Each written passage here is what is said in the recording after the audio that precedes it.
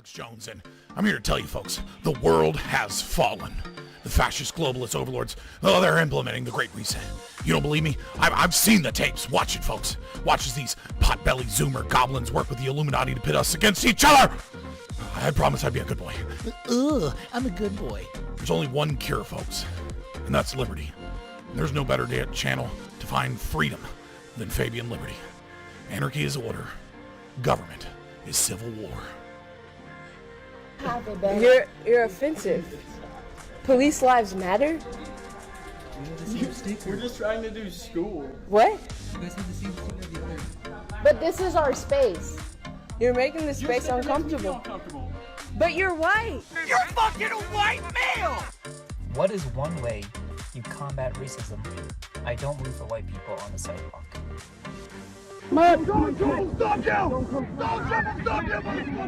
They want your wallets, they want your guns, they want the wieners off your sons.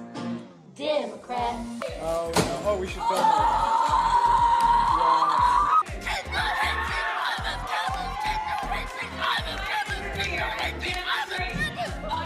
So let's say, for the sake of argument, that all of the water levels around the world rise by let's say 5 feet. You think that people aren't going to just sell their homes and move? Just one small problem. Sell their houses to who, Ben? Fucking Aquaman!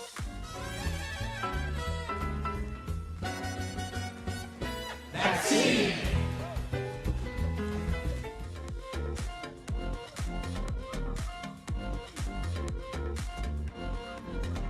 Children, they're spreading COVID throughout the population at higher numbers. And people are not entitled to turn themselves into deadly biological weapons by spraying disease-laden aerosols wherever they choose, randomly killing innocent people. This is not freedom, this is homicide, and willful ignorance is no excuse. What the fuck?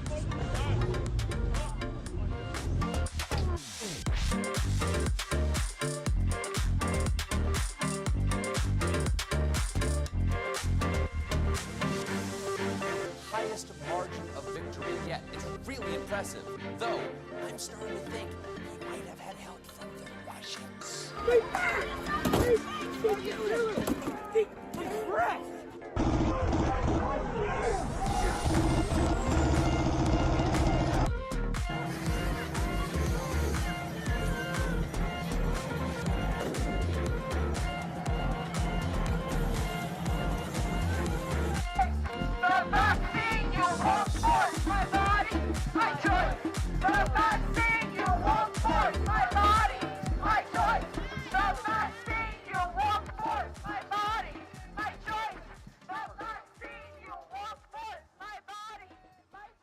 Look at me, I'm a gay frog.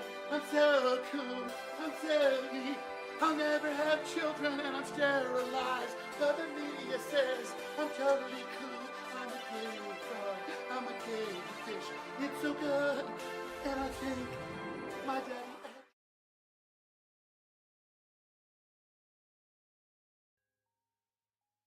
Yeah, if you're not getting notifications, that's YouTube. Like, that's not me. I can't make YouTube send out notifications to people that are like, that's just that's just how YouTube works. Oh, you haven't been live in a little while? Okay, we don't send out notifications. Because I put it out hours ago on the channel. And I also put it out on Discord. Like, the fact that, yeah, but like, if you don't go live for a little while and you're not a big channel, they just won't put out notifications because they want you to quit, or they want you to like double down, right? Like, they want you to they want to incentivize you to stay consistent, which is like, you know, I've been on vacation. It's fine. YouTube's algorithm isn't tracking my fucking vacations, so they will be soon enough. Oh shit. Let me make sure everything's good. Can you guys hear me all right? Seems like everything's going good on the output from OBS. If not, a little quiet. Let me bump me up, actually.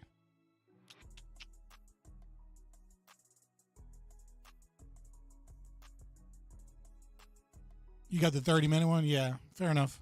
Dude, there's something weird going on where like my Streamlabs, hold on.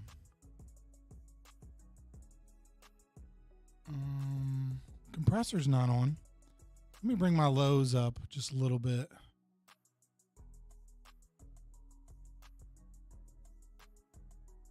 Bring my mids up a teeny bit. Bring my highs up consistently. There we go. That ought to, hopefully that doesn't peak too much, but that ought to give me a little bit more volume. But yeah, welcome back, guys. Whomever did get the notification. It'll probably be a couple days before we get people back in here, or you can tell people I'm back. You want to DM your buddies on Discord or whatever. But yeah, I had a great time with my kids. I had a great time. Baby mama got married. Stepdaddy is now officially stepdaddy, as opposed to like awkwardly, we all know he's going to be stepdaddy, but he's not yet kind of thing. So I guess that's cool. I had a great time, spent a bunch of time with the kids. I'm excited to come back. One thing that I noticed while I was gone, because like you have a moment to step away, right? You have I'm just grabbing my drinks out of my sheets bag. You have a moment to step away and kind of reevaluate what it is that you're doing. Hey, what's up, Blight Blazer? And so, and part of it is strategy. Part of it is just, like, where are you at in your life? You know what I mean? Because I'm with my kids, kind of reevaluating, like, you start to look at your kids and stuff. I've been good. I've just been busy with being a single dad, taking, my daughter to her Monday dance recitals and, taking a bunch of stuff. And actually, hold that thought one second, and I'll finish that. I got to go to the bathroom real quick. I'm not going to pee or anything. I just realized I forgot to take my medicine. I'll be right back. I'm old now, and I need Claritin.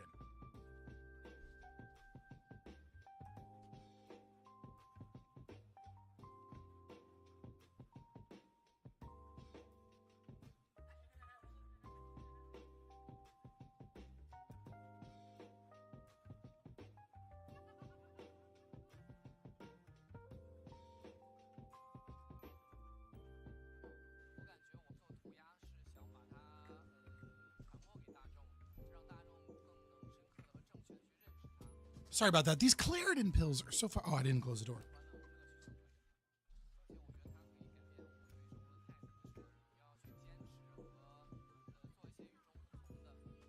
These Claritin pills are so weird. They're like styrofoam. They're just like little dissolved tablets.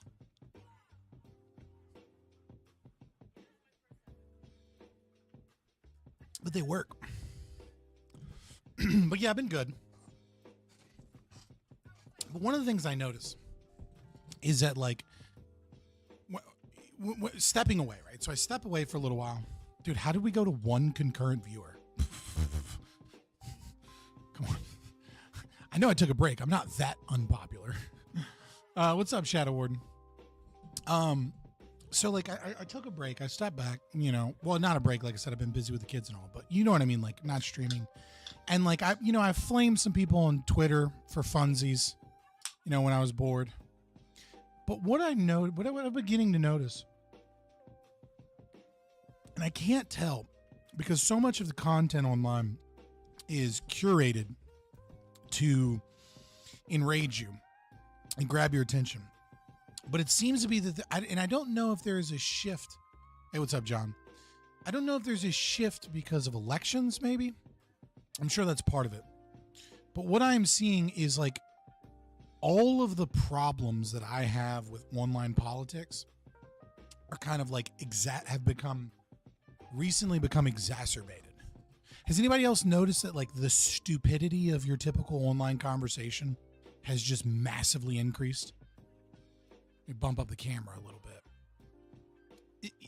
Is anybody else seeing this? Like, it's like something's in the water, right? Like something's not right. Everywhere that I look, it's just like it is, and maybe it's just the algorithms are getting more sophisticated in in farming for engagement as opposed to farming for enlightening content. I just don't have those conversations. But yeah, progressive victory people do be reaching out. I just watch your debates and Liquid Zulus. I mean, if you're just watching me and Liquid Zulu, the quality of the conversations yeah, Shadow Warden are definitely going to be much better. Red Tornado. Everyone is spurging out, but it's like religious. You know what I mean? Like for example, I heard but didn't often see the phrase "trans women are women," and now I feel like I'm seeing everywhere "trans women are women," even before the lead up to Pride, right? But in the lead up to Pride and then during Pride, it's just "trans women are women, trans women are women," and it's like that's a religious catechism. That's not a political statement. It's not a political. I mean, it is a political slogan and a political statement, insofar that it's the religion of wokeness, the critical theory, the dialectic, the dialectical kind of like process of etc. But like, hot dogs are dogs, right, John Jacob? It's like it's a catechism. It's not a real like. There's no logic behind that statement. Like, it's perfectly fine for a left-wing person to have a disagreement with a right-wing person, right? And to talk about like, to talk about like where trans women ought be placed in society. How ought we treat trans women? How ought legislation, right, which is by its very nature discriminatory, and leaves no gray area. How ought we attempt to rectify the inherent abuses of the legal system as so far as it exists on those that we may feel are marginalized or oppressed, as according to our Marxist bullshit. All of those things are fairly rational conversations that we used to have, but they're the foot in of the ideology that seems like it's reached a boiling over point. Like, it seems like I'm seeing less and less subversion and more catechism. I'm seeing less and less people sneaking in, trying to subvert conversations, and more conversations being started with meaningless religious statements from both the left and the right. And to me, that is like a critical cultural turning point, right? Like, that's when the trains stop running on time in Atlas Shrugged, right? It's like that's when the real world problems actually start. I don't know. Maybe I'm paranoid. Maybe I'm weird. Maybe my algorithm, because of my involvement in online politics, is particularly giving me stupid popular takes because it knows that I'm some form of content creator and it wants me to engage with those so that I can be a part of the giant machine of whatever fucking snowball going downhill of like the thing we're talking about today on Twitter or whatever. Like maybe it's all right. Like, this is purely anecdotal personal experience. Right?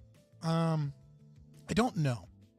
What I do know is that all of the content creators that I know of in the online politics space have dumbed down their content. And so it's not just purely my algorithm.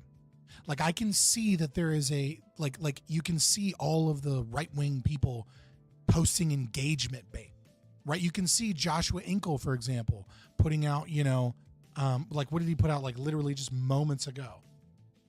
Just to as an example, if I can find, right, it just says, like if we hold on, skirt, move over here. There we go.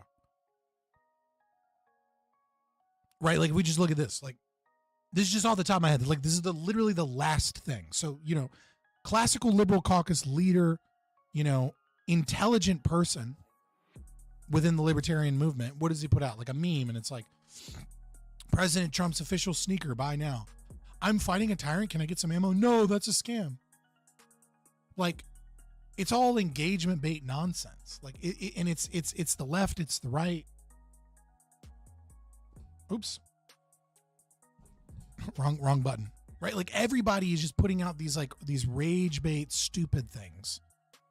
And so, like, it becomes a question of like, is it the chicken or the egg, right? you know, because this problem's there long before the algorithms were that sophisticated enough. And yet, are more people doing it because of the algorithm, because this is what features success, or are they just doing it because there's a kind of a dumbing down of the conversation caused by that thing? Thoughts on Oliver Chase? I will absolutely give you my thoughts on Oliver Chase in just a moment. Because, yeah, a lot has happened while I've been gone, namely Oliver Chase being a big one for libertarians. But I mean, like, there are plenty of examples. Like, I hypocrite, like, every day, you know, post some random, you know, Jew shit. Or my favorite one is, what's that guy? He had that podcast with Hannah Cox, white guy journalist. He got his ass beat in Kenosha. You know, he did a lot of BLM reporting stuff, and he's married to a Jewish girl. I can't remember his name off the top of my head, but I'm sure you guys will remember. He's married to a Jewish girl, and then he posts like anti-Semitic clickbait constantly, like engagement bait. And it's like, clearly the dude doesn't hate Jews as a whole because he fucking married a Jew, and not like a ethnic Jew, like a Jew with like a whole Jew family. Like, you know what I mean? Like, not someone that's like, oh, I did a 23andMe. It turns out I'm 37% Ashkenazi. Who would have thought? Right? Like, no, like full blown ethnically, culturally Jewish. So it's like, there's a disconnect there. And so I look at that and I look at what I'm doing and the way that I'm conversing with all of these people. And I realize that there are kind of like three ways that I can go about making online content. And yes, my nose is a little red. I got sunburn on my nose. My shoulders are red too, but number one, I could quit, right? Like, I could just quit. I could just say, I don't have the chops to play the game anymore. I'm out. Bye.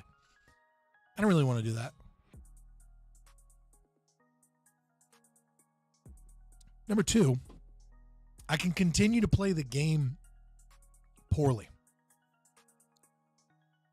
Right? I appreciate it. It's not really a tan line. It's just a burn line. I was trying to get rid of, like, you know, let me finish. Don't get me ADHD ass distracted. But like, so I can continue to play the game poorly, or I can play their game. So it's just like, I can sacrifice my principled desire to like attempt to have conversations about philosophy, attempt to have truth, and like play their game. And then lastly, so I guess four was the four options, but I guess it doesn't matter. Lastly, what I can do is I can just kind of embrace that I hate all of these people. Because like, what I'm doing right now is I'm trying to network with people that I can't stand. And what's happening is I'm not networking. Right? Like, you can't network with people that you don't like and be honest about yourself and principled. And because then you're just constantly forced to hold your tongue. And that's how you play the game, is that you hold your tongue until it eventually corrupts you to such a point that you become fucking Dave Smith, right? And like, you're talking about the will of the fucking people, and like, you stop talking about libertarian theory or libertarianism because you've been captured by your own audience, right? Like it's audience capture. It's like, I respect it. I understand it. Do I plan on talking about Nick Rekieta being arrested? Oof, Liquid Smaggle. That might be a longer conversation.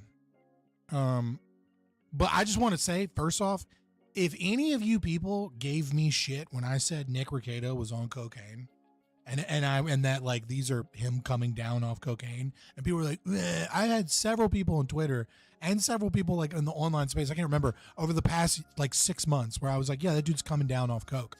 And then they look at me like I'm the asshole. And I'm like, no, that's not heroin. He's not nodding out. Like, that's a bender. And then he's like, he wants more coke, but he realizes he's like, he needs to go to sleep. And like, the fucking, like, all of you owe me an apology. You know who you are. I don't know who you are because I'm ADHD and I forgot, but you know who you are. Like, fuck you. I was right. Anyways, I mean, it's a tale of degeneracy all around.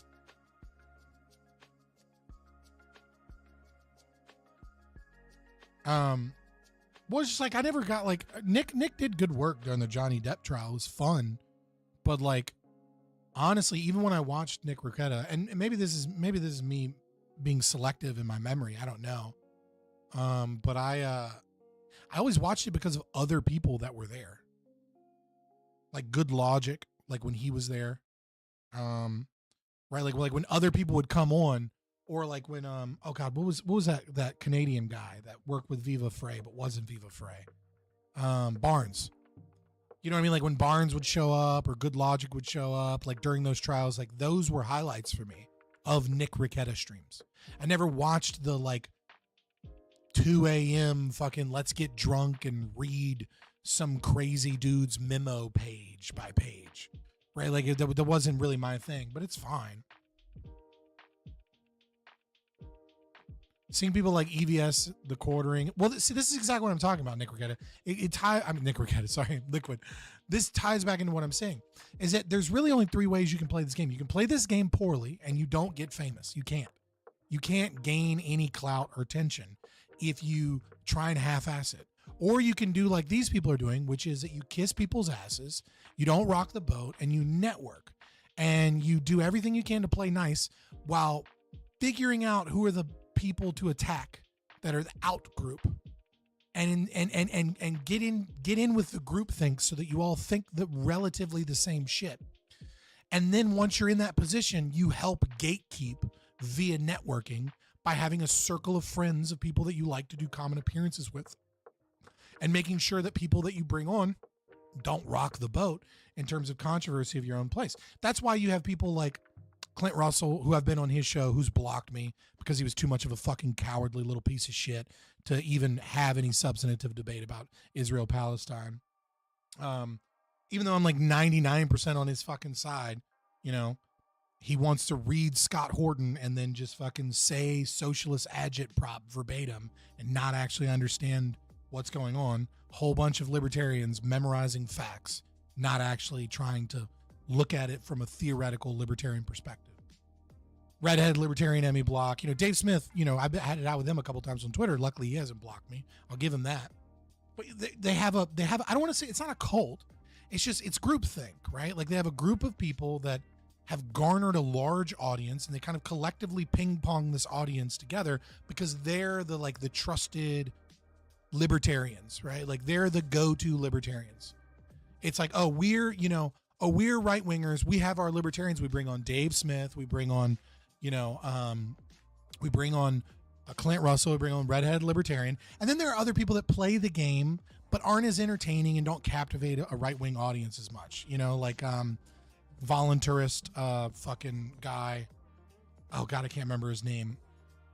But you know who I'm talking about. There's a bunch of smaller people like in Mises Institute and other places that like go on their show often and stuff, and they're allowed in because they don't rock the boat and they kind of just say NPC talking points.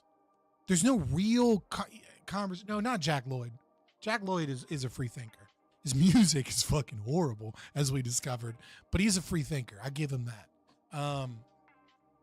He's a little pompous, I think, and a little and thinks his philosophy is a little better than it is. But he's a free thinker for sure. But those are few and far between. Those are rare few. And notice Jack Lloyd ain't that popular, despite having much better, well-developed ideas than most of these other people. So then the question is so I can play the game badly, and I realize that the right answer is that I just need to embrace that I hate these people. Like at this point, if half of them are gonna block me, like just, at this point and talk shit and like they're gonna gatekeep the same stupid fucking ideas in the same niche clique and like not be open to any real discussion shit, I'm just gonna flame everybody. Like if I'm gonna be, I've been hated by the left so fucking often. Like why not be hated by the right and the libertarians too? I don't care. Like Liquid Zulu, yeah, I mean, sure. I mean, it's not like I haven't fucking told all the libertarians to go fuck themselves when I told them why I'm not an open borders libertarian. But, none of them will fucking debate me on it. Not a single one will fucking debate me on it. No, not Jack Lloyd. There's the other guy. I can't remember his name. He's kind of silly, but he goes on pretty based rants from time to time. I want to say he's at the Mises Institute, but I can't remember. But yeah, like at this point, I'm just committed to this point that I'm just going to talk shit on everybody. And every time I see something dumb, I'm just going to be like, you're an idiot. You're a fucking retard. And I don't care who you are. Brian Kaplan? No. Yeah, Liquid Zulu debated me on it like 2 years ago. But that wasn't like when I like got into it with a bunch of people. Liquid Zulu would debate me about it like, yeah, like 2 years ago. And like I'm way, way, way better on it than I was back then. And even then, I'm pretty sure I fucking won that conversation. He had to cope hardcore about the fact that land can't be split up because value is subjective. Therefore, fucking this somehow magically means that we can all just homestead whatever. It's like, and he never drew that connection. He just kept arguing that because value is subjective, land can't be split up. Therefore, people can't own land. And it's like, I don't know. I've been in with them a bunch of, and he said that he would debate me again when his new friend got a new platform up and running, but I don't know when the fuck that's supposed to be. All these people love to talk shit. But I'm just saying, at this point, I'm just saying, fuck everybody. Everybody's fucking grifting. Everybody's posting engagement bait. Everybody's doing this stupid shit. And I can either do it too, or I can just tell them all every time that you're a fucking idiot.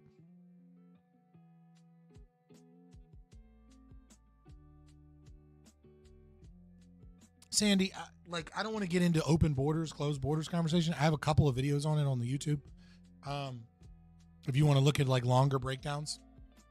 But to give the devil his due, it's not about the libertarian position is private borders. So it is indeed true that the government doesn't have the right to enforce the borders because the government doesn't have the right to exist.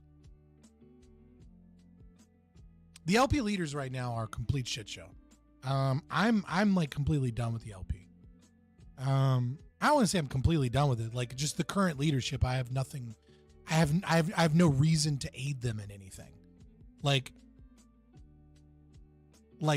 Our current leadership is Michael Heiss running the Mises Caucus, running the LP like a fucking shadow puppet, who ran a horrible fucking candidate, Michael Rechtenwald, who not only did he sideline Joshua Smith for the LNC position, and he stepped down to let Angela McArdle go through because Joshua Smith was devoted towards not having that party infighting. But he just talks mad shit and lies constantly about Joshua Smith so that he could put forward this shit fucking candidate that nobody wanted. He's boring as fuck. He was academic about everything he said and wrong about half the shit that he says because he's a neophyte when it comes to our philosophy. And he's, and lied about his own shit, like about the fact that, he had he's so awkward he can't answer questions. Right? Like when people brought up the fact that he has research that's published under his name that is government research for DARPA, he was like, oh, I didn't do that. He got all defensive and stupid instead of just being like, yeah, I was the head of a department. When you're the head of a department, your name gets put on fucking research, and like I wasn't in charge of that shit. I didn't do any of that shit, but like, yeah, my name's on it because it came out of my fucking department. Like, I used to be a lefty. I turned into an ANCAP, and I used to do that. Like, what? You know what I mean? Like he can't answer questions like a normal fucking human. To be fair, neither can RFK Jr., neither can Donald Trump, neither can Joe Biden. None of those people are capable of answering questions like a normal fucking human being and have the brain capacity to get through a fucking conversation. Not a single person running for president, including the independent candidate, with the exception of Chase Liberty, who I fucking hate, can string a fucking compound sentence together without fucking it up. Like, that's where we're at in our politics. It's like, I'm seeing a landscape. I don't want to be doomer. I'm being very doomer right now, but that's the vibe I got. And I was like, okay, if the landscape is doomer and everyone's being stupid, how do I push philosophy and principles? I can't do it by playing their game at this point. Like, the game has become so bad that it's not possible for me to inject proper philosophy, and it's not possible for me to have rational conversations. So at this point, like, I just have to just talk shit. And I just have to be like, fuck you, you're cool, fuck you, right? And then just call every single one a fucking coward until they debate. And I'll debate whatever fucking small fry comes forward. What do you want to debate on? I'll debate you. Do you have a friend? Do you have a leftist? Do you have a righty that is saying something that is anything other than the ANCAP position? I'll debate you. I'm ready. I'll debate an economist on economics. I'll debate a fucking PhD in gender studies, women's studies. I will fucking take on any of you. I am sick and tired of playing nice to a bunch of stupid, mid-wit people who dumb themselves down. They dumb themselves down and say shit that they know is wrong because they know that it gets more clicks and engagement for their dumb audience. Like, another thing from today, I saw, what is it? Not So Erudite. Let me see if I can find her. See what the fuck she said, because she tweets a lot, so I might not find it. Oh, yeah. Someone said, can you explain why allowing Larry Nassar to be raped is bad? She says, weird idea, but the state allowing and facilitating rape in prison is bad, regardless of who's being raped, because Wild thought rape is bad. And it's like, that's circular logic. That's a stupid thing to say, right? Like, but to normies, they go, yeah, rape is bad. I take that as a given, appeal to the masses or appeal to the crowd, as Sandy says, right? They take that as a given because it's a pretty easy thing to back up. But like, it's circular logic. The state ought not do a thing because the thing is bad. Therefore, the state not do bad things. Why is it bad? There's no explanation as to why it is bad. And there's no explanation to do certain people deserve to be raped, such as serial pedophiles, child molesters like Larry Nassar. Right? Like, there is a nuanced conversation to be had about, can that person justifiably argue that they not be raped? And then there's the conversation of, can a stranger have access to someone's bodily autonomy whom that person doesn't owe restitution to? Like, there are levels to this. Or even a utilitarian calculus. She used to engage in that, but she realized, with her podcast with Destiny and like her growth of her audience. I mean, to be fair, she kind of blew up the day she came on because she did a bunch of stuff with Mr. Girl. Like, she did a couple of, like, if you look at her streaming history, it was like 2 or 3 days on Twitch of like doing psychotherapy with a psychotherapist, right? And then it was like, and then right after that, it was like, went to talk to Mr. Girl, went to talk to Destiny. And then from that point, never had less than 100 viewers until she kind of fell off for a little while and then, got back up. So she never like really like struggled for views or anything, or like, like she kind of like was an attractive female that got picked up by Destiny. There are many such cases. But even still, in her early days, she attempted to have like, Not So Erudite's a tongue-in-cheek thing. It's like, oh, I'm saying lofty, intelligent things, but at the end of the day, I recognize that I'm not a PhD, I'm not a genius. Like, take it with a grain of salt. Now she just appeals to the masses because that's what works. Because again, audience capture. I'm seeing like literally every content creator that I know has been captured by their audience. So I'm going to do it. I'm going to be the asshole. I'm going to be a bad guy. That's who I am.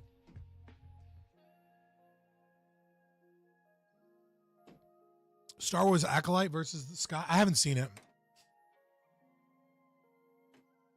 The trailer looks so fucking bad. And people were like, it's one of the best shows on Disney Plus. It's got more views than anything. It's like, what the fuck has come out on Disney Plus in the last year? Like nothing? Like, yeah. Content drought does not a good show make. Like, but yeah, no, I haven't seen it. It looks so bad. But thoughts on Chase for Liberty? Oh, I'm sorry you've been sick, brother. That sucks. Thoughts on Chase for Liberty? Yeah, I don't. That entire election was a shit show with Joshua Smith, Mike Dermatt. Presumably, according to Rechtenwald, Mike Dermatt was playing both. Was like playing dirty politics, or just playing politics, I guess, really. in that he was telling Michael Rectenwald that he was going to endorse him when he dropped out. So he thought he had those votes, or a good chunk of those votes, in the bag. Turns out, apparently, he said that 10 minutes before, and then went and endorsed Chase for Liberty, or I don't know why I keep saying his Twitter handle. But you get it, Chase Oliver. So they were whipping, the Prags were whipping to try and extend over and over again. They were trying to extend, because the longer it took to vote in the candidate, the more the left does well, because the weekend's over and conservatives have to go back to work. So they knew that they could get an unequal distribution of left-wing votes if they could stall votes. Yeah,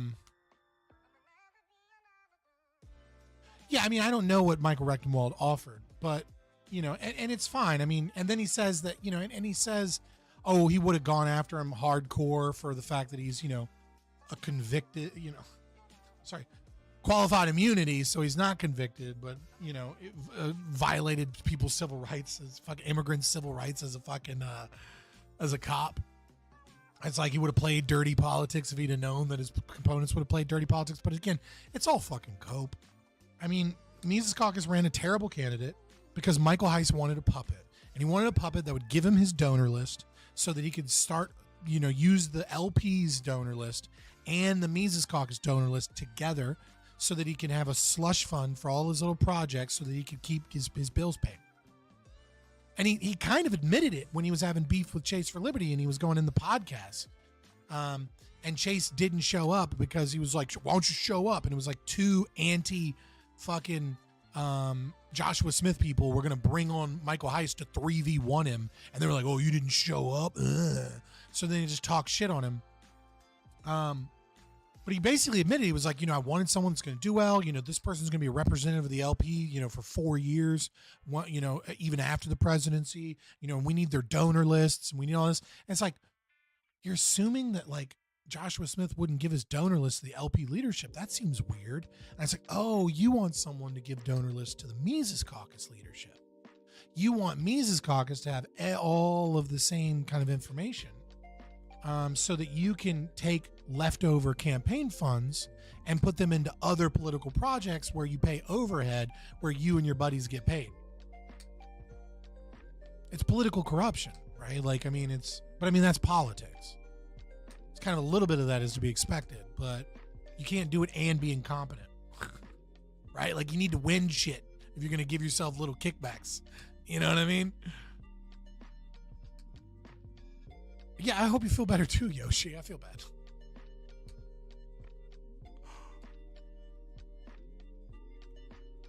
This is punishment for a music lover? Oh, your ear. Yeah, that does suck. I always hate when I'm sick and I can't sing along to things. But yeah, so all of that solidified the Prags, who had basically no power, winning. Because you have incompetent leadership that made a slew of stupid decisions. And they've been making stupid decisions since they took over. Right? Like they made a terrible decision with the rally, right? To have a convicted pedophile speak at your rally and then pull them finally at the last minute. Sorry, not a convicted pedophile. He was just married and online talking to whom he thought was a 15-year-old girl. Why does that guy have a fucking speech at a fucking event? And why are you like, oh, the deep state's coming for him?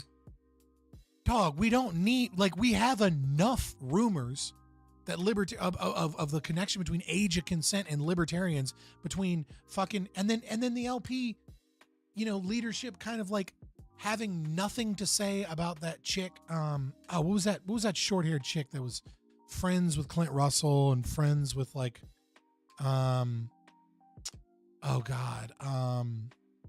quartering whenever, Eliza Blue, right? Like friends with a bunch of people. She was well connected. And and then they were like, well, technically what she said was dumb shit from people that don't understand libertarian theory. It's like, we did not need to defend her because she wasn't saying strictly pro-pedo things. She was saying stupid things. And then after she cried wolf and everything, the LP was like, well, we're going to stay behind that. But of course, all of their fucking content creators that are kind of working with them are all fucking like, well, we're friends. No! Kick that bitch to the curb. We don't need any one content creator, especially not her. She's gone anyways, so it's not like she was fucking relevant. Right? Like, and then we allied with commies. We did that. And then they fucked up, you know, the endorsement of the Republican candidate in Arizona, Senator. What was his fucking name? Mark Victors versus...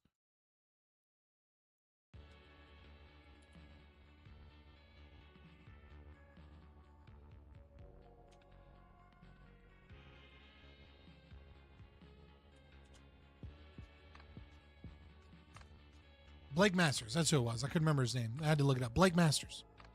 Them being like, oh, we don't agree with them endorsing Blake Masters. We don't agree with that. That's We're in it because we're in it to win.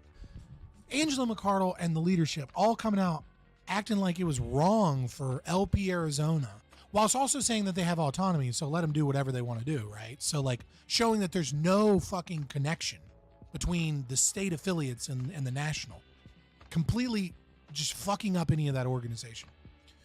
And then they completely fumble the ball to be like, yeah, we'll play kingmaker. If we find somebody that's sufficiently libertarian and they promise to give us something, then, you know, and we realize at the end that we're not going to fucking win, then like, why would we not utilize our 1, 2, 3, 4% of the vote, depending on where we are, to swing states in favor of candidates that are going to give us libertarian concessions? Like 90% of the fucking LP are like paleocons and fucking prags and minarchists anyways. They're not even anarchists. So like, don't come at me with like the anarchist position. If you want to, that's fine. Like if Liquid Zulu wants to be like, no, we shouldn't be involved in politics at all because we will build Gulch Gulch one day. Like, okay, fine. Go build fucking Gulch Gulch somewhere. Fine, whatever. But like, if you're going to be in politics and you're going to fucking lose, and you have an opportunity to get something instead of losing, like, oh, I don't know, Donald Trump saying he'll put a libertarian candidate in the cabinet, and Donald Trump saying that he'll commute Ross Ulbricht's sentence, and Donald Trump hinting on Timcast that he's likely to announce at a later date that he's going to pardon Julian Assange. Like, if you can get that, but you choose Chase Oliver? You choose a literal fucking groomer in this climate? You choose someone that says they stand with Antifa, that they're Antifa.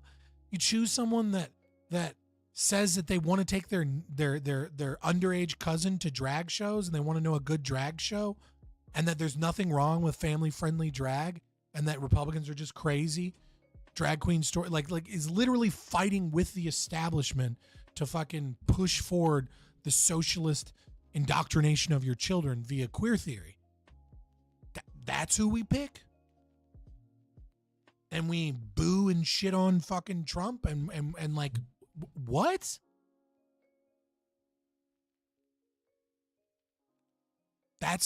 But don't worry, Angela McArdle got voted in again.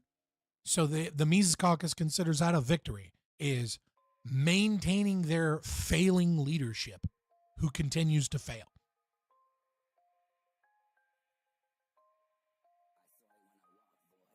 No, I didn't watch that.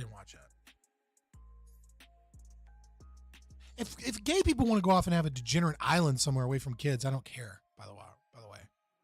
I don't know if there are kids there, then like I don't know. I don't know anything about it, but just by the sound of it, Pride Island, it sounds like a fucking place of drunkenness and debauchery and somewhere, and I don't give a fuck. Go do the please go to an island and do that shit. Sounds great. I've said on Twitter, okay, if there are kids there, then you know, maybe not. I gotta look that up then, because that's like Epstein Island 2.0.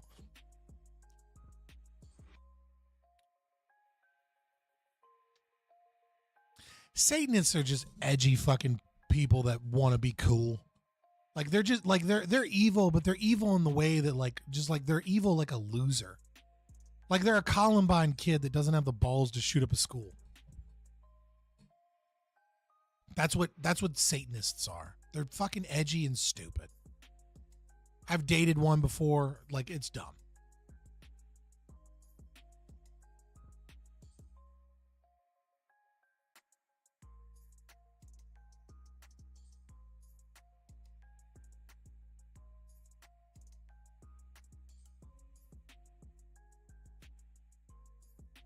Sorry, I'm getting Twitter notifications from John, who's on Twitter instead of in the stream.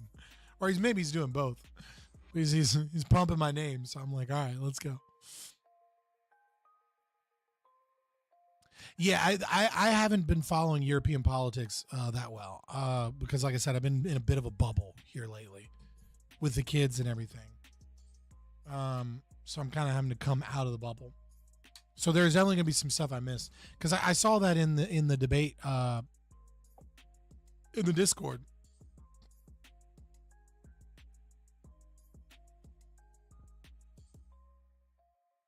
Yeah, they were talking about that in the Discord. So I have no idea what's going on there.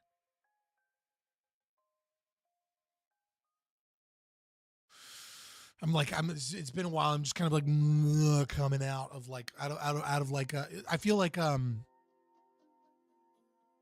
Ace Ventura coming out of the rhino when he's taking like a picture and he's birthed out of the rhino and the tourists are like looking at him like what is going on?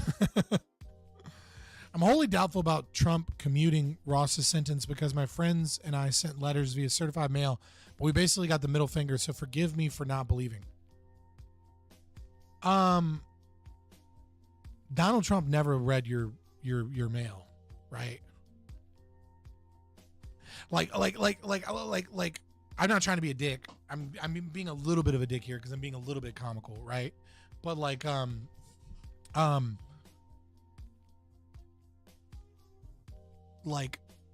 when I was a kid, I wrote a letter to George Lucas because I found some continuity errors, and I had some issues because I had seen the original trilogy and I saw episode 1, and I knew, I was like, hey man,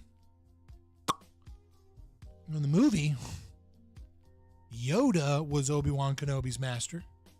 And it says he was his mentor and he trained him and everything. Who the fuck's Qui-Gon Jinn? Like, what's this about? I was like 8 or something. I don't know. Whenever episode 1 came out, I was like it was in movie theaters. Like I wrote that back as soon as I got from the movie theaters. Like I have issues. And you know, George Lucas responded and gave me like some sew-on patches, and like in a letter. And I've since lost them, unfortunately. You know, but that wasn't George Lucas. You know what I mean? Like that was some dude at the ranch or something. It's like some intern's job is to answer that shit and write me a letter back.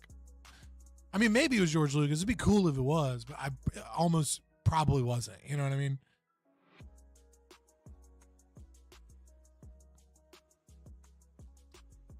So yeah, I don't know. Like I'm committed now to being the enemy of everyone. That is kind of my new goal, my new persona. I'm on my villain arc. And I can be chill on my villain arc, but I just mean to say that I'm like done pretending that like any of these people and I mean any of them, have anything valuable to say. Like 99% of the online content creators are just not even thinking. Like they've given up thinking. I don't even, like, I'm okay if you disagree with me, but it's like trans women are women, right? Or it's like, you know, Christ is king. It's like, it's catechisms. It's political slogans and religious statements in lieu of argumentation. And their argumentation is pathetic, meaningless, not grounded in any philosophy. Slinster, yeah, so I haven't seen it yet. We'll probably watch it Wednesday. I've heard the reaction from it, and that's kind of was my take, is like, I've seen libertarians being like, he was verbally accosted, or it was bad faith. And it's like, was like, did he mute him? Like, what happened? And then they were like, he was an asshole and he yelled at him. And it's like, so you went on the Crucible and you never watched a fucking YouTube short? Like I don't know. I don't know what his most, I'm pretty sure if we just go Chillian, right? Like, I'm pretty sure if we just go to YouTube, right? And we just go to like the Crucible. Also, first of all, Name should have given it away, right? Name right off, right. Name really should have given it away right off the bat. But if I just go to the Crucible, he's got one YouTube short, right? I wonder what his one YouTube short is, right? I kind of actually do wonder because I kind of forgot, but we're going to, right? Like, what's his one YouTube short? Destiny really helped my career, and he really got it to take off. Yeah, because he wanted to sleep with you. He helped my career too because he thinks I'm great and awesome. Yeah, because he wanted to sleep with you too. I wouldn't even have a streaming career without Destiny, to be completely honest with you.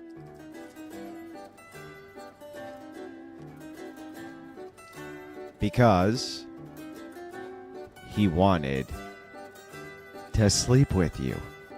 My streaming career was also elevated by Destiny. He is so good to me.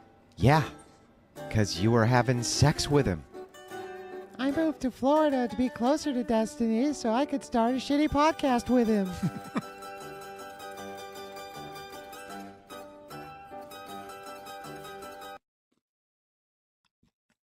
I'm not saying that's everything, but I feel like if you would have just watched his one fucking short, you might have been like keyed in just a little bit as to what might be going down. You know what I mean? Like, I feel like that's all it would have taken for him to be like, oh, that's how that works. Also, by the way, I'm a huge proponent. I know he doesn't need advertising because he's the biggest YouTuber on the planet. But I don't know who the fuck you people are that are talking shit on Mr. Beast bars. Y'all motherfuckers are eating the wrong ones. He's got a shitty one called Feastables chocolate bars. And they're made with like palm oil and all kinds of shit. But if you eat his crunch bar, his rice crunch one, the ingredients are as follows: cane sugar, organic cocoa butter, organic chocolate liquor, organic milk, puffed rice, and organic vanilla powder. That's it. They're fucking great, and there's no bullshit in these chocolate bars. I mean, I don't have a sponsorship deal, and again, it wouldn't matter, because even if I did, it wouldn't, it would change nothing. I'm just saying. I'm eating one of his chocolate bars right now. They're amazing. So I haven't seen how much sugar, probably a lot.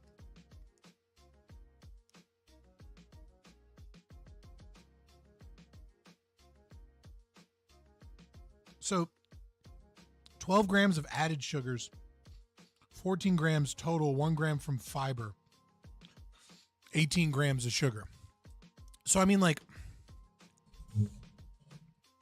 I checked the other day, like I checked a NOS because they were out of like, they were out of the big thing of sugar-free Monster. And so I was like, okay, well, I guess I'll get like, you know, maybe I'll get a NOS, whatever. And it was 88 grams of fucking sugar. I was like, nah, I can't do that.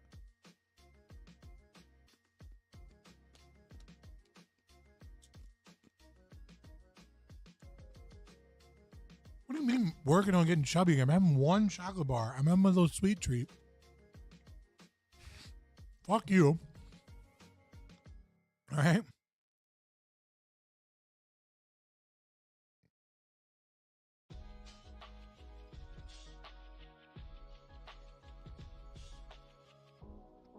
Who is Aspergio?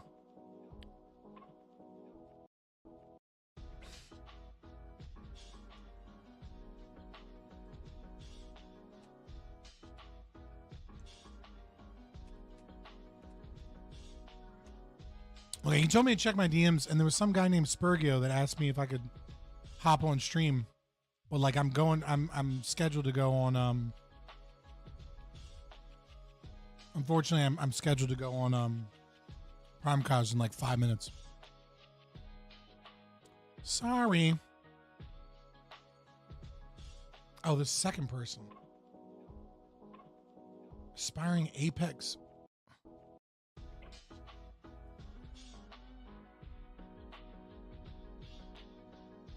I had 2 DMs.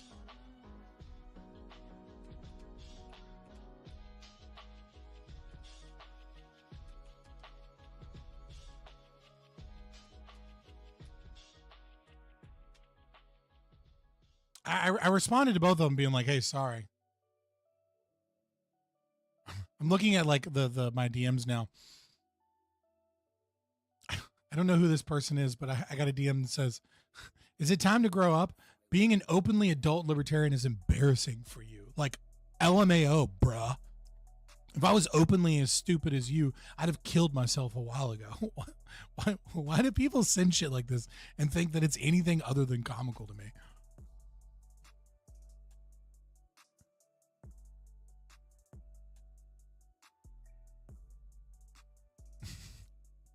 It's just hilarious. Spurgio, and then both of them did. Unfortunately, I'm just yeah, I'm like, I have a prior commitment. Even if it's a bigger audience, like I never do that. Just because it's one of the few things I have here is my word. Like that's really all you have in this business. Because I ain't networking.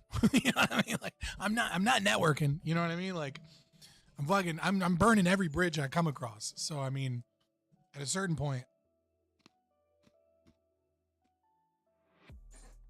All right. Is the stream over? No, I'm about to hop into the debate. Let me go ahead and grab these links as I always do.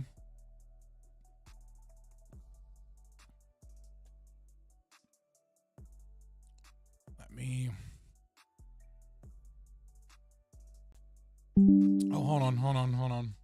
I fucked up, boys. I hate that I have to do this.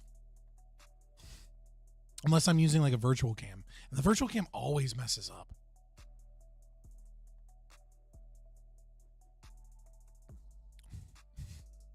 Switch credit cards. Fuck off.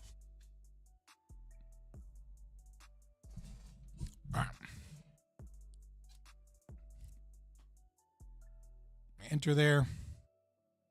And let me grab in the Discord and we'll get going. Listen, I've ridden once or twice, you know. I like the Testing. ATVs a little bit more, 4 wheels. Testing as well. How's my audio? Amazing. Thank you. Is my audio fine? Yeah, Yes, sounds good sir. to me. How's my audio now that I switched over to my other mic? It's great. And now my turn. How's my audio? It's fucking Chris, awesome. Sounds fine. Very good. Fuck yeah. But yeah. Where you been riding? Oh, I mean, I guess where do you say where you're, like what state you're in or any of that? Yeah. I'm already starting around near, like close. I'm not going too far, but I'm just living the life, bro. Living the biker lifestyle, you know what I'm saying? Up and down the driveway, doing donuts in the backyard. No, not quite.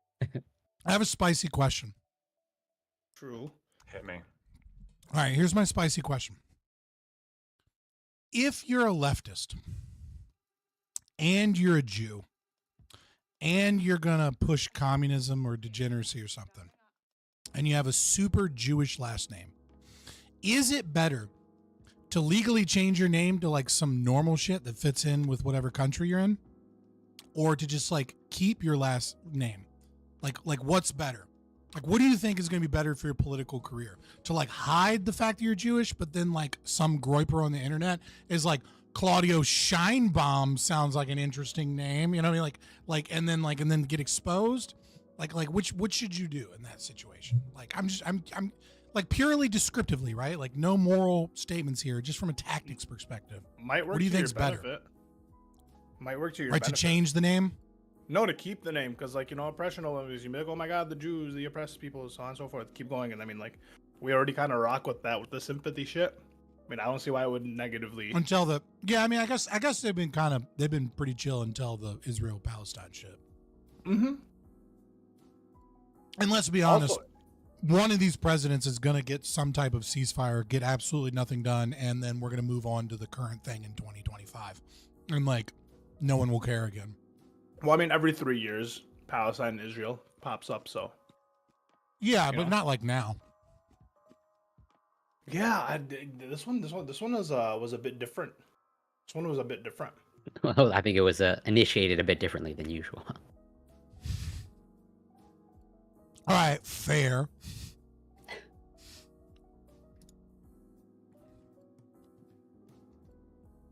Okay. You see that our boy Gibbs might be abandoning us? What? Yeah. Oh no. Chaos at work. Oh He's no. dodging I'll be able to. Oh no. I'll be able to keep my volume up. What a horrible thing.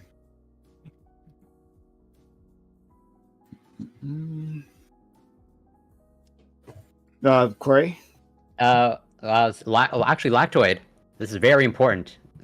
This is now a weekly thing. Can you stand up and give a leg check? I have my legs. You have it? I promise you I have my legs. Okay, good. Wanted to double check. I'm still hoping for the best, that you'll wise up. I'm curious, Scott, if you want to share. Since I know, well, I think you're the only one here that has children. But if when your child is able to ride a motorcycle and they share that, hey, I want to ride a motorcycle, would you discourage that? Encourage that? You don't care?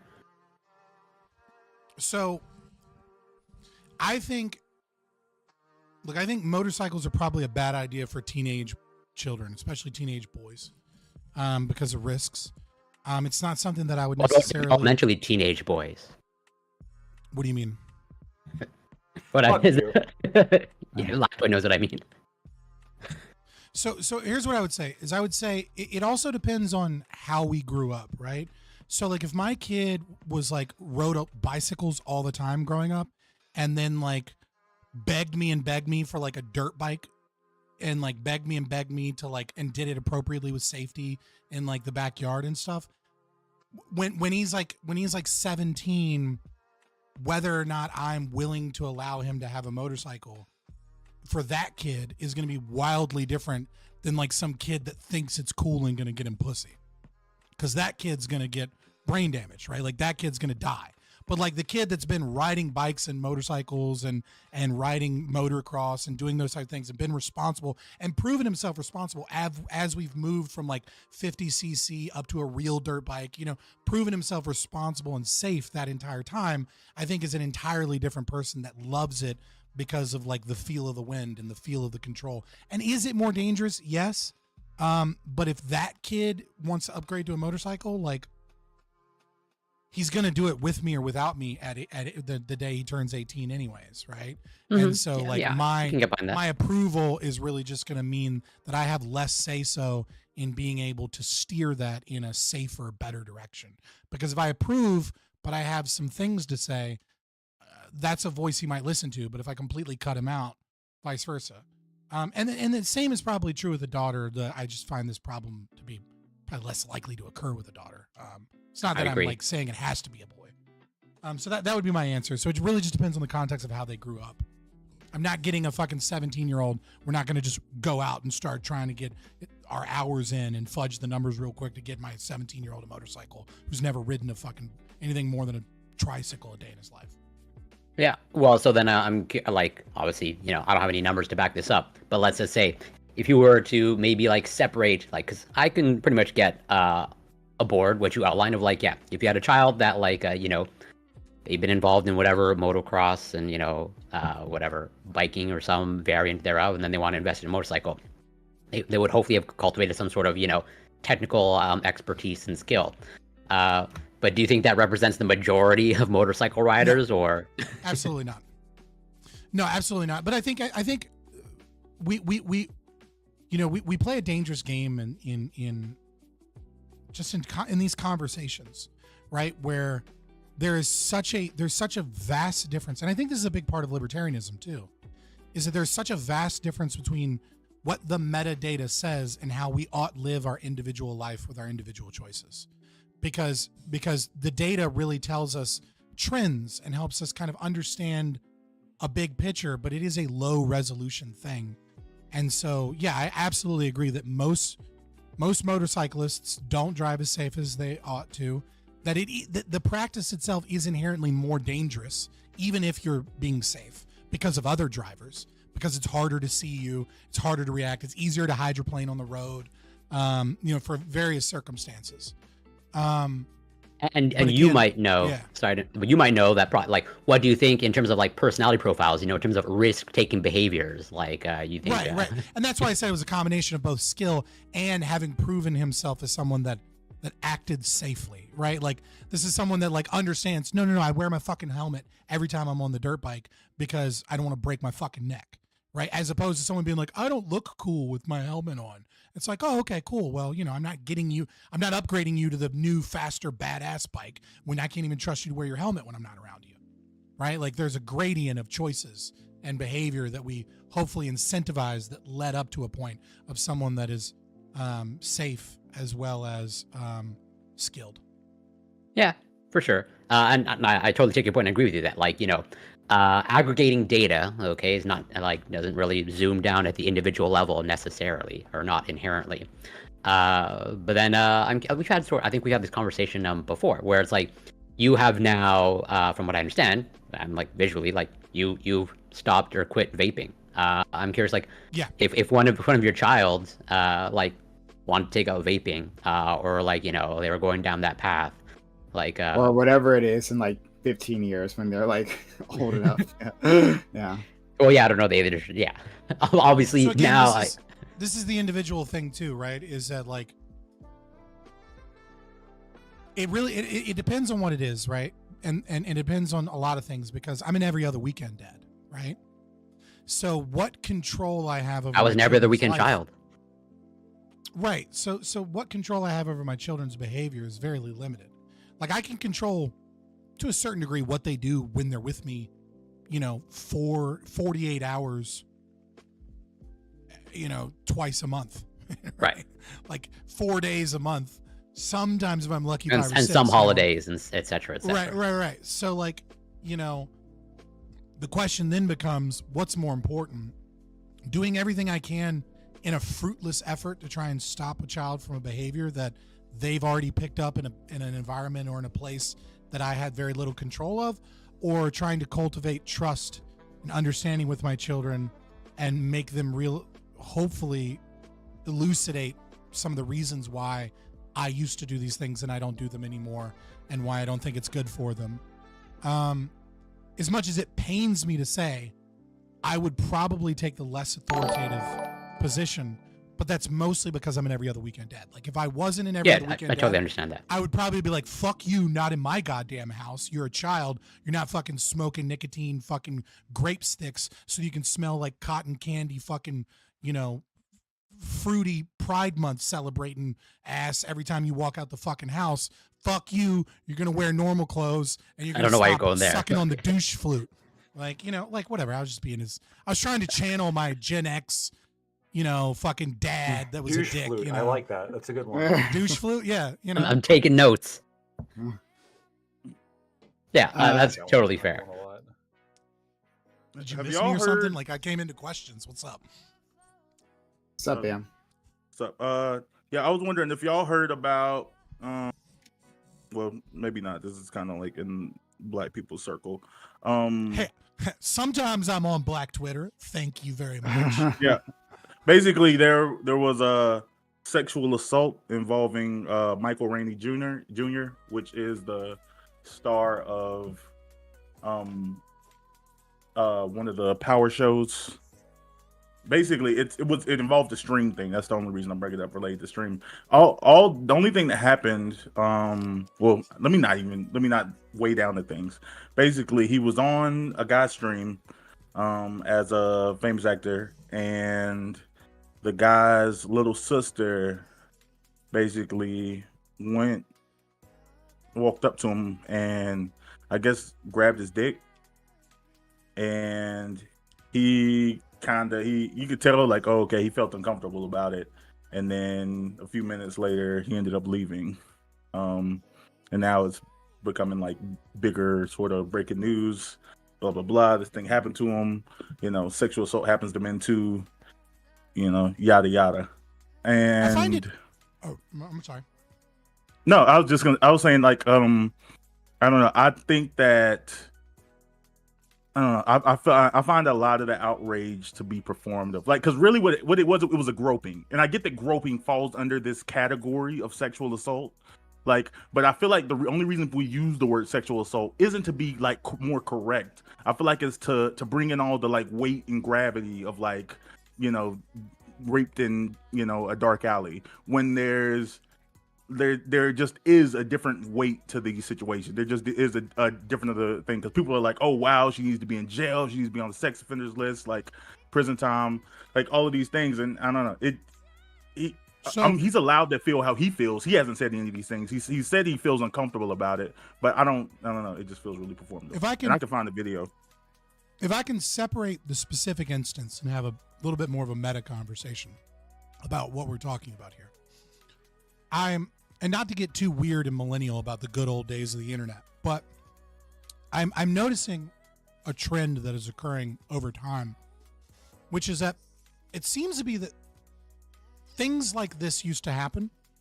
And in days gone by of the internet, there was like we would use a case, kind of like how case studies are done in psychology, right? Where we would go, well, this doesn't really tell us anything, but we'll use this to try and understand a phenomenon and then have a bigger conversation about, for example, sexual assault of men and how it differs from women, etc. And what I think has occurred over time is, as our kind of narcissistic tendencies have fallen in love with the likes that we get on social media, and as the business model has grown of social media infotainment and entertainers, it has become far more and maybe we can talk about leftism, etc., but setting that aside, it's become like a competition to be offended, a competition to be shocked, a competition to have the spiciest take about the current thing, a competition to garner the most attention and to say the thing that will get people talking the most, which distracts from what used to be a process of using a case study to have a greater conversation. And I think maybe that's kind of what you're talking about a little bit with this specific case, which is like we should talk about male sexual assault and how it differs from sexual assault that females go through, and that it is real, and that like it's difficult to talk about sometimes because it's not taken seriously, which creates a culture of silence and all those lovely things. And yet at the same time, you'll have random people being like, this person should be raped in a jail, and it's like there's this noise of a struggle for attention around an issue that drowns out conversation, and it feels like it's gotten worse and worse. And I don't know when that pendulum swings back. Mm-hmm. Yeah, I dropped a link in the chat for anyone looking to see it. But yeah, I think that's probably what it is. But it's not even just men. Like, I think that I just think that groping, while is inappropriate and like a loser behavior, I don't like groping isn't like something people should go to prison for. It's context dependent, right? Like there's a difference between like jokingly grabbing your friend's butt, right? And being like, hey, good game, even though there was no game or anything, and it kind of got weird and you were uncomfortable. And then like walking up to a woman in a cubicle and being like, oh, sometimes when you laugh, God, it's so fun to see your tits jiggle, and then grabbing her tit, right? Like those are hugely different things, and yet they're both groping, right? Well, sure, no, but I'm saying I don't think either one of those are prison. I think that like the second one probably is a little bit worse, and like, oh, you're fired, like you're a loser, like, like there can be like a social element of shaming, but I don't know if the like jail makes that even the second guy, even though that's like a terrible thing to do, I don't know if that makes society better. It's like, oh, well, these are I mean, I feel like that's I feel like groping in general is an issue for courts to handle in terms of like monetary settlements, like, fuck you, pay me. But could you even I don't know the law, but like does groping fall under like sexual assault, and can you face potential prison time for that? I feel like it has to be by so many different fucking things. Like, Yeah. if you actually look at criminal charges for like sexual assault, rape, and things like that, there's like 100 different categories. It's like there's rape, there's forcible First degree, sodomy, second degree, there's like third degree, yeah, there's fourth yeah. degree. Yeah, Groping is usually under fourth degree, and most of the time it's going to be like a misdemeanor. You're probably not going to see any real prison time, but you could get arrested and go to jail. Restraining that's order. very real. You probably restraining Well, order. anybody can file. Yeah, anybody can file a restraining order. Anybody can get a in terms of restraining this- order for anything. Yeah, I'm Yeah, saying in like Texas the it's state a class A issue misdemeanor, and Class A it's a misdemeanor. year in jail. But it's up to a year in jail, and of course we all know first offense isn't. Actually, why would you know that off the top of your head? That seems odd. I just looked it up while you guys were talking. Okay. Can you be put on like a sex offender list for that? It's so rare. Like I don't know of any examples. Because I know technically, like you can for peeing outside, but like it doesn't actually happen. Technically, it could be possible, especially if there's repeat. Oh, and you lose I your think you right need a to carry a felony charge. firearm for 5 years, which is a little bit surprising for Texas. Don't you need For a a felony misdemeanor. charge to be on a registered sex offender list in most states? It says, "Oh, well, I don't know about I actually registered Now, sex offender, what but- the felony charge can be, but if it's but if it can't be a felony, I think it has to be some other offense that's a felony. The Which is wildest why one it's that I saw. controversial if like streaking becomes felony charge because it's Right. like, well, that automatically puts you on the registered sex offender list, and it's like why? Like that's not the same thing as like other things, etc. But it's, weirdest it's one kind that of I interesting saw- to me that something like that would get you you can lose your gun rights for 5 years in Texas. In Texas, It's not that in weird, Texas. Bam. Well, I saw one story. A dude grabbed, I think either the butt or boobs of a stripper, and he got at a strip club, and he got charged with fourth degree sexual assault and went to jail. I what do you think about that? He deserved it. Isn't it He typically deserved like explicitly stated like you don't? I yeah. don't really No, go to strip clubs, but isn't it like the rules of like? Yeah, unless you're in like the back room, That like dude out on the deserved floor, it. there's almost it almost is like yeah, stated. they kind of need extra protections. In places like that. 99.7% arbitrarily making up this statistic % chance, right, that he deserved it, because that strip club is not doing that to every dude that touches girls, right? That strip club is doing that because that dude is a problem and like and either was a serious problem that night or is a repeat problem, and that's why Yeah, that he probably guy like he probably like smacked his hand and then like he like Yeah. I gave you money, bitch. Either a that guy's first a timer or a problem. repeat offender. I'm with Scott on this because one. like first time he would have been just kicked out, you know. No. The strip. So like I told you guys before, you know, I had a stripper phase, right? I was very honest about that. It's a strip club phase or both. Strip club. I mean, both. I mean, yeah. But yeah, I told you guys about this. I've mentioned this multiple times. But then Before he got the cancer and lost all the muscles, he had a Chippendale's face. He used to be very jacked. Okay.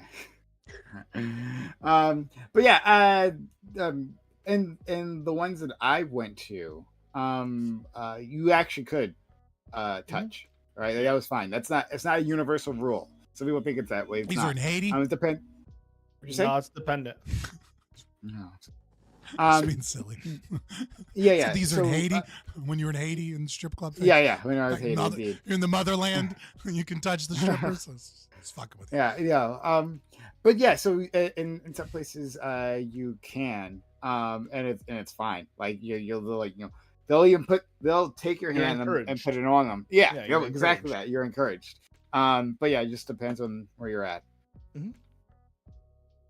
I mean, yeah, I can Why like do you want to touch a stripper? It's so fucking. I recognize sort of if as you're well- already there, right? That's kind of the whole goal and the point. the goal again I feel you. from I have a hard of the time rules of most empathizing strip with clubs in North America, like it explicitly states that. I'm yeah. sorry, sure you if it's think most most. strip clubs That's the in thing, I don't North even know. America follow the rules? Is this the That's episode another we're thing. under? Well, it's like There's I strip don't know. clubs. I have no problem pleading ignorance. I don't really know how it works in strip clubs. If you Yeah, have kind of enough a- money, you're getting your dick sucked at the fucking Yeah, it's a strip little club. wild but that's west. against the rules. You know what I mean? I actually, so I've never been to a strip club, but I did see that one strip club.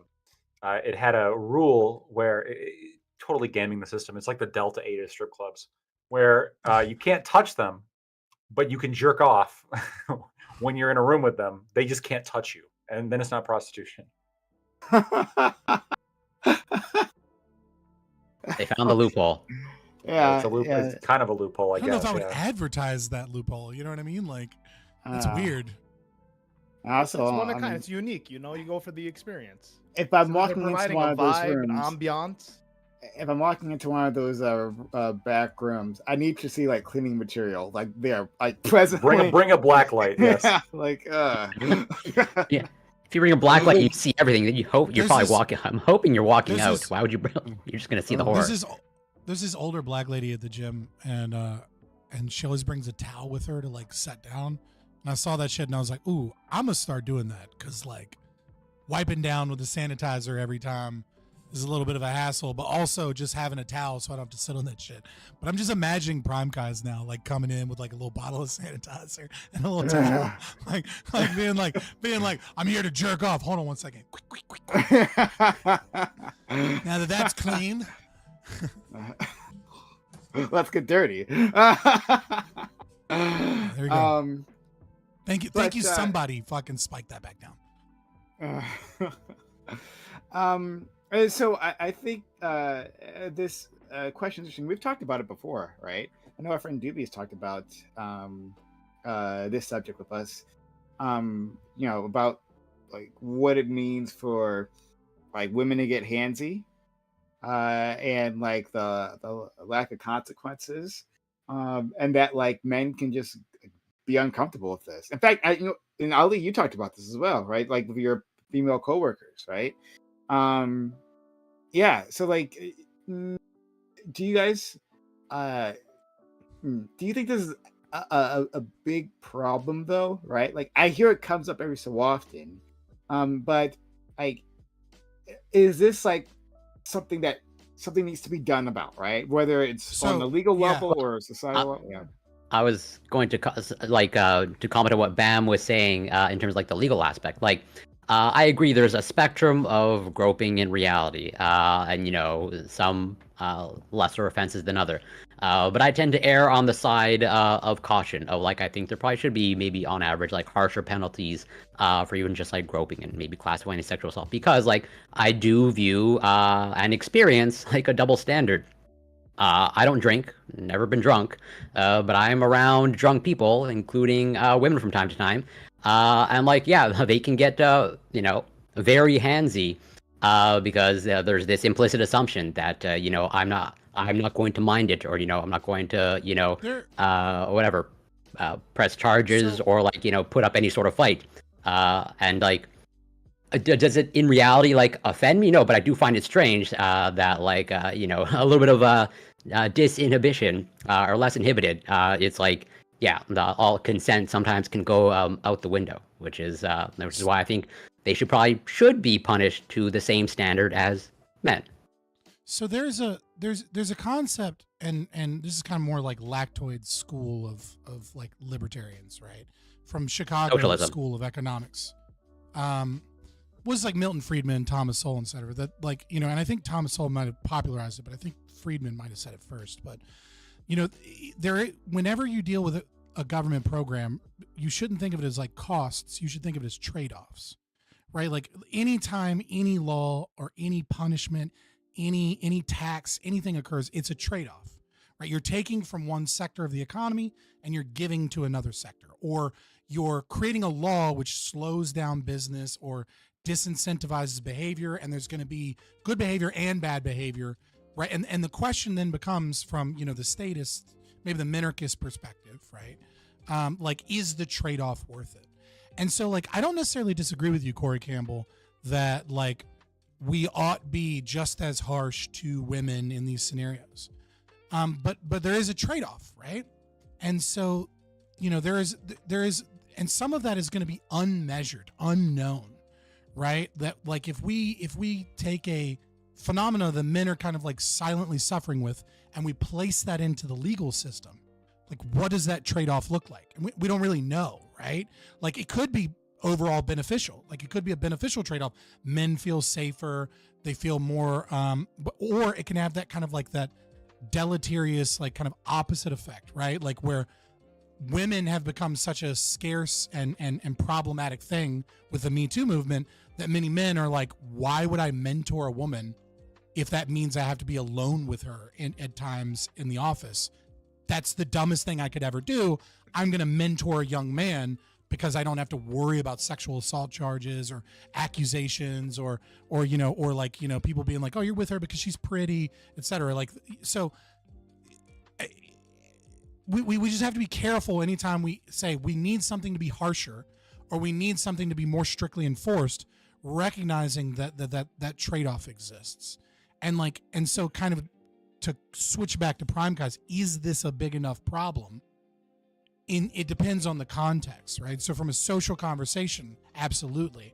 From a legal perspective, I worry about the chilling effects of further increasing a culture of like he said, she said, around workplace relationships. Whether or not that's good or bad. I don't know whether or not those outcomes are good or bad. I just know that it's fraught with danger. Let's go to Fair. Ali. I'm sure Lacto has something to say. Bam. So socially, I feel like women agree. I feel like the issue is that you have a large population of the men that are just like, I don't see the issue. If anything, they would love that kind of attention, right? They're like, what do you mean? A girl groped you and you're sitting here like, how dare Nice. you? Right? That's bullshit. A That's bullshit. Like for me, Just interject That's how it something. happens to 'em. Because just to highlight the issue, where Well, it's- yeah. I would change it. What if it's a bunch of gay guys giving attention to heterosexual men? Would that be treated the same? No, I was actually about to bring that up for the Bam when Bam brought that up. I was like, if it were a guy groping him on thing, that would have been way different. Exactly. But that's because okay. So I was watching that video, and my first thought is like, man, if you're that uncomfortable, just launch her off of you. What do you like? Push her off of you? What are you doing? But then it was like, well, he's on some dude's stream. That's his sister. So if that dude isn't paying attention to what's happening, and I just push his sister, well, now there's a whole like separate altercation that's happening. There's also children present too. Is Yeah, another there's like kids present. element. You're not trying to make a scene.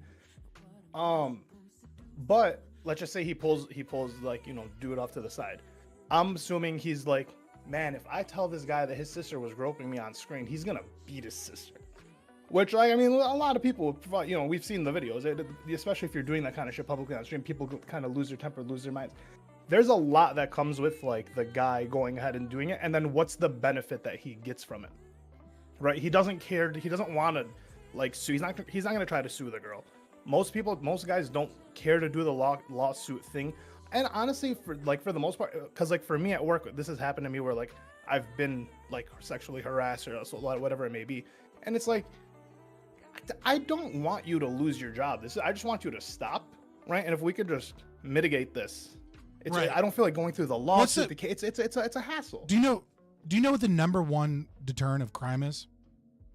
If you had to guess, sociologically. People don't want to go to court. Nope.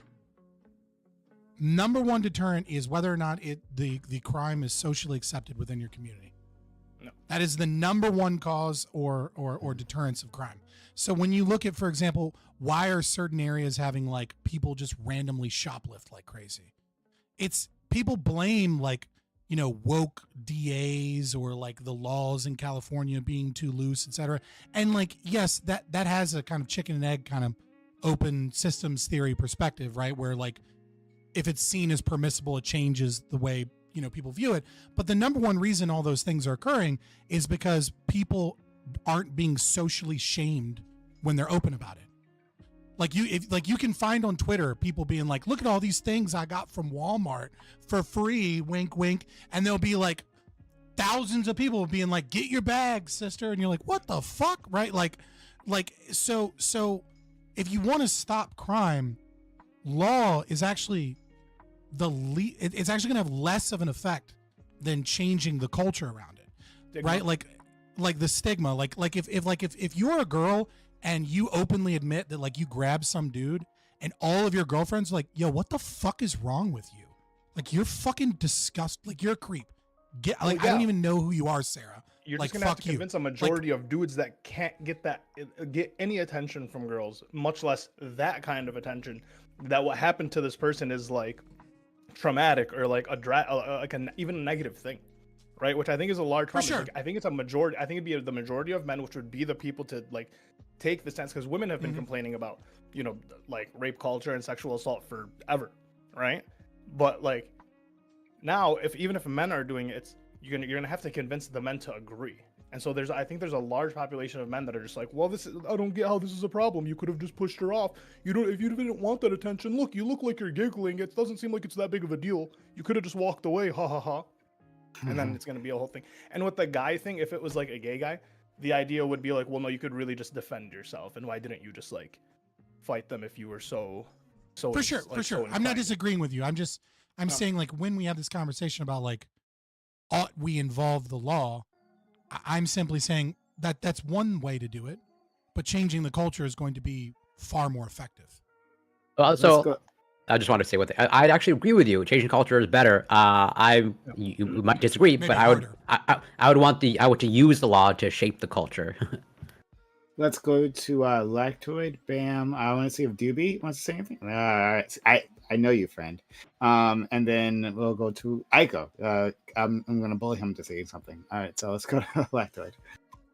So I don't necessarily hold this opinion, but I got a friend who's he's Eastern European, and they got some based opinions sometimes. And his opinion is that men cannot be sexually assaulted because, in his words, women are nothing more than slightly taller children.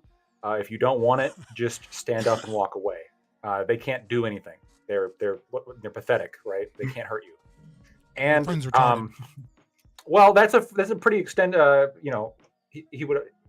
He makes it very convincingly. I do think that there is one nugget of truth.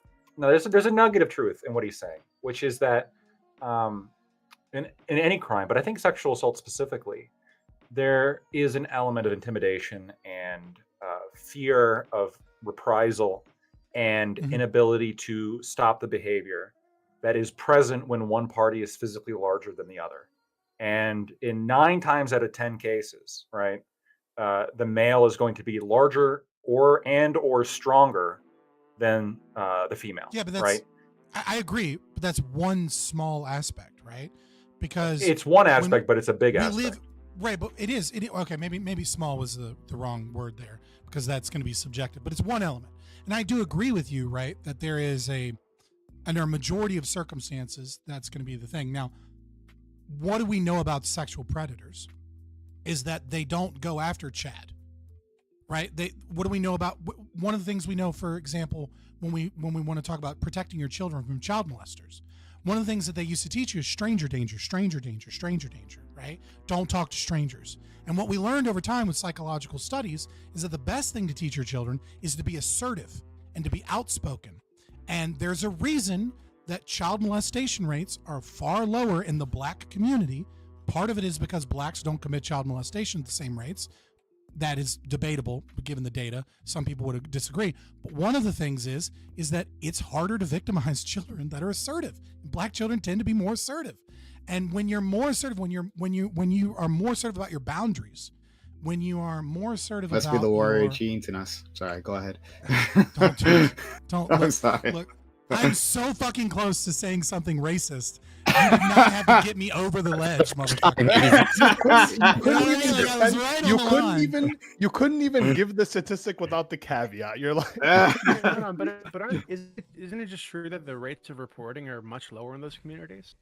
That's gonna be a part of it. Well, also, it's not even true. There are lies. Listen, there are lies. There are lies. There are damn lies, and then there are statistics, right? So I'm going off of best guess based off of what we have. Nothing that I say about social science is based on hard science, because it doesn't exist. There's no such thing as a hard science with social science. So yes, there are.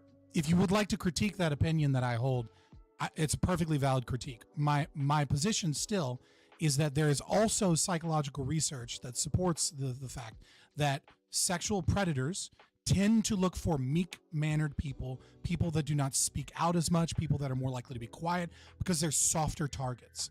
And most importantly, they go for people that you already know and trust, and they're in the family, right? Majority of this shit is happening with, but it's irrelevant to the point. What I mean to say here in this situation is to piggyback off of Lactoid, that a sexual predator that is a female that is looking for men is not going to go after assertive, dominant men that they think are going to, turn around and be like, hey, what the fuck do you think you're doing? Don't put your hands on me, right? Or that there might, have some other response. What they're going to do is they're going to be a woman in a position of maybe workplace power. And they're going to go after an intern that's younger, that's unsure of themselves, that seems to be, that seems to not speak out about these things because there's likely a power dynamic to that sexual assault. There's a reason that rape and arson are so closely linked psychologically, and that's very often we find that rapists, serial rapists are arsonists when they're younger. It's because it's a power thing. It's the sexuality is not just about the act of the sex itself, but about the domineering power. And so I think it's a little bit more complex than just, men tend to be bigger than women. Well, therefore men can punch women. You know what I mean? Like, there are like cases where if like a girl will go up to a guy and ask her to sleep, and this is like younger, the guy says no, and she's like, well, I'm gonna tell my brothers you did anyways, and he's like, they're gonna beat you up, right? It's like there's this like weird like trauma. Like I said in the video that Bam sent, he's in the like he could have easily pushed her off, but then he's like, there's a bunch of things you're thinking. There's kids in the room. That's the sister of the brother of the stream I'm on. There's a whole like slew of other situations where it's not as easy as like, well, oh, I'm bigger than women, I can just win this easily, like easy fight. Lactoid. Let's go to Lactoid, Bam, DB, Aiko. Yeah, I've heard the thing about assertiveness. I mean, I take issue a little bit with the stats being presented. Everything it sounded wrong. I think black children actually have a higher rate of being sexually abused. Yeah, but you have to. But I think child abuse generally. I don't know if sexual abuse. I know black both, women both have child the abuse and sexual abuse, right? According to you have to go out of the race. So if you look at the statistics, you're gonna find black people commit more crime no matter what the crime is, right? It doesn't matter what the crime is unless it requires a lot of wealth in a country where they don't have a lot of wealth. Other than that, black people commit more crimes in basically every Western country, right? So if you're looking at sexual assault or and in that regard, and you recognize the majority of them are going to be family cases, close people within the same race, right? You're going to find elevated rates in that regard. Okay. But if you find, I've seen it before. I don't remember where. I promise you, I'm not just making this up. And if you DM me later or DM me now, so I remember later, when you break it apart of like white assailants with black children or black assailants of white children, etc., then you see the difference where the white children are targeted at a disproportionate rate. But again, that could be reporting, as Doobie said. That could be likelihood of believability. That could be money. That could be access, right? Like where whites might have more access to as opposed to vice versa. There are a lot of things there, but again, I would say that the psychological data as well showcases that predators go after individuals that are less likely to be assertive, less likely to speak up for themselves, and that this leads to a reduction if you are the assertive type of person that will proclaim loudly your boundaries. You're far less likely to be targeted. Sure, that could be true, but even again, going back, it's much easier to be assertive when you're larger and stronger, right? And that's, I think, what I'm trying to say, which is that when you're larger and stronger than the person who's flirting with you or coming onto you or touching you, or even grabbing at your dick, right? And they're small and weak and pathetic, right? Like comparably, most women are physically. Just honestly, I'm not. He's not trying to be sexist. I'm not trying to be sexist here. This is a biological reality, right? You're looking at it. But a woman. But hold on. But if I'm grabbing a woman, right? If I'm grabbing a woman, she might be afraid that I could kill her, right? Because I could easily kill her with like one flick of my wrist, and then she's dead. I don't think they're mentally stronger. It's fine. Listen, I don't think that maps on to. Stop. You're comparing apples to oranges. You haven't spoken yet. Right, but he's critiquing what I'm saying. You're comparing apples to oranges. It's not a comparison of men versus women. We already recognize that sexual assault in those situations is going to be more common because of that dynamic and because of aggression and gender differences, etc. You're not supposed to, what I'm saying is you have to compare women in the workplace, right? Where someone has access to 10 women or a woman has access to 10 men.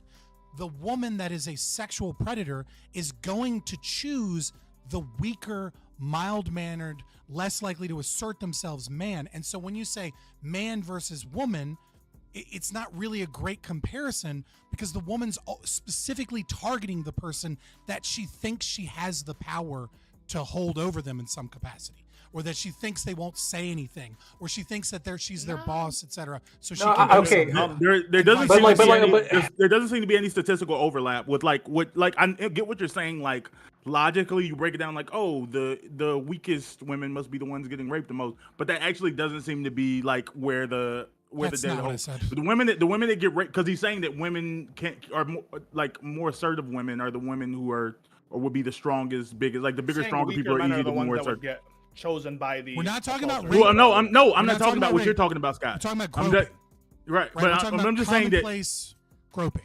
Sure, It's but very different. Lactoid was dealing with sexual assault in general, and I'm saying that there Groping included, yeah.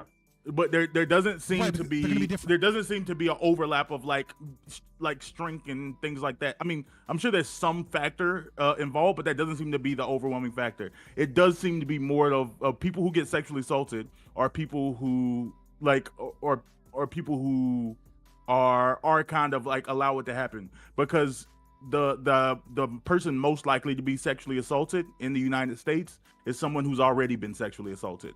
Like if you've been sexually assaulted before, you're at a high risk for being sexually assaulted again. And there seems to be a type of woman who That's like correlation. who has like almost no chance of being sexually assaulted. I need to clarify something that I've said. And it doesn't have anything. That's really important. Like, hey, Scott, we got you. Oh my God, just let me finish what I'm saying. But you have a correction for everything. I'm just saying that there's a type of women that doesn't seem to be at like almost any risk of being sexually assaulted, and the factors involved aren't like her stature. It seems to be her ability to speak up for herself and like advocate for herself. Like not necessarily, and this is really important. That's just what the data says. I'm sorry. So, I can't clarify. This is what happens.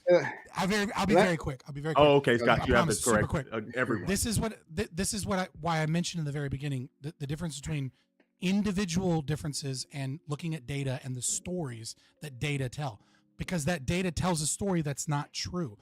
What ends up happening, for example, you can look at transgender sexual assault and compare it to the general population. And what you find is, holy fuck, there's something unique about this community where they're sexually assaulted at rates like triple of like regular white women. But then when you account for drug abuse, poverty, neighborhoods, etc., what you find is that the rates of sexual abuse between transgender people and women as a whole are relatively similar. It's not per se that it's a type of psychological profile. Rather, it is that the woman that is sexually assaulted is more likely to be sexually assaulted because of multiple risk factors, such as the type of environment she's in, or like, and yes, psychological profile is part of that, but that's not necessarily what the data says. It's not about a type of woman per se, as it is risk factors are going to, in the whole, when you look at metadata, you're going to see overlap there. The people that have all the risk factors are going to get raped twice. Well, Lactoid, Bam, I'll throw it back to you. Then Doobie, Aiko, Corey. Okay, so just to clarify, when I called women pathetic, I only mean in the realm of physical strength. It was his friend, his Eastern European. I only mean in the realm of physical strength, right? This is like, well, are there some men? Sure, right? In the same way, sure, there are like there's some women that maybe can get on a men's sports team. Like it's possible theoretically, but like when you actually look at the numbers, like holy shit, is this rare? And so I do think this has a part to play. I agree with the analysis that just because someone who's been sexually assaulted before, yeah, sure, they're more likely to be sexually assaulted again. We've got to look at confounding variables like drug abuse, how much money they have, what neighborhoods they live in, what communities they roll in as well. Because there's some stats about sexual offending rates that maybe I can't talk about here on Twitch. But when it comes to like the strength differential, I do think that's I think it's important not only in the actual analysis of the situation, but I think it's important at least the perception. Because if I'm at a bar and there's a girl who's like groping one of my homies, right? And I know that he can just go whomp. And then she's like flipping over, like she can't hurt him, right? He's safe from her naturally, right? He's got this sheet of like muscle that she cannot penetrate. But if it's a woman right? If it's a woman, and let's say I'm grabbing her, okay, and I'm a bigger dude, right? I'm 6'2", not to brag, right? But I'm a bigger dude, and I'm coming after her. She could be thinking multiple things, right? She could be thinking, I want to slap him and push him, but then he might punch me, and he might follow me home and kill me. And I don't know this guy. He's much bigger than me. He is, frankly, men are much more aggressive than women, and have a much higher proclivity to violence, right? I mean, there's so many things that are probably going on in our head that I think lead to someone being more justly afraid in that situation if they're a woman compared to a man, because one of the reasons why men have such a hard time empathizing sometimes with like the plight of men. I gotta move on. Yeah, with the plight of men who are, sexually assaulted, is because it's hard to put ourselves in that position, right? Like, it's hard for me to put myself in that position. I could just punch her, and then what? Then she's gone. She can't hurt me anymore. The bouncer beats the shit out of you because you touched a Yeah, another man, right? That's scary. Sure, yeah. Yeah, but and so you're what 5'11". you do is you just sit there and take it because you don't want to get your ass beat by a bouncer. Let's go to 6'2", 5'11". Let's go to That's all she's gonna be thinking about anyways, like that you're 6'2". So they're like, just responding to that, I think there's a type of woman that does still slap the guy when he does that, and I think that, like, I don't know if this study exists as far as the specifics, but I like the type of woman that slaps him regardless, especially in like a public setting. It probably is. I would imagine is probably far less likely to face to be sexually assaulted, just because of the ability to like stick up themselves overcoming whatever that fear factor is. Because he'll just like go to the next everything we know about sexual assault points out that like guys aren't like pinning people down and like, well, not in mass. That's not the vast majority of sexual assaults. If you're responding to something that Corey said earlier. Corey said earlier about like the dealing with hypocrisy and wanting to keep things equal. One, I don't know if I'm necessarily I don't know if I'm super interested in equality, like in equality with these things, because I do think there's situational awareness, like situations are individual. I think it's okay to have a standard that you look towards, but that standard can account for factors that are going to vary from situation to situation. But I say all that to say, even if you were interested, like didn't bring this up as a conversation that men should be going to prison for groping either. Again, like that was one of the first things. I think groping is like extremely inappropriate, and I think that like that cultural shift of like, oh yeah, you're a loser, like you're a creep, like I think that level of social pushback should be there. And even in like the private sector of like jobs and things, like not wanting to deal with someone who's doing that types of things, but I don't know if groping alone is like bad as it is, reaches a negative behavior where I'm like, real quick, guys, there are 24 of you watching and only 14 likes. Like, hook a brother up, all right? Like, it's my first day back. I'm not telling you got to buy a membership or anything, but like, hook a brother up. Just give me a like, You can share it if you want to, but you ain't even got to do that. Just click that like button, help a brother out. Like, we just came back. I've been on vacation for a couple weeks. Wake up, click the like button. And we'll get back into this. I know these get a little bit monotonous, but hopefully this is, you're saving this for your car right against like, women talk about sexual assault, but they don't want to take men serious. So now we have a situation. So I'm going to act extra pissed like women to show them they're crazy. Like, I don't know how genuine it is, but like the overwhelming response seems to have been like, oh wow, what the F did she do that? But like I said, I'm thinking that the response, like my issue is actually, I think the response is overblown. I think that people are like, she should, Well, yeah. See, your response is already that it's overblown, and then like this came out, but then also just like this whole Chris Brown tour is happening again, and every single photo is him grabbing some girl's ass. The girls are bent over, and they're literally paying for it. They're paying for it, and he has to oblige, right? This is him. He's essentially doing OnlyFans prostituting. He's a hooker. He's softcore prostituting. Mm-hmm. In a way, shape, or form. Is this not a form of like sexual assault as well, or do you think like no? Because he's the one offering. People are going to relate it because the Michael guy is going to be he's a celebrity that was hanging around someone that potentially wasn't a celebrity, so the person's infatuated with him, right?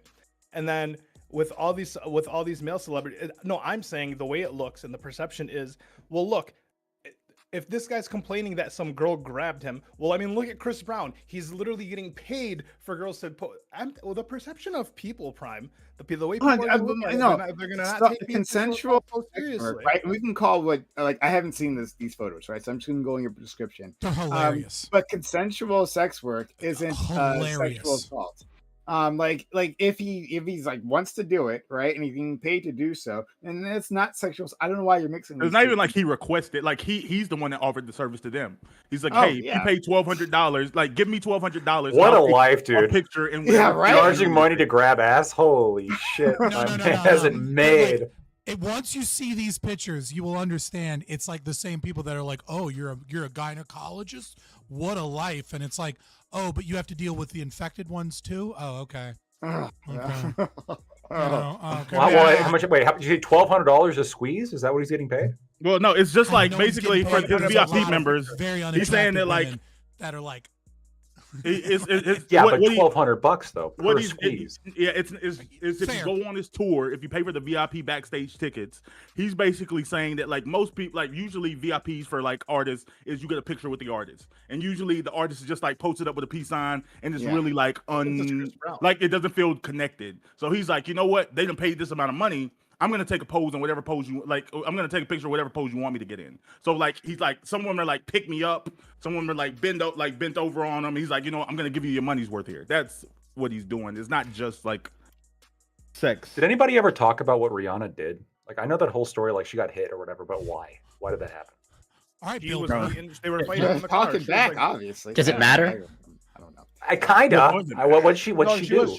She was. They were both she was teenagers. clawing at him. Like if she pulled a gun, like Wait, she was clawing at him. She was fighting him, and then she took at the time CDs were like how they kept their music. She took a bunch of his like pre-recorded music and like threw it out of the car. They were both like getting into it pretty bad.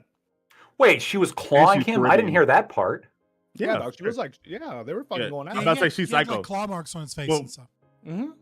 Wait, why did he get in trouble, but she didn't get in trouble? We're talking about equality for a second. When you claw somebody, shouldn't she get in trouble? Because he punched the F out of her. Face. Oh, he fucked her up.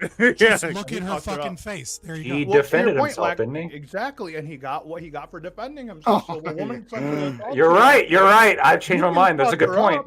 Oh my god. You're always the threat of law enforcement, where you can defend yourself, Brown pictures and but stuff. you're still gonna be. You're still there. Yeah, good point. Oh my god. So I'm gonna.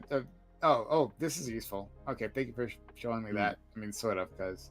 So I'm gonna move on to Doobie, Aiko, and Corey. Before that, just quickly, talking about the type of women to not be assaulted, right? I told this story before, and probably to some of you guys. You guys been here a long time. But about my mother, right? I bring up my mother often. She's amazing. But back in the old country, she worked in a textile factory. And there was her boss had this thing going on. He would like get women to sleep with him for like favorite shifts, right, and possibly a bit of extra money. And so like he was just like running through, like it was like a bunch of seamstress stuff, so it was like just a factory full of women, and so he was just running through them. And then he came out of his office and he went to my mother and with the same old, and my mother like got up, like called him out in front of the entire floor, and I'm like, no, I won't sleep with you, no, don't touch me, like I know what kind of man you are, right? And like putting a few extra dollars, well, or whatever the currency was, in my pocket is gonna change that, right? And it humiliated him, and he scurried back to his office. He never bothered her again. But just going on to what you guys are saying, it's not necessarily sexual assault, at least not in the story that I got, but on that spectrum, right? Where this person is using their power over their underlings to entice them to have sex with them. Hot take, but I don't think that's morally wrong. I don't think that's wrong. I think you have every right to go to your employees and say, "Hey, want a better shift?" Isn't that just adding sex work to their job description? Hey, speaking of that, let's go to Doobie. because he's made this argument before. Doobie. It's no different than wages. Like it's just it's you no don't want to different do than it. wages. Don't do it. Hey, Doobie, thoughts on all of this? As a business owner in charge of employees, how do you? So I think that I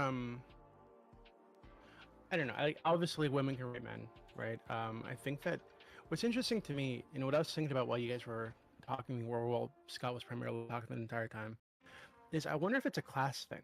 Like I wonder if the reaction, because my reaction to this is it's not a big deal. I think he's exaggerating. I think he's blowing something out of nothing. I think everybody's looking at this from the outside. All these media people are blowing something way out of proportion. Yeah, she grabbed his dick. Who gives a fuck, right?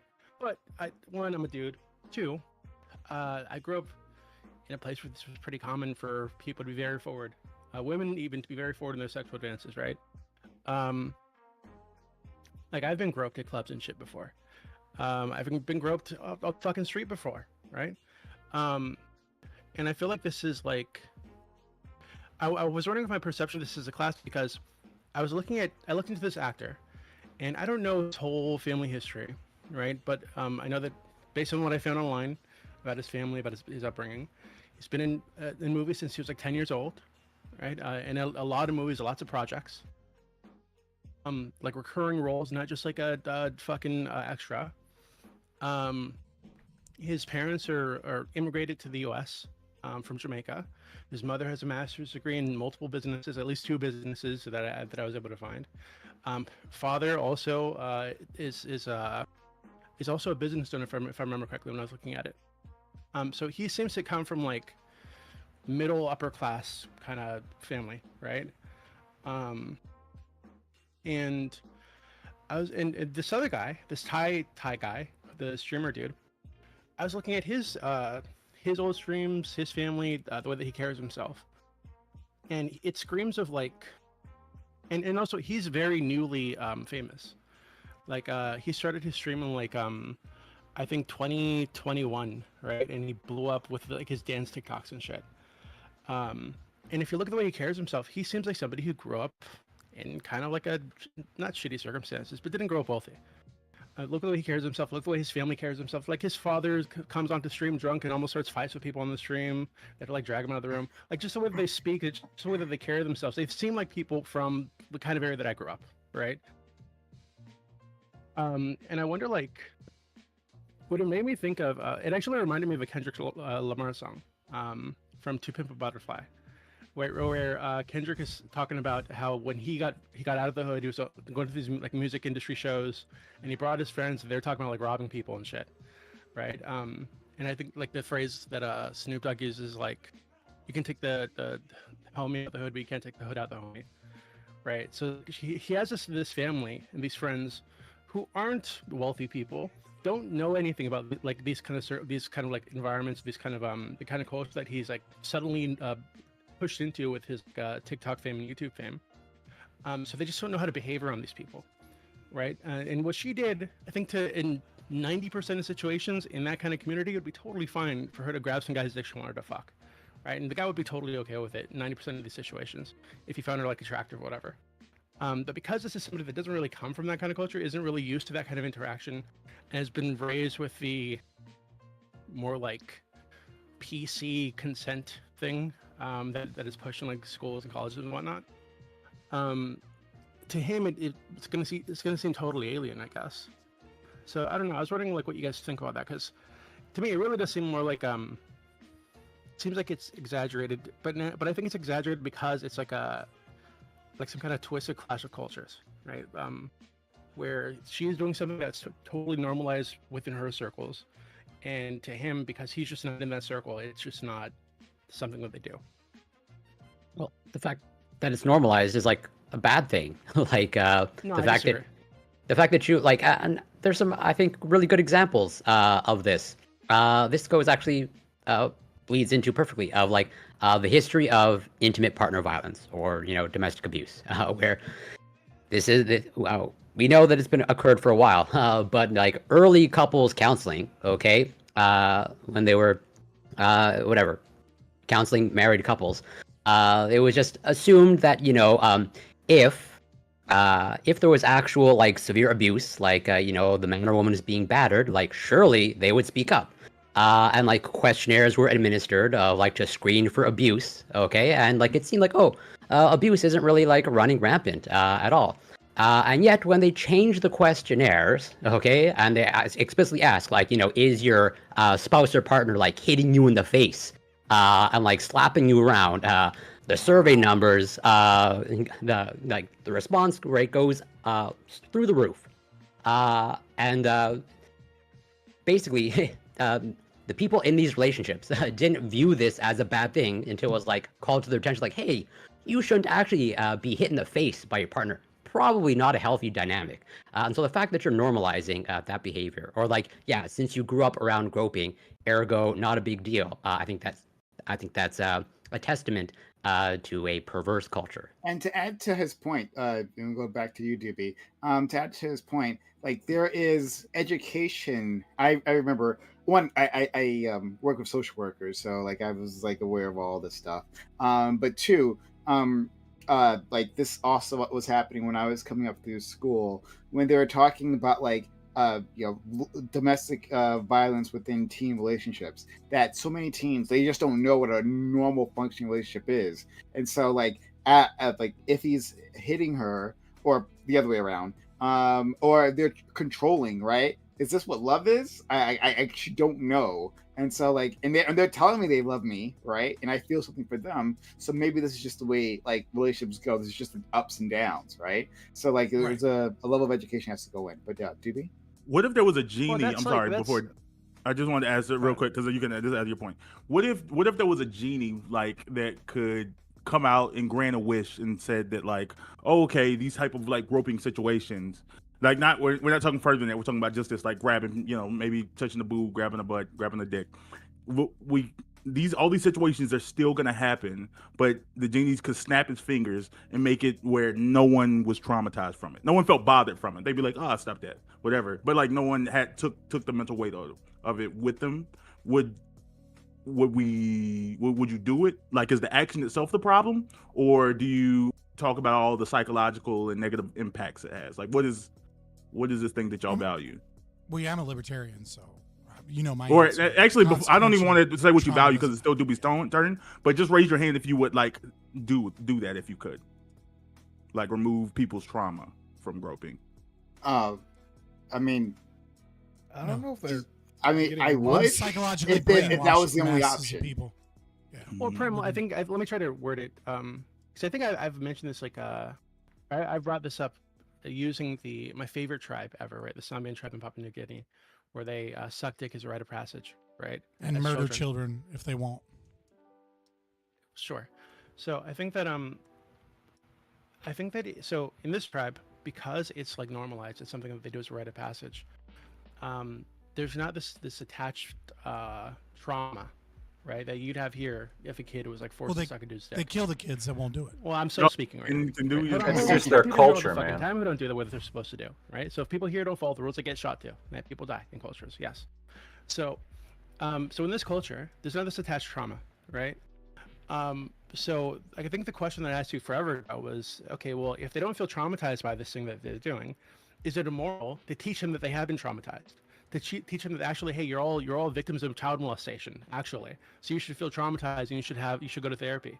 I think that's a bit of what's happening with the groping thing. I don't think he's actually traumatized, or he shouldn't be traumatized by some girl grabbing his dick. Okay, it's not scary.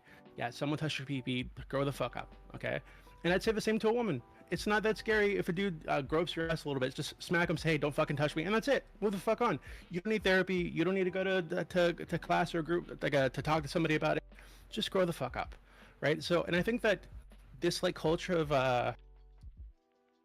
like I don't even know how to word it. There's like this culture of like victimization where they make everything about like the trauma and, oh god, you need to talk through this, and oh god, you've been therapized and you're hurt, and if you don't feel like you're hurt, it's just because you haven't processed it yet. It's like this fucking thing where they're like teaching people that they're hurt, and in teaching people that they're hurt, they're actually hurting them. Right. So so when I was talking about like the consent culture thing earlier, that's kind of what I was referring to. I don't mean that people shouldn't consent to sex. I don't mean that that it shouldn't be you shouldn't be traumatized to the point of like needing to process it. Like his statement was, "Oh, I'm still processing." Like what you got your dick grabbed. Like grow the fuck up. Like you're just you should have just said no, push your hand away. Instead, he just sit there, maybe laughed it off like a bitch. But maybe it's just because he didn't know how to respond. He's never interacted with that kind of person before. Somebody was that forward. Okay, sure, okay, whatever. But I don't think any adult person should need time to process what happened. It's not that fucking complicated. Yeah, some girl was attracted to you and she grabbed your dick inappropriately. Okay, move the fuck on. I don't understand this need to like traumatize things or make something into trauma. It's like when a baby falls. Like if you make a big deal about it, then they'll cry. But if you Babies don't feel they pain. won't. They just Or they're not, then they're terrified of falling again, right? If you made a big deal out of it versus, oh, it's okay. Well, see, what's interesting about bringing up the baby fall situation is it's actually there's a theory, and Corey might be fond of it because he's a big attachment theory guy. I know you are. There's a theory about how we create cluster B personality disorders, and one of the ways that we believe that it might occur is mixed signals from parents, right? So when you fall and you hit your head and it's really, really bad, mommy and daddy both freak out. And when you fall and you hit your head and it's not really that big of a deal, mommy might freak out, but daddy doesn't. And then when you fall and you like stub your toe and nothing happens, nobody freaks out.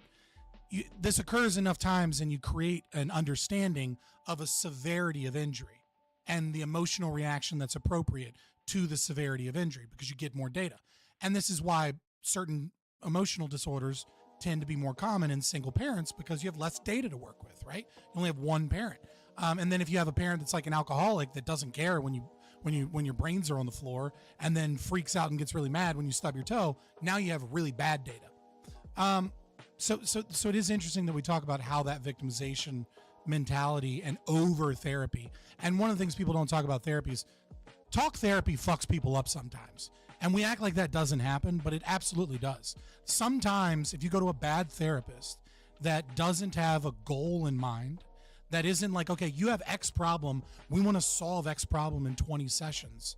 Here's what we're going to do. Here's how I'm going to figure out X problem in 3 sessions. And we're going to spend 17 sessions giving you the skills or correcting your environment or doing something to try and alleviate or solve X. And that's why cognitive behavioral therapy tends to be so good. Isn't because it's the best, but it's because it's very rigid. And so it kind of doesn't go off the rails with bad psychotherapists. And lastly, so I do agree with you, Doobie. And to piggyback off what to some degree, obviously I don't agree that, the Papua New Guinea people that suck dicks or get murdered aren't traumatized. Like they're clearly traumatized just because they've dealt with it and or the ones that couldn't deal with it are dead. Yeah, I think you just made that up. No, you can look it up. Show me where they're clearly traumatized. Where do you find that they're clearly traumatized by this? I'm sorry. You think that I'm making up the fact that that trauma must be associated with this? You're correct. Yeah. I am making up that there isn't a study about this specific tribe who were forced to suck dick or be murdered, who then grow up in a culture where they force other children to suck dick or be murdered. That like there might be some fucking psychological issues there. I can give you another example though, right? It's a pretty Like the safe Dinka fucking assumption. Scott, have you heard of the Dinka tribe where they recruit young boys to blow cows? Because if you blow if you orally blow like female like cows, because if you do that, then they produce more milk. Well, hold on, they produce more milk, right? The boys don't seem traumatized. This is by a that. meme. I mean, I think it's wrong. They're doing cunnilingus on cows. Yeah, there's videos. It's crazy on YouTube too. Let's National bring it Geographic. back to our culture, right? Hold on. So, Scott, you're talking about you always Black talk about is just state, actively the watching state video. Like we live in a culture. I where was people laughing can my find ass out off when I saw it for the first We've time. normalized people being put in Doobie, cages for what not you were paying discussing- part of their money to the tax man. Okay, so if you don't give your money to some dude in a suit that you don't fucking know or see, then you get put in a cage, right? That's totally normalized here. So yeah, if they're traumatized, I guess everybody's traumatized because we all live in fucking cultures that do terrible things to people who don't follow the guidelines. I think there's I think that's a silly comparison for a lot of reasons. I do you actually want me to engage with that, or is that a serious argument? Yeah. I feel like this is this is about to go way off topic. Yeah. So why are we making it to ANCAP and taxes? No. It's fine. Real quick. There's a severe difference between being separated from violence and being in violence, right? So like we could look at adverse childhood events, ACEs, right? And so, for example, we know that there are psychological issues tied to ACEs, or at the very least, a strong correlation. And we know that some of them are like, is a family member in prison? Have you seen a dead body? Has someone close to you died at a young age? Did you grow up in low socioeconomic status where you were hungry sometimes? And when you have a certain amount of ACEs, I think you become like 16 times more likely to die as a heroin addict, et cetera, right? So we can understand that, like, the individual, when you look at it at an individual level, there's mental resilience, right? So to say everyone is traumatized by my logic is to just not understand the resilience and understand what my argument is. But when we're saying that some people are obviously traumatized because they have more traumatic things that they're directly associated with, as like nobody here had like their mom arrested because she didn't pay the IRS man. But if they did, that's probably likely a big childhood traumatic event. But we're separated from violence. And so I would say, just to anybody wanting to know more, read Violence is Golden by Jack Donovan. Great book. To finish what I was saying, it seems like you're having trouble separating yourself from your own like cultural perspective. I'm not having any troubles. Don't say that I'm having troubles. Yeah, I think you're having troubles. I think it's obvious to me. Well, you can't point to any troubles I'm having. Traumatic, what you consider to be traumatic, right, and what a child considers to be traumatic, is going to be dictated by the culture that they're in, by the upbringing that they have. That's not what I said. Which is why you seem to be confused. Okay. I don't think so. I gave you a specific example, which is ACEs. You brought up the studies that are about Western nations, right, and how people react to these traumas, quote unquote, in Western nations. ACEs have been shown to also be true in other places. How the fuck could you show that somebody's in some random ass tribe somewhere is going to get addicted to meth or heroin? That's not what I said. There's no heroin in the Dinka tribe. Yeah, so you don't. There's just cows. You're having trouble separating yourself from the. Doobie, make an argument. And a plethora of milk, apparently. So lots of milk. They have very productive cows for some reason. Again, no. So again, you didn't deal with anything that I actually said. You just kind of went on trying to randomly attack cheaper milk. Like learn to argue, Doobie. But lastly, what I've been trying to get to before you keep going on these silly dick sucking memes, right? Is what you're describing. Well, what you are describing, Doobie, is known as intersubjective communication, right? And you are correct that intersubjective communication does play a role in our understanding of even sexual assault, such as groping. And so, like, the term that I think you might want to delve more into if you're curious about that is intersubjective communication, which is to say, like, when we, if I were to move to Vietnam, right? And I were to put up a sign that says no trespassing in English, I wouldn't necessarily expect the Vietnamese population to know that this is my private property and that they shouldn't go across this sign, because it says something in a different language that they don't read, and that they may not look like they're no trespassing signs. They might just go, oh, that's a funny sign in English. I wonder what, or in English, I don't know what that says. What do you and they think keep milk walking, tastes right? like straight out the udder? But when you're talking, but if I were to put up a fence, for example, a fence is a clear communication regardless of like what language we speak. Warm, right? That fence, pussy. It is warm, yeah. That That's fence Outlander. is communicating. It's an intersubjective communication that's kind of a standard of this is my property. And so the same thing can be said about sexual assault in those situations, which is in some cultures, like say island cultures, for example, groping is really commonplace, right? Especially if you're at a cookout where you're dancing, like you're probably going to get groped. But if you're not, and so that situation and those class differences can play a role. So I do agree with you in that regard. But we do need to kind of accept that doesn't mean that that's necessarily good, or that it's morally good that a culture gropes people as part of their culture, to kind of piggyback off what Corey is saying. Did we, if you want to add something, a last thing, then I'm going to go to Aiko and Corey. You're so far away from the thing I was going to say, but that's okay. Bring it back, Aiko. Just completely change. I He's promise. gonna say if there are, like, I'll just apply it to bovine cunnilingus, okay? Are there other cows that they didn't do cunnilingus on to show that they produced less milk? Look, so they not only did they have the young boys like blow the cows, I think it's Yeah, I still wanna see called the blowing. AB, like, the It's still control called of the blowing cow. if it's is a male term. what would you call it then? Like I feel like the udders eat would out. be. They're eating out the cows. They're eating out the cows. Yeah. Are they wait? Are they on the vagina or on the udder? The vagina. They're on the vagina. okay. Yeah, they're sucking. It's not really eating out though, because they're blowing into it. That's why I'm calling it blowing. It's like they put their face and go. But it is submissive, right? Yeah, of course. They're motorboating. They're motorboating, exactly. And then here's the other thing: they let the cows pee on their heads because it stains their hair orange because of the acidity in cow pee. So you know which one. So yeah, they're all walking around letting It's a cows uniform pee of on the their. job. It's a uniform of the job. I just need. It's to the know weirdest video I've ever seen in my life. I need to know if there are cows that they didn't perform No. this on. I need to know if there are cows they didn't perform this on, and if they produced less milk, or if this is just we've just been doing this forever. I don't think they did like a comparative proper study. scientific study Yeah. on the. Let's go to Dibby. If you have anything else you want to add, and then we'll go to Aiko. No, we can go to Aiko. That's fine. Okay. Aiko. Aiko. I really don't have a way of transitioning this to like what we're talking about right now. But I just wanted to respond to, I guess, what at this point an hour ago Lactoid was talking about, which was his like East European friend, right, was saying.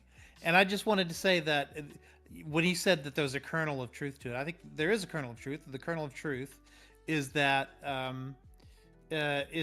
power levels matter, right? Like power relationships. And so, you guys were talking about it at that time in terms of physical power, like you're bigger or taller or whatever. But there are lots of different ways power relationships express themselves, right? Like if it's your boss doing it, or if in this case we're talking about like maybe potentially a fan and a celebrity. There's like different levels of power there. So that's one thing to consider, is that most of the time in those situations, men have more power than women in those occurrences. So if a woman is groping, it's probably less of a problem for the man than if it was the other way around. But that's not without exception. There are situations where it might be a woman who has more power in that relationship, like if it's your boss or something like that. So I think that you just have to ask yourself, like, who has the power in that relationship? How easy is it to get out of it? And as Lactoid was mentioning before, how easy is it for the person being groped to stop that, to get away from it, to like make sure it doesn't happen? And so like all of those things are things that you consider. And because men and women, like now I'm backing it up from the individual to the aggregate. In the aggregate, men tend to have more power. And so it's going to be more of a problem more often when it's a man groping a woman. But that doesn't mean to say that it can't happen the other way around.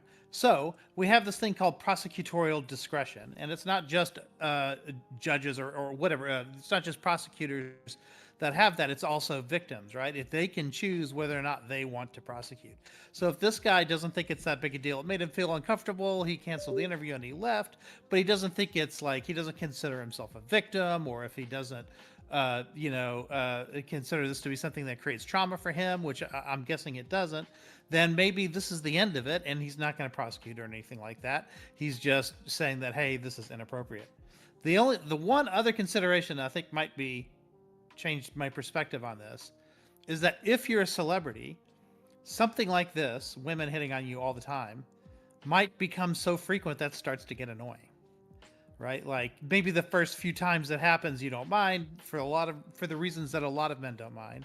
But then when it continually happens all the time, and you know that there's always expectations behind it.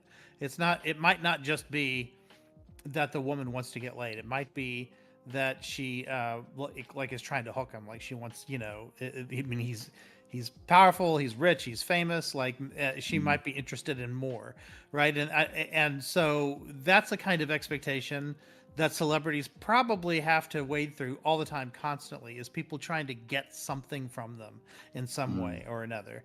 And I would imagine that if you don't put your foot down on that, like almost like broken window theory, like you stop it from happening at the very beginning, which is what the groping is.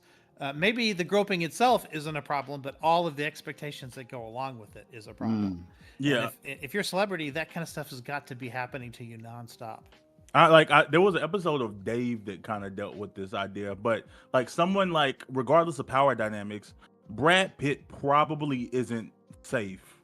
like from women, like just to be walking out casually. I'm sure men too, but like you would say like, Think oh, about he's a really Harry Styles, right? Girls will literally chase him out, or any of the pop stars that literally get chased down the street.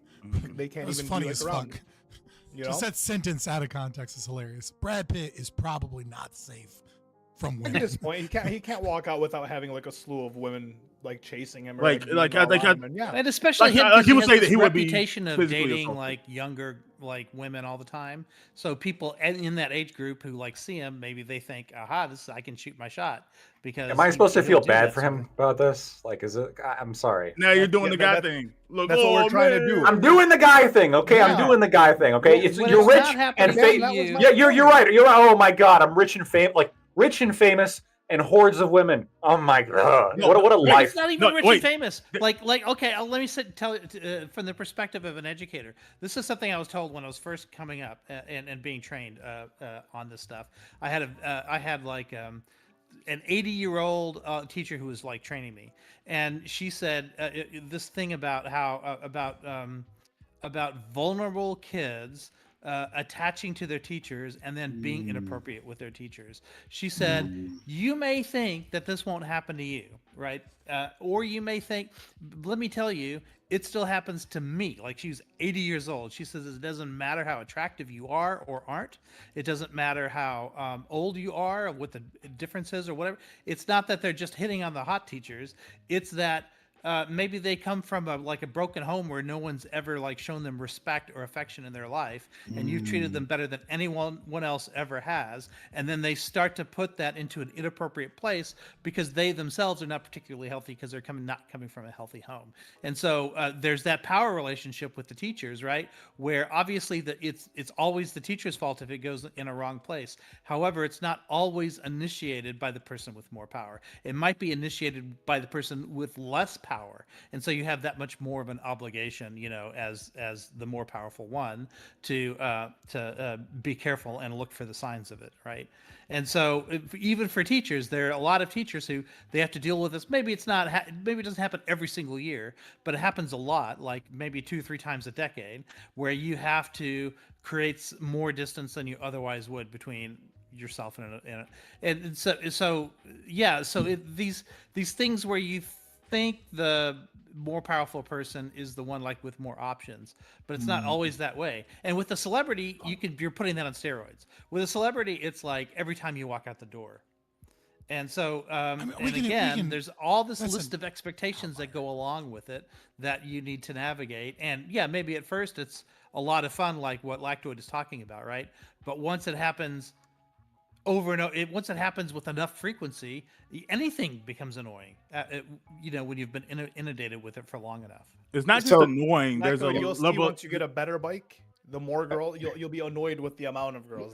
Look, I understand that maybe like it's wrong, or sure. I'm just saying that like I have a hard time feeling bad for somebody who's rich and famous, right? They're living in a fucking mansion with all these fucking models chasing after them. Well, it's so awful. No, but it's up to there's a. It's like when I hear like some yuppie driving their SUV complaining about the fact that it's front wheel drive instead of all wheel drive. Like, I hear you. Sure, there's probably a pain in the ass sometimes, but like I don't care. Yeah, it's not just a sometimes thing. Like, being a celebrity, like from everything I've heard, being a celebrity is fun up until like a B tier celebrity. A B tier celebrity is like, oh, okay, I have the money, like the women, all of those things. But there's like when you're like S tier celebrity, like when you hear about the stories, it does like even it just sounds like miserable. Like, yes, you have a lot of money. You can't go anywhere to actually spend it. Like, you have to spend it like at your home. You can't if you drive in a car. They can afford security. Sure, if you drive in a car and someone happens to notice you in the car, now you can't even drive because you're like swarmed by thousands of people. Like, for example, I know it's probably one of the more extreme examples, but Michael Jackson couldn't exist in public. Michael Jackson couldn't go to a movies. Michael Jackson couldn't go to a grocery store. Michael Jackson couldn't go visit. Well, I guess he could visit his sister because she was equally a celebrity. And that was his whole life. Like even when he was like a real little kid. that it was one. that way. Yeah. like the concept of having even friendships, and then there's always 37 death threats at you, and then people will tell you like, oh, these are probably not credible, but like one of them might be, but we'll stop it if it is. Like it's celebrity. Being a really really famous person does come with like sacrificing a big portion of your humanity. Well, can I just point out too, like, just kind of throwing a little bit of a wrench in here, but like, there's a YouTube video you can search called "Open Secret Leonardo DiCaprio," and like, I see all the time where there is, this like discussion from women about how disgusting it is that Leonardo DiCaprio like dates like a 19 to 22-year-old girl and then dumps her when she turns 23 or 24. But like all you need to do is 25. I've watch seen the that. chart. Yeah. Okay. All you need to do is watch that video and watch Brian Peck have his hands all over Leonardo DiCaprio and know what we know about Brian Peck now and what we know now, and know that Leonardo DiCaprio was probably sexually molested as a child in Hollywood multiple times. And all of a sudden his sexual proclivities don't seem that fucking weird, that he's got some issues and that he doesn't want to settle down and create a family. Like, Hollywood especially is a disgusting and dark place with a lot of fucking secrets. So I feel like it is interesting maybe sometimes to talk about how fame, can affect, because it allows us to see men in a similar kind of environment where like attractive women go out and are constantly under the gaze of multiple men, etc. But it is exactly that, an outlier, and I think there's a lot of unknown variables that make Hollywood difficult to understand because there's so much disgusting, horrible shit that so many people have said about Hollywood, and then everyone goes, ha, that's just another scarred childhood actor. They're crazy. Look at them. They're on drugs now. None of those Hollywood executives fuck kids. Anyways, is there another one that's coming out and saying something? Well, who cares? I bet they'll die from a drug overdose sometime soon. I'm not diminishing the childhood sexual assault part. I'm just diminishing like the rich people complaining about people being cultural icons. Or like listen. That's what I don't like. Or just listen to Justin Bieber's song "Lonely," right? Like you can have everything and be completely fucking alone and isolated by the concept of fame, and feel horrible whilst being a multi-millionaire because nobody knows you and that you're not able to have a normal life and you have nothing but eyes on you, and like you can be in a room of 1 million people that all want to touch you and all want to be with you, and you're in your own shell, you wishing could that you could quit just be somewhere alone. and leave and live off the millions, and in 4 That's or 5 right. years, everyone's just going to call you a washout, and no one's really going to call you a celebrity. But these people actively choose to continue to do these things. Harry Styles can complain that the women that he chooses are all just obsessed with him because of blah blah blah blah blah. I mean, women can wear a long he dress, keeps singing, and he keeps you making should stop the millions. dressing like a Go whore. move to Spain. Yeah, just leave. Just stop. Yeah, it's hard to feel sorry for them when what you describe, Scott, is true. But I mean, the average person also feels that way, right? Many people also feel that way, but they don't have the money to fall back on. They got to worry about the bills and they got to go to work. Yeah, but now you're comparing two different things. I feel isolated. Right. I mean, like, I understand what you're saying, that like it's difficult to empathize with people that don't have all of the common day-to-day stresses that we have that come from money, and that they bitch and complain about these other stressors that we don't experience. And it's like, that's cool, but like I had to cut back on my groceries. Like I understand. We experience them. Like I understand the isolation, the loneliness. empathy. It's just not because of fame. It's because of brokenness, and more people feel that. And so, I mean, I think, I don't know. There's a wonderful. I agree with you in a way, but I would say that if you can find Inside the Actors Studio interview with Dave Chappelle when he got back from Africa, he talks about Martin Lawrence as his idol and how Martin Lawrence went crazy and was waving a gun down the street, freaking out, having a psychotic episode. And he says, these aren't weak people that get here. Maybe they're in a fucked up place. and he describes the process of how you can't become unfamous once you're famous. He says you can't become unfamous. You can become infamous, but you can't become unfamous. And described even like when he went to Africa, how they were calling him a crackhead and they were making up all these stories about him, all because he decided to walk away from Hollywood. But you don't Who is actually this? get to become Dave Chappelle. Dave Chappelle. Dave Chappelle. Oh, Dave Chappelle. Okay. In the, inside the actor's studio, it's an old one from like Yeah. not long after he got back from Africa. So like I do agree with you. I think it's an interesting topic, and I don't think it really helps us understand sexual assault because these people are outliers that live kind of in a different world than we live in. But I do think that maybe you guys are being a little bit unfair, a little uncharitable to the pain and the impossible situation of fame, especially because you can't really walk away from it. I think this is very similar when Hassan said, "Look, streaming is hard. Okay, working a real job, that's not soul crushing, but streaming is." And what that implies here is a complete lack of perspective, which all these people have because they're rich and famous. Sorry. Sure. Right. Let's go to. It doesn't make it let's easy. Let's go to Corey. I went and before that, I'm going to do a quick story, then I'll go straight to Corey. But just to back up what Aiko said, is that I had a friend, a social worker, right? Who was also, because I met him in a hospital, but he was also a social worker previously at a school. And there was this girl who was acting up and being extremely inappropriate. And he, like they're like, "Oh, will you go and talk to her?" And so he like walks in. And she immediately, like, apparently, I'm told she was actually quite attractive too, which compounds the situation. But she immediately was going, escalated things like sexually. And he like walked out. He's like, there's no way I'm going to be alone in the room with that woman. Like, just with that child, like, just no way. Because, didn't want that kind of trouble. But the point is that it happens, right? Like this. These kids being extremely inappropriate. There's even more stories there, but like I should probably leave that alone because it's... Well, also on the thing about not feeling sorry for celebrities or whatever, like Nietzsche said, man is happiest during incremental increases in power. So what you have to understand is that suffering often happens relative to where you were before.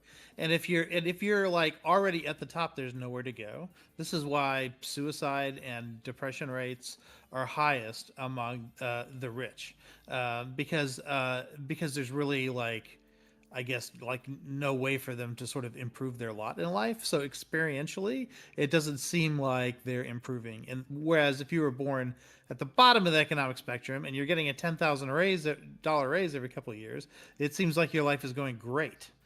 Even though you never reach the heights that those other people have. You would think that people at the bottom would be the least happy and people at the top would be the happiest. It's not the way. It's not the way. Durkheim literally discovers like the first sociology study ever conducted was discovering that wealthy white men were the ones that were killing themselves. There is a correlation between happiness and income, though. That's important to note. But it's not absolute. It's relative. It's not absolute, but generally speaking, like the more money you make in America, like people report as happier, they make more money. Generally, shows. Well, yeah, that's also a time frozen. Part of the problem with that study is age, right? So like the majority of people make it out of the bottom income bracket into the middle class and into the upper class. Majority of all Americans become middle class or upper class throughout their life, and it's only 7%, I think, was the last time I looked at it, of people that stay in the bottom 20% their entire lives. It's very, very rare in America that you're in the bottom 20% of wealth and you don't at least make it to the second quintile. So a lot of times when you're comparing, because usually what you're talking about is age, right? Like a 20-year-old with no skills is the person that's in the bottom 20%, even if they're from a middle class family, right? Because they live in a studio apartment, they have a shitty job, and they're in college. They have no money. They're in the bottom 20%, even though they're coming from the middle class.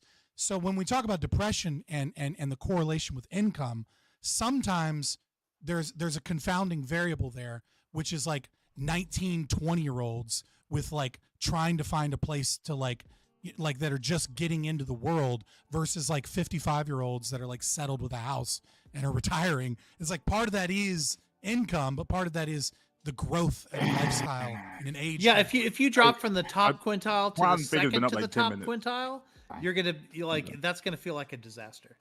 Yeah. You're still wealthy. I wish those wealthy white men would just like form community with the labor class, and I think they'd probably be a lot happier. Let's go to our friend Corey, and anyone Who's else? the labor class? Just young people. Not just young people. Like, I mean, the working class is not just young individuals, right? We know this. So The working class is 17 a to 20 meaningless term because it's whatever the socialist says it is at the time. Okay, It's like our Starbucks, the working class. It depends on the day of the week and whether That or not we're mad at 70-year-old Starbucks. Walmart workers. greeter. okay, all right, whatever. Thank you for this, friend. Corey, please. Well, yeah. Similar to Ico, my point is a little bit different than an hour ago. But either way, I still have things to say about the current topic. Well, first of all, big shout out to my friend Scott, citing fellow Canadian Justin Bieber and his song "Lonely." That's awesome. Love to see it. But I hated on him too much. All right, I feel guilty. As a millennial, we really loved shitting on Justin Bieber back in the day. All right, we're all guilty of it. We're all guilty. Shitting up. Okay, we're all guilty of it. And if you tell me you're not, you're a fucking liar. All right, like when I was like 10, 15 years ago, we were like, fuck that little kid. Like I mean, that he was our did some bad. pretty awful things. Yeah, I'm about to say, behalf like, of rightfully millennials. so. But A lot of the shit he did was a lie. Like the car accident thing. He was being chased by paparazzi, and then he called the cops, and the cops were like, "Yeah, What sure, about Justin harmonizing Bieber." the And then they hard hung up. R? Oh, okay. So we. Fuck it, man. Drake? Hard R's. No, Justin Bieber. Justin Bieber. Oh, Justin Those are Bieber. just Oh, words. okay. There's nothing wrong with that. He's a Corey. kid. It's not my original point, though. Just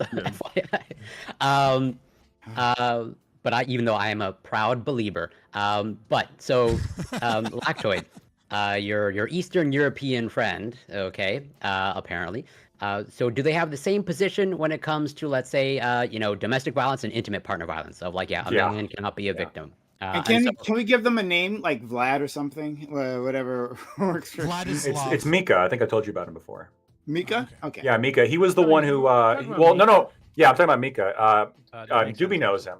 Prime, you might know him. He's the Armenian that that Majin and Solus were complaining about, saying that Armenians had it worse in LA in the 90s than black people. That eventually got them banned. I never actually met that guy, but that's funny. But thank you. Okay, Mika, go ahead, please. Okay, so presumably, obviously, you probably haven't put this hypothetical before them, or maybe you have, but then they would presumably view, let's say, Terry Crews's sexual assault as like not valid. It's like, you probably wasn't he a kid? No, he was a grown man. He was. Who It was a sexually director. assaulted him? A director. Hollywood executive. Was it a male director? Yeah, at a party. Yeah. Terry he Crews might, is he twice might the buy size. that. Wait, then. hold on. Yeah, but if Terry Crews said he was traumatized by that, I'd call him a fucking liar. I don't think he's. I mean, I think that he probably felt like powerless in the situation. I'm sure. Emasculated? Coming up. Mhm. Yeah, emasculated would be a good word. But traumatized, I think, that's a little dramatic. I think people blamed him for not people not blamed him for not punching the guy, but people also Dramatic or he was traumatic? worried that like people would have blamed him as the big black dude if he did punch the guy because he's like it was a lose-lose situation. I mean, his size if didn't he's- matter. if he said that he was traumatized, who am I to say otherwise? But I guess Well, you're not Doobie, and Doobie will tell you otherwise. Yeah. Go ahead, Corey. But to what iCal was bringing up earlier, this aspect of, let's say, your relative to you and your baseline, what you consider, let's say, suffering or traumatic, where like I totally agree with Lactoid that perspective is important, but also at the same time, like where your baseline is, it's hard to have perspective when you are suffering, as in like let's say for my own personal examples. Okay, so I'm transparent about the fact that I have Crohn's disease. Okay, and I'm part of some online communities for that. But then every once in a while, okay, well, they're support groups, so to speak, or exchanging advice. But every once in a while, a patient with like IBS comes in, okay, and then there's the whole pain Olympics pretty much unfolds, so to speak, of like, who are you to come here complain about your IBS when we're having multiple surgeries and getting our intestines removed? It's like, is that really useful? Would we Would I advocate of like, downplaying this person's pain and suffering? I generally don't. Where like, yeah, perspective is important, but like, who am I to say that your suffering is like not valid per se? Well, but like, let's say it was like an IBS support group, and like somebody came in and they had like a little bit too much gas because they ate like a Taco Bell triple layer burrito the night before, and they were like, "I know what you feel. Okay, I had this burrito. It was, oh my god, it was rough. It was rough. I know the pain that, in fact, I might have it worse than you. Actually, I know you're getting your intestines removed tomorrow, but I mean, oh my god, like you don't know how it is. Like what I, no, like I'm sorry. Corey grants him the pass. Well, hold on. We Corey says, "I don't we have this understand." problem, and I'm sure Scott can talk about this. We have this problem in psychological studies that measure like pain levels, right? It's usually you report back like 0 through 10. What is your pain level? And one person's 8 is going to be different from another person's 8 because 10 is always calibrated to the worst pain you've ever felt, right? You know who made that? If what you're You know who- feeling is a couple notches down from that, then that's an 8, right? But then somebody else their 8 might be something that if you were to ever feel it would be worse than anything. Sure, but no, but sometimes people are little bitches, right? And even if they're reporting an 8, like if they're being pathetic, I mean, come on, but we got to draw a line somewhere, right? Well, it would mean that they've never felt anything worse. Well, no, well, they have no perspective. Exactly. Well, not even necessarily that. Sure, but how do you get that perspective? They could just not. That's not my problem. I'm gonna go work at. Look, if you want to quit your fucking acting job and go work at McDonald's because you have no perspective, be my guest. Well, Okay, but you're not you, gonna. You're not gonna. You're gonna keep on breaking in those millions and fucking models. That's what you're gonna keep doing. So it is. Quick side tangent. It's very fun to know the history of that. Is long story short, Purdue Pharma just paid a bunch of people to and had a bunch of small subdivisions of pain doctors and clinics so that they could get these pain scales into hospitals so that they could sell more opioids, so they could get more people addicted to Oxycontin. But setting that aside, yeah, I mean, and again, this is a big problem in psychological research in general, is when you have self-report surveys. And bad methodology is something that has become rampant in social sciences. There's this, I was online a couple of weeks ago arguing with someone about, that famous CDC study that found that 1 in 5 women while they're at college are sexually assaulted, right? So the 4 years they're there, 20% of all women in college are sexually assaulted. And which statistically speaking, means one of two things. Either college campuses, everybody's getting raped, or like a mass chunk of women are getting assaulted and raped. And parents are just like, go ahead, girl. And like, nobody's doing anything about it.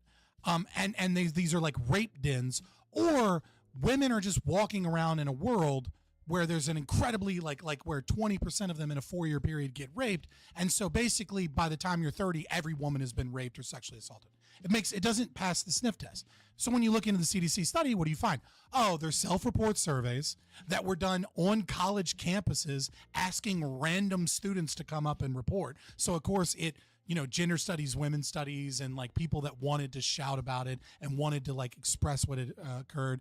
And then on top of that, they used the Likert scale, where they were like, on a scale of 1 to 5, like, have you ever been forcibly kissed? And if you said a 2, 3, 4, or 5, they were like, well, that's a sexual assault, right? Like, because they were like, they got kissed once and they were kind of uncomfortable, so they put like a 2 or a 3.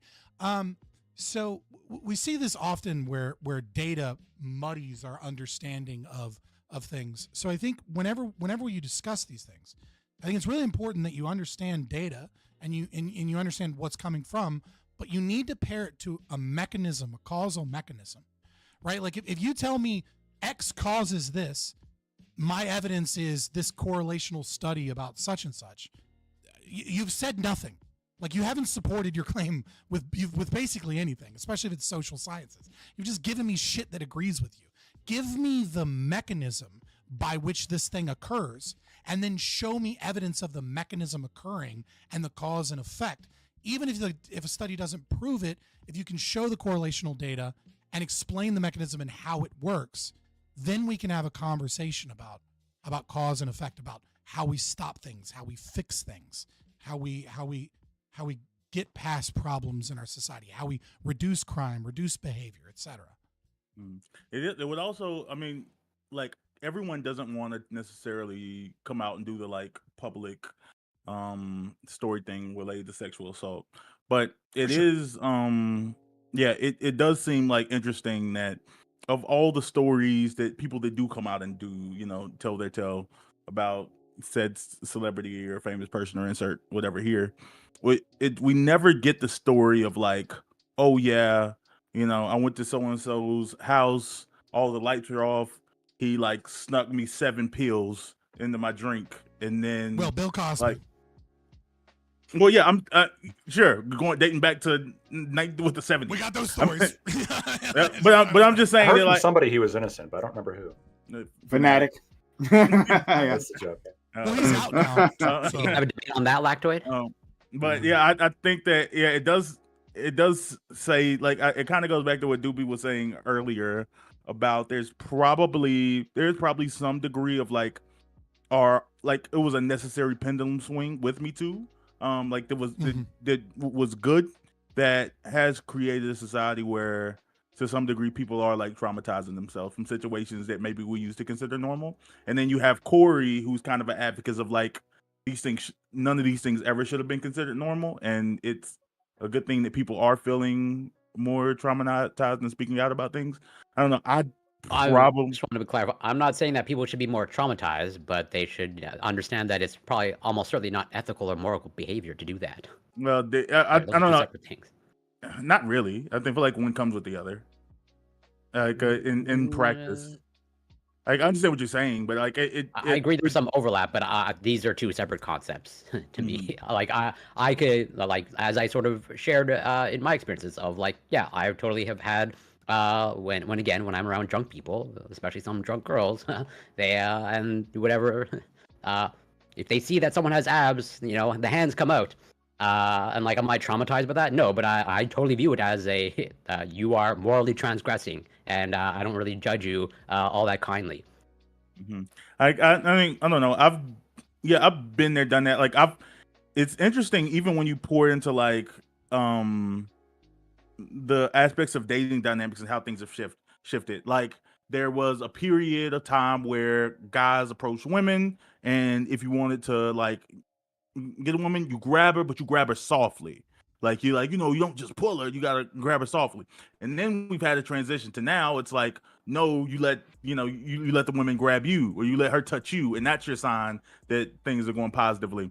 But Prime would be an advocate of like all of this needs to be communicated out, and we need to like have more verbal communication. I don't know if it's necessarily not only I don't know if it's practical or I think it's probably unreasonable. I think there are a lot of like it's beyond unreasonable. It's impossible, right? Because like I can get a general consent to touch you, right?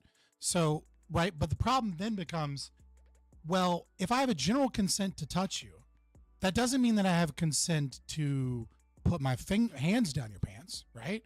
Like I have that's an entirely different thing.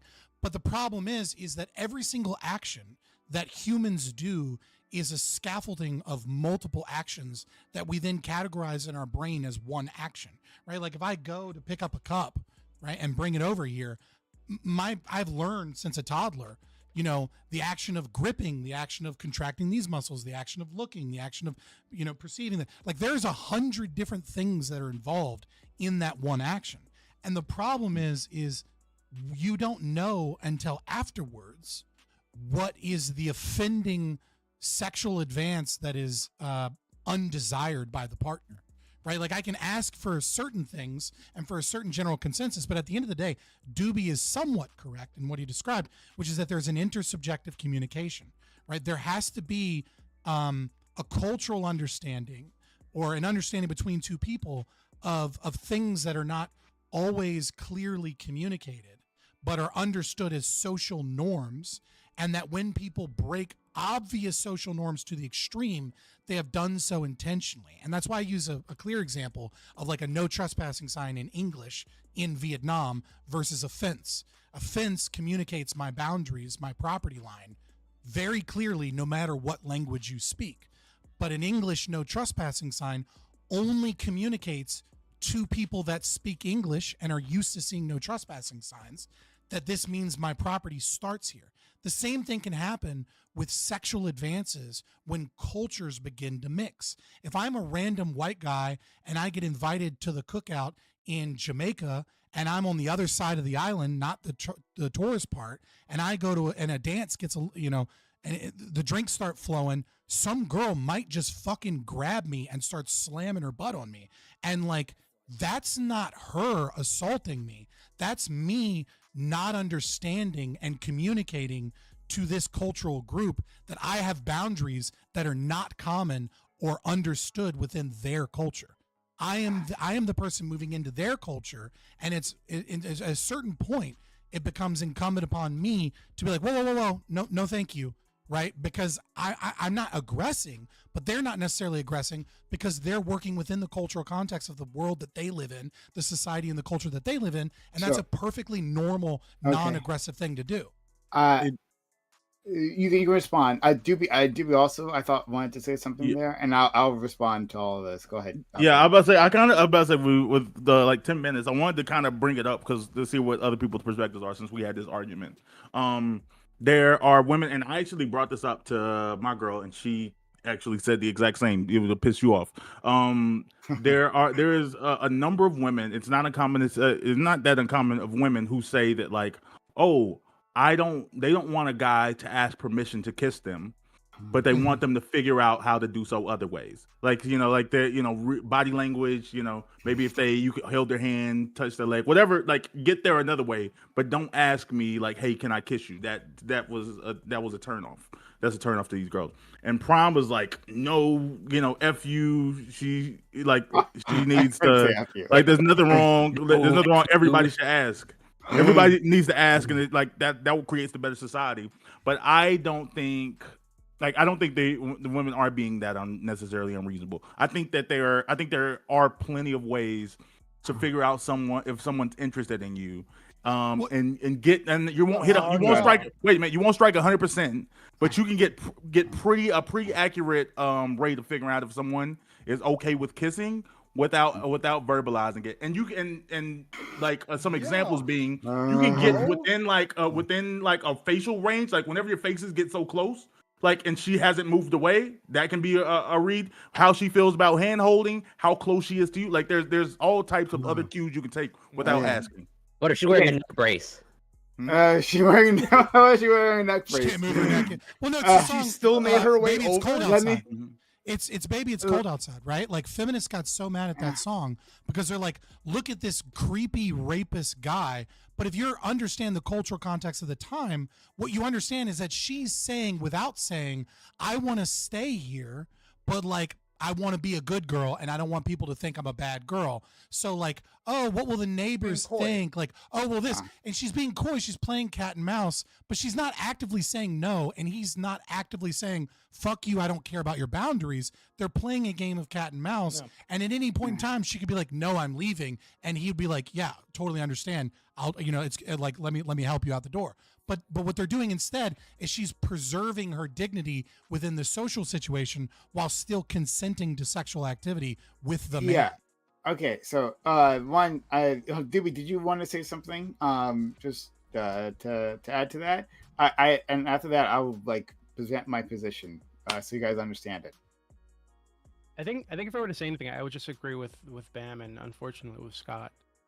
Yeah, I think they both hit on what I was saying earlier, which is going back all the way to the interaction on the stream, right? That I saw between this actor and this streamer's sister. To me, when I saw it, it just seemed like a clash of cultures. And when I looked into the backgrounds, it totally made sense that they're just coming from different cultural contexts. And to her, this is totally normal for her to do this. I mean, when I was growing up, very, very normal for women to be very aggressive, right? So yeah, it just seemed like a clash of cultures to me. And further, I think that this like I guess I'd just be repeating myself. I really do think that we should, like Bam said earlier, there's like a necessary like pendulum swing, right? With the Me Too thing, people being like more open about their experiences and more open about things that they're not okay with. But I feel like it's time for it to swing back a little bit. I feel like it went a little too far, Now I think we got to come back to reality a little bit. Okay. So I'm gonna do multiple things. I'm gonna give you a story, another quick story. I'm full of stories today. I'm gonna tell you my position. I'm gonna go to Corey. And yeah, we'll go from there. Quick story. So, and I told this before one time before, actually on Amazon Lily. College. There was this girl and me. We were friends. She liked the anime, right? She's a black individual. She liked the anime like me. And I was in a room. We were it was the it's a floor. The dorm floor had both sexes. There's a term for that, and I forgot the term. Co-ed. Co-ed, yeah, co-ed. It was a co-ed floor. Yeah, so it was a co-ed floor, and I was on her side of the floor, and in her room, and just talking, right? And then she just like leaps on me, right? She leaps on me, she grabs me, and she like tackles me to the floor. She starts kissing on me. Like this is like random. I was just like chilling here. And like I didn't know what to do. Like it was like a very weird experience. Nothing like that had happened to me before. And I I was like, okay, this is weird. And I just like struck it out, and I was laughing the entire time. Right? Okay. Because you like liked it, you dirty little bitch. Got it. I ended up exiting the situation. And I don't know, but when I related that to the Amazon Lily group, right? Remember, like that was the all female discussion. They were telling me how it's fortunate that I went to that experience and how awful it was. But the point that I was making there was that that happened and it was weird. And I think she was from the island, so which is funny enough. So no class of cultures, I guess. But in any case, my point was that I wasn't traumatized, right? In fact, I hadn't even thought of that story for years until that moment, when we were on a discussion about victimization. And from your perspective, I guess this sounds like really bad, but I mean, I was like, whatever. It was something interesting that happened to me that day, and hilarious from my perspective. But it was weird. It was weird, and it was unwanted, But so there's that. So my perspective here, I think that we would have a better world if we normalized consent / checking in with one another, right? If that was the expectation. So the argument was, hey, a lot of women will shame men because they asked, right? There are women who like Bam's girlfriend, right? Non-consenting girlfriend that that would say that it ruined the mood when a man asked for permission, right? sure. That it's just I don't like that, right? And he is somehow less than a man who would have just gone for it. But on the other end, they also don't like it when men go for it, and they don't like it, right? It was clear that I was into it, right? But that's the thing, it's actually not clear, right? If it was perfectly clear, that would happen a lot less. But men all right, well, maybe she's into it, so I'm gonna go for it, and then that ruins the mood. The best thing to do, right? A better society was simply check in. Hey, I had a really good time tonight. Love to see you again. Would you mind if I kissed you or something like that? I don't know. Make up your own fucking script, right? That would be a better society. Things would there would be less misunderstandings, less trauma in general, right? If we apply this to more situations, not just kissing, but that's a better world. And we can't get to that world if women are saying that hey, just dice roll my consent and see what happens. You would I think we brought that into other areas. They don't understand how problematic that is. And it's just best for everyone if we don't do that. So I want to get you all your opinions on this, right? So like on your thoughts on this. But first, we'll go to Corey, and you guys can jump in. Well, actually, I think you pretty much summed up. I think just about everything I was going to say. Like I pretty much am 100% in agreement with you. Where we live in a better world if everyone adopted that approach. And the more I move towards that, the better. And I have no problem admitting that I almost use it as a screening tool, so to speak, of like, if you're a woman and, someone asking for consent is a turnoff for you, I probably think you're an idiot and we're not going to be compatible. And like, yeah, I'll just move on. And also, to that point, we have, I'm curious on this person's position, because we have the ultimate authority on consent here, someone whose slogan is maximize consent. So I'm curious what Lactoid's position is on asking for consent for kissing someone. You should ask. So there you go. It'd be a good idea. And here, well, okay, this is my full fleshed out thoughts. Generally speaking, especially after the Me Too movement, if you want to stay on the safe side, and this is pseudo legal advice here, you should be as careful as possible. And one of the ways you can be as careful as possible is asking. Now, I've heard some people say, well, this can get ridiculous. Like, hey, when you're making out with somebody, may I please put my hand on your lower back? Sure. Can I rub it side to side? Yes. Can I rub it down to your butt? Of course. Like, at some point, it starts getting absurd. And the line of which, like, what there are ways of dealing with absurdity. it, though, not getting that. Like, just tell me Like, when how to it- stop or when it's not. Sure, but even that's not perfect in the sense of like how early do you have to say that and how forward can you be? Like, oh, just let me know when to stop, and then immediately grab. Like, no, You can say like at the start of the date when you get in the car, hey, you look great. Let's have a great time. Tell me when to stop. Tell me when to stop, right? Exactly. Tell me when to stop, and then you just grab her tit, right? Like, I told you, tell me when to stop, right? That is not the context. Exactly. It's not the context. And ultimately, the line, what crosses into absurdity is going to be dependent on cultural context here. Do I think that, if the wind's blowing and the sunset's right there and you look deep into her eyes and you're leaning in and she's leaning in, I think that's enough to establish implicit consent, right? I mean, the body language there is clear. Where it becomes difficult is when it's not so clear, or especially when you're dealing with people who, let's say, have a more difficult time or socially dealing with body language or interpreting body language. I've actually I know somebody who is he's an autistic man, and he intentionally has sex with men because he doesn't understand women, even though he's not gay. Well, you cannot believe him, but I kind of believe him when he says, "Yeah, like women never tell me what they want, but men at least talk to me and they tell me what they want, and they just somebody's bi, okay, maybe and is, sure choosing one over the other because it's easier."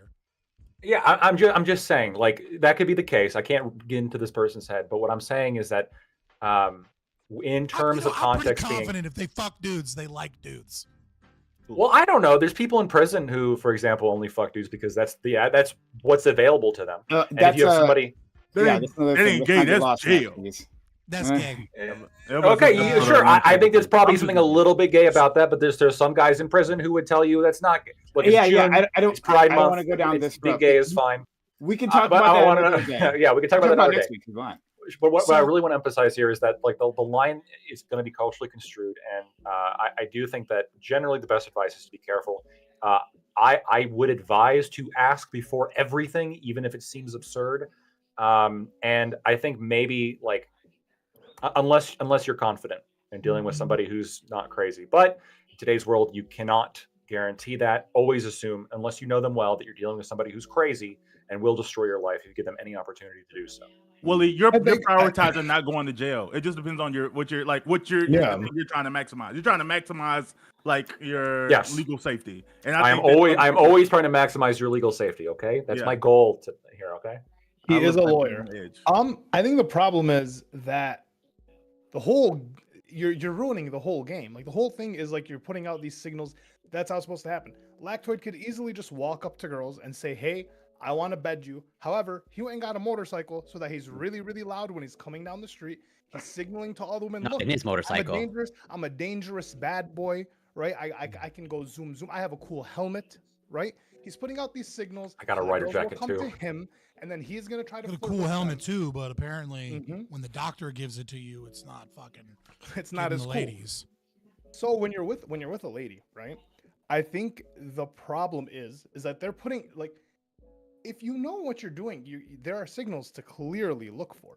There are signals to clearly But hold on, that's the problem right there. If you know what you're doing, right? If you know what you're doing, look, I will trust Ali, right? That you are a chat extraordinaire, right? We've already established this in previous streams, okay?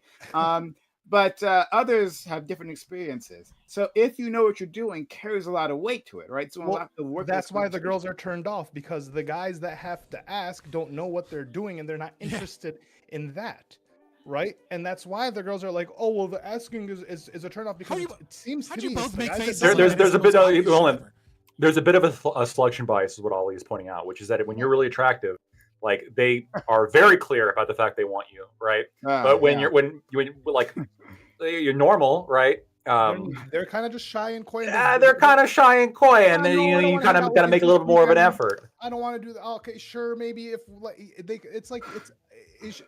so I guess the issue isn't that like It's that meme, right? Yeah, everyone needs Going to into do that HR. thing. Yeah, going into HR. Hey, how it's the meme. Ugly guy, best pick. Horrible pickup line. Hello. Hot guy, best pickup line. Hello. It's. So I think that's true. the issue, is that the women that are saying I don't want guys to ask are just signaling, hey, I don't want you to ask. I want the hot guy that I'm already into to just do it, because he should already know the signals, because he should already be experienced. If you have to ask, where's the it's lack of experience, and it's an ick for girls. Yeah, and it's not Rory's I'm point if saying. you're just like trying to select out, but That's the best So legal I advice I hear can give you. you. Just be hot. It's pretty great. Indeed, look, hon, we can DB can tell you all about his snail trail story, right? That was the woman who was giving him positive vibes. But beyond, someone left a puddle in its seat. It's not as weird as look. It's not as weird as Prime is making it seem. Okay, You're a stud, Jesus. Sometimes women leave trails when they're excited. Or when it's I that can time smell of when a month. woman's turned on. And Doobie today. No, I think that's a real thing. Like I get a scent for it. I'm like, oh yeah, that's she a wants real me. thing? She wants me. That's absolutely is a real thing. you mean after you Yeah, put it is. your Okay, finger Pam, in her? okay, Pam, No, Pam, like Pam, just Pam, like Pam, sitting down. Pam, I can tell if a it woman's wasn't even turned that. on. Look, we hadn't even done shit, right? Like we hadn't done anything. The way they We're sit. No, I'm not even watching talking the about movie. doing anything. She, Yeah, she I got agree. up, made a drink, and there was a fucking just a fucking trail on the seat. Snail trail, yeah. I'm about to say that's intense. I'm about to say, but which I'm sure I'm smelling the same thing through the Big pants. Papa But like I can like be at the movies with a girl. Well, not in the movies because I smell popcorn, but like sitting in the car and I can and I like combined with a couple of behaviors, I can smell like, oh, she's like she wants it right now. Like it's a real thing. Okay. All right. So that's how we So just figure this out from now on. If you smell the smell, then green light. If you don't smell the smell, and then red light. yeah. Yeah. Just- Yellow you light. tell Yellow your light. honor. You smell the smell, it's a You'll yellow tell the light. judge. Yeah. Approach with caution. You'll tell the judge I smelled the smell, right? was You in the know. And he would Smell. understand. Yeah. Yeah, he'll get it. I'm about to say if he says he doesn't know what he's talking about, I'm like, oh, judge, you don't get no pussy.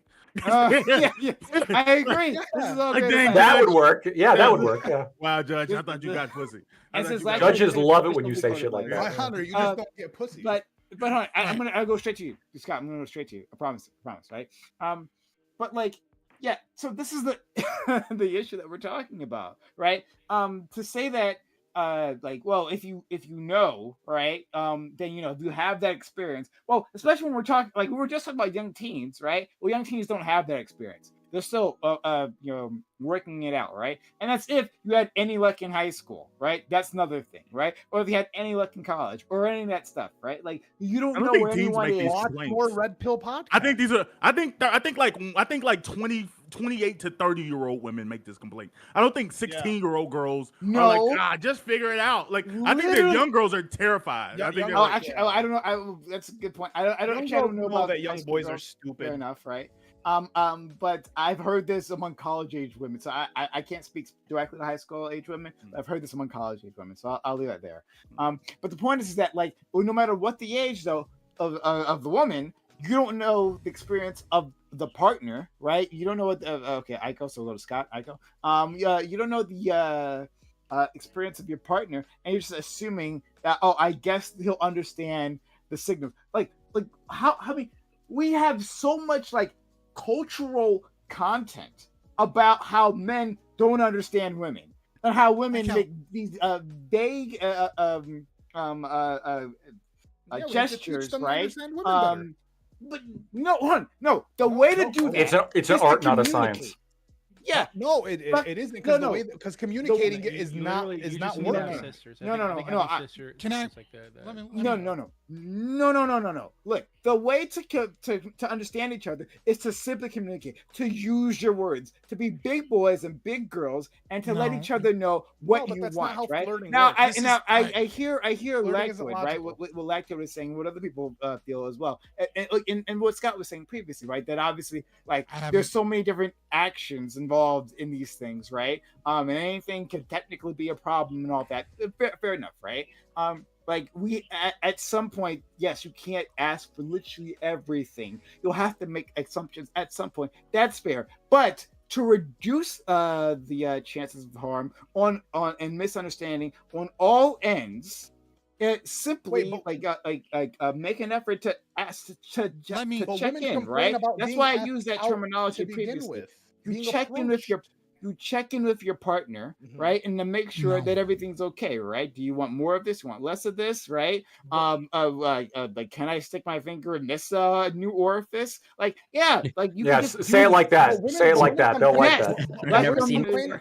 Women complain. May I stick my finger in your orifice? Yeah, say that. Women are complaining about the initial approach as well. They don't want to be hit on at work. They don't want to be hit on at the club. They don't want Complaining about being poorly approached.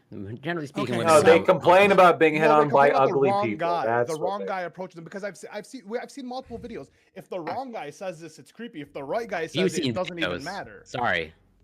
I also watch anecdotal Let's evidence. refocus the topic across the board. If the right guy says the wrong, handsome guys can rape women too. Let's put that out there. I also want to make that very yes, clear, they right? can. Okay, obviously. But we're saying obviously in the general dating dynamics that a bunch of women will say if the wrong guy says this creepy line, it's not going to work. But if the right guy says it, it'll work. It's not the line. It's not the approach. It's if the person is attracted or not. I hear you. I'm not pushing it, but I don't know what that has to do with what I'm saying.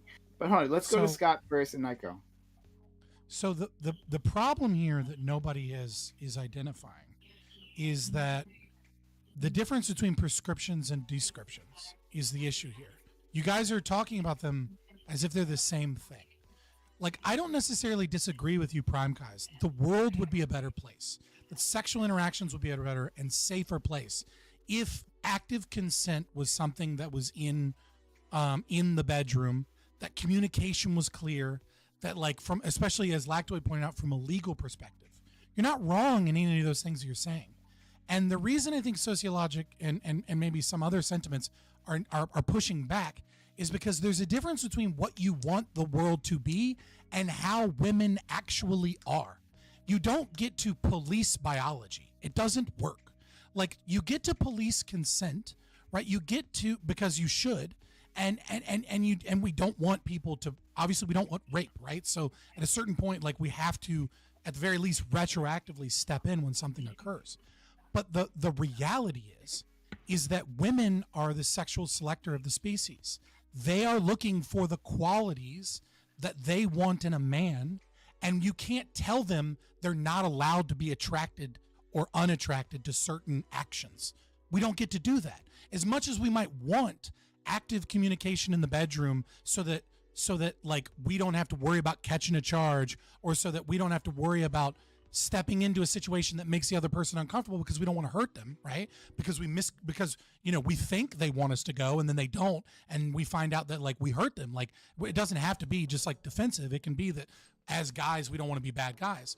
The problem is that women, quote unquote, get the ick when some guy is asking for active consent, because it showcases that they can't pick up on their signals, that they can't read their body language, that they are not masculine in their ability to understand when to act and when not to act, and that's not a leader in the bedroom, and that's not going to be a leader in their life, and that guy's not going to make them come. And it doesn't matter whether or not you ask for permission. They already know you're not making them come.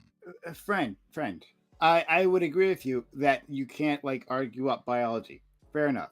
Right. But I don't think we're talking about biology. I think we're talking about a cultural like a artifact, right? That this is something that they've been nature taught. versus nurture. I'm not trying to make 100% argument in one direction or the other.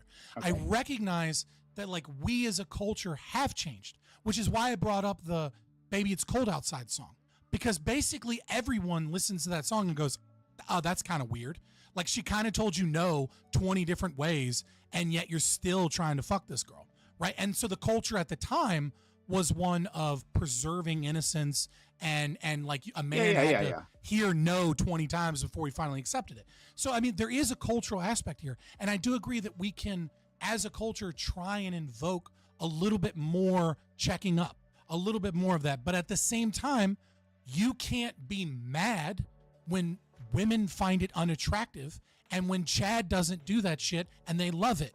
You don't get to go, you can be mad, but it doesn't change the fact that she likes Chad because he didn't fucking ask. He took it because he read I think it is more socially. I think you're not giving it enough credit. Like I eat ass. Got a leather jacket. I get straight into the booty hole. I do that now. And if you look back a generation, Wait, what'd you just fucking say, Bam? It's straight into the booty. Straight in the booty hole. Who puts it straight in the booty He'll hole? eat it. Me. My tongue, he don't my mouth, play with my it. face. He don't dish it. He don't make sure it's clean. He just goes But like shitty if you dick look right at like immediately. if you look at like Gen X, like if you look at like your parents, a lot of your dads she got a stomach ache and he don't know oral why. at all. Yes, Like- because back then we believed in God, and now for some reason we have this. This is ridiculous. What do you? So you I'm stick saying your that, like- tongue up her ass with just no ass, like just all the way up in there. Yeah, 100%. Get deep as I can get it. But like but I say that it's to say that like even our sexual proclivities, I think, are way more socially enforced. Like I don't think that it's like I don't think that this nature is what we're finding sexually attractive. I think if we as a society do make the idea of not getting consent, like if we make the men that do that weirdos, I think that women will slowly like become less attracted to those type of people. Like I do think it's something that can be socially enforced. I just don't think it's worth it to personally. But like I wouldn't say it's impossible. It's the I same would say problem that with sex how are you gonna research- convince a sex bunch of women research- to be attracted to something they're not attracted to. I would say that sex research has been some of the most difficult research to conduct in the humanities of all humanities-based research. And what we know and what we can confidently say about, let's say, sexual imprinting or paraphilic disorders or kinks or about how culture affects sex is very, very limited, and we're all kind of in the domain of guessing.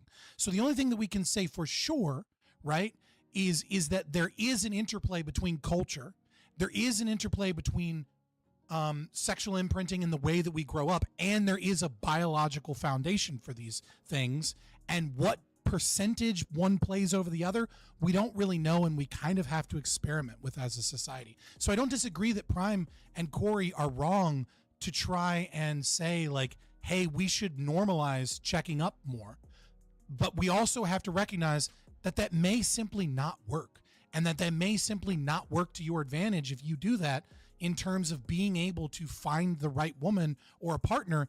And being mad about it, you can be mad about it, but it doesn't change reality if that is how reality is. No one's angry. No one's angry. So we don't have to. No one's mad. I'm not accusing anyone of being angry. I'm just saying in general, like there are a lot of people angry on the internet. The only other thing I would say about that, is like even more so than like what women are attracted to. I think the tougher thing is going to be changing, especially with young inexperienced boys who have a desire to have sex.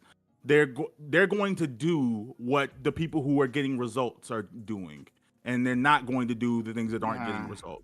So because people ask like why do men cheat? Why do men lie? Why can't they just be honest and straight up and tell me they just want to have sex and they don't want a relationship? Because men who are that level of honest have less success getting sex than men that lie. So men continue to lie to get what they want from it. Like that's just paying attention to what's happening around them. I'm not saying this. Yeah, of course it's bad. I'm not putting a moral equivalent. What what you call it to it, attachment to it. Yeah, I'm just saying that like that's But if it works, that's the reason why if they it do works, it. if it works, then that is proof positive of the subjective value of the woman valuing that.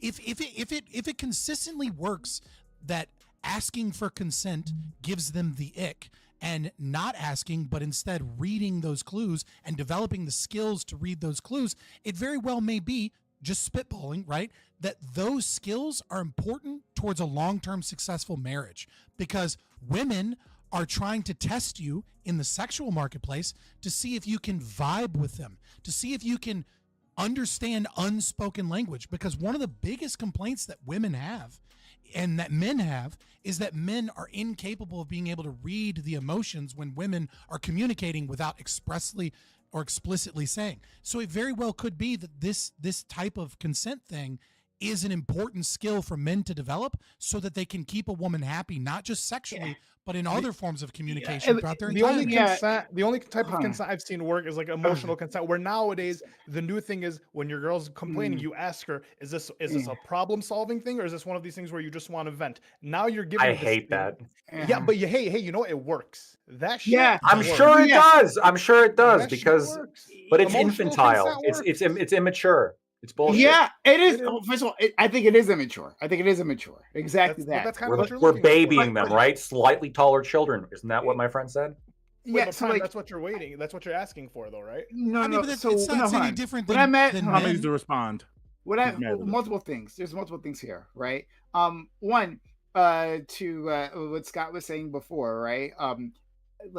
Saying that well, this just might be a something more inherent with women, and the way that they communicate on the sexual marketplace. You could see that argument being made like half a century ago about how men just kind of take what they want. You can't be mad that a man, like a real man, like sees what he wants and then takes it, right? Like how are you going to tell men that they should go against their instincts, right? Now I'm not saying I say that. It's I'm not apples, trying to say oranges. that you're trying to It's make false. You can't say that because they're not comparable. Because in my example, it's about trying to ascertain the consent that she does have and being able to read those signals so that you're effectively not violating her consent. And in your example, you're talking about proactively violating someone's consent. They're apples, oranges. You can't compare the two. No. The same argument wouldn't apply. Well, even then, like I just posted like a video in the side chat. I also put it in Twitch. I'm gonna post it again right now, and it's a video that Put it in the viral. Discord. It's where we it's in all the- communicate. It's in the Discord. Yeah, it's in the Discord and in I posted it everywhere. But I just wanted chat to see it too. But it's this woman who's describing a date that she went on, where at the beginning of the date, like when he asked her to come over, she specifically said, "I am not sleeping with you. I do not want to do that." And so she not only did she like not explicitly give consent, like she explicitly withheld consent at the beginning.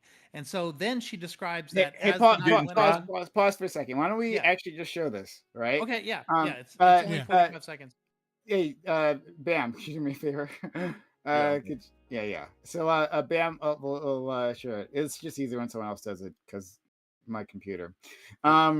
But yeah, we'll watch it directly, and then we can make judgments afterwards. Is it in the chat? It's in the Discord. You'll see it. Like It's in the Discord. And those of you in chat, I dropped it in there too. Amit Shah. The Amit Shah. Yeah. It's in the. Oh, maybe I can't. Cause you see it. 1 second. Oh crap! I was in the wrong thing. Sorry. Yeah. Yeah, I see it. Here I go. So 1 second, guys. We'll all take a look at this thing. I was like spoil it with Ico here. I'm like, oh man. 1 second. I'm pausing it. And where are you guys at? Share. Just hit the present button. Yeah, I'm hitting it. It's right the in there. it's Don't making me present button. panic. It's the button right there next to the Okay. Well, there we go. All right, thanks. Everybody here? Yep. Yeah. All right. Okay, I am the problem. I went on a Can y'all date hear? with this guy, Mhm. and he was like, "It's getting late. Do you want to come back to my place?" And I was like, "Sure, but I'm not going to sleep with you." Like, that's not happening. And he was like, that's totally fine. Just come over. And I was like, cool. So I go to his place. He respects my wishes. He's so nice. He cuddles me all night. And I'm like, are you gay? Like, what? And like, I just wanted him to like try, and then for me to be like, no, you know what I mean? I wasn't gonna sleep with him. But I just now I feel ugly. This is what. Okay, I am. She the was gonna problem. sleep with him. No, I want. Let me just, I had to know first. Okay, go ahead, Corey. I'm going right after you. Okay, well, yeah. So, well, I think if you want to say something, Prime. Just quickly before we start with any analysis of that, it does say parody, right? Amit Shah parody. No. The account that was posting that video is a parody of something. Yeah, else. no, the video TikTok is rule, not I've seen it before. Video. Oh, okay. All right, excuse me then. It's Excuse just me. All right. reposting a video that's been out there for a while. Okay. All right, never mind. The video is fake, for the record. Was he not a real human being? I'm sure there's no truth to it. Creatrix is like friends with her. She's a comedian that like goes on stage and tells jokes occasionally. So I mean, like this, but it is a parody of like, you know, the video itself doesn't have to be real. The concept might be a slight exaggeration of reality, but this isn't. Louis C.K. has but a similar honestly, skit not really. where he goes on a date, like in that old comedy show that he had. He goes on a date, he takes out a girl, like she says no, and so he stops, and then the next day she's like, "Why didn't you sleep with Louis me?" C.K. Like, same thing. famously known for not picking up on signals of consent, right? Like that's why he had that bit because he couldn't figure it out. You know? Yeah, he says I don't want to. That's why he I got don't in want to trouble. just like rape you. But yeah, Corey, go ahead. And he got consent. Well, so I'm sure there's an element of truth to that video, even though whatever it's parody or whatever faked. Although, let's say I would say no surprise towards the end. Okay, whatever, skit or not, she alludes to the fact that basically having low self-esteem. Like, yeah, since you didn't make a move, now I feel unattractive, and like, yeah, I would want to filter that out. Where that's sort of the complete opposite of my experience, and this is why I sort of use it as a filtering tool of like, I wouldn't want anything to do with that woman, assuming that they're somewhat real, because yeah, I probably think they're an idiot.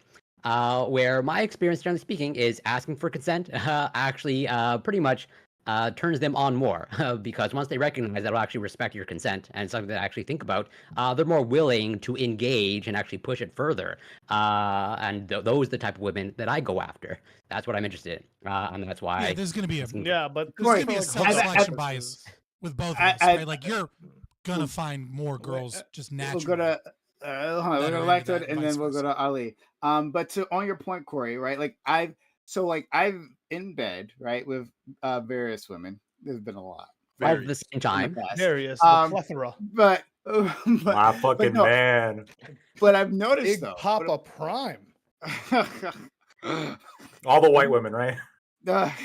Nobody's. But I've actually had that exact same experience where like I actively ask, hey, like, can I do this thing, right? And they're like no guy's ever asked, right? Like it's really great that you did, and yeah, sure, let's do it, right? Because they're literally not used to it. It just happens. It happens to them all the time. That's just because it's you, Prime. They were gonna say Lactoid Ali. They wouldn't let you No do it guys anyway. ever asked. Oh, okay. Yeah, hold on, wait, Lactoid. Okay. Right. Listen, this video is she's a comedian. She's making a joke. Whatever. This is just there are a million of these videos. Where yeah, Corey, I guess to your point, you want to single her out because she doesn't feel attractive because the guy wasn't hitting on her. But that's kind of the truth of it.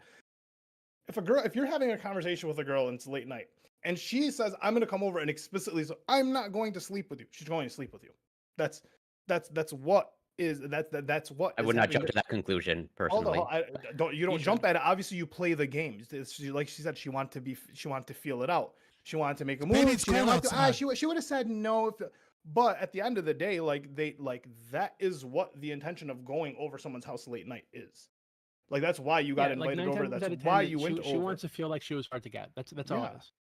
Yeah, she wants you to try. And I agree. If someone wants to play a game and they're stupid like that, I don't want anything to do with them. And that's why I filtered them out. You're probably an idiot.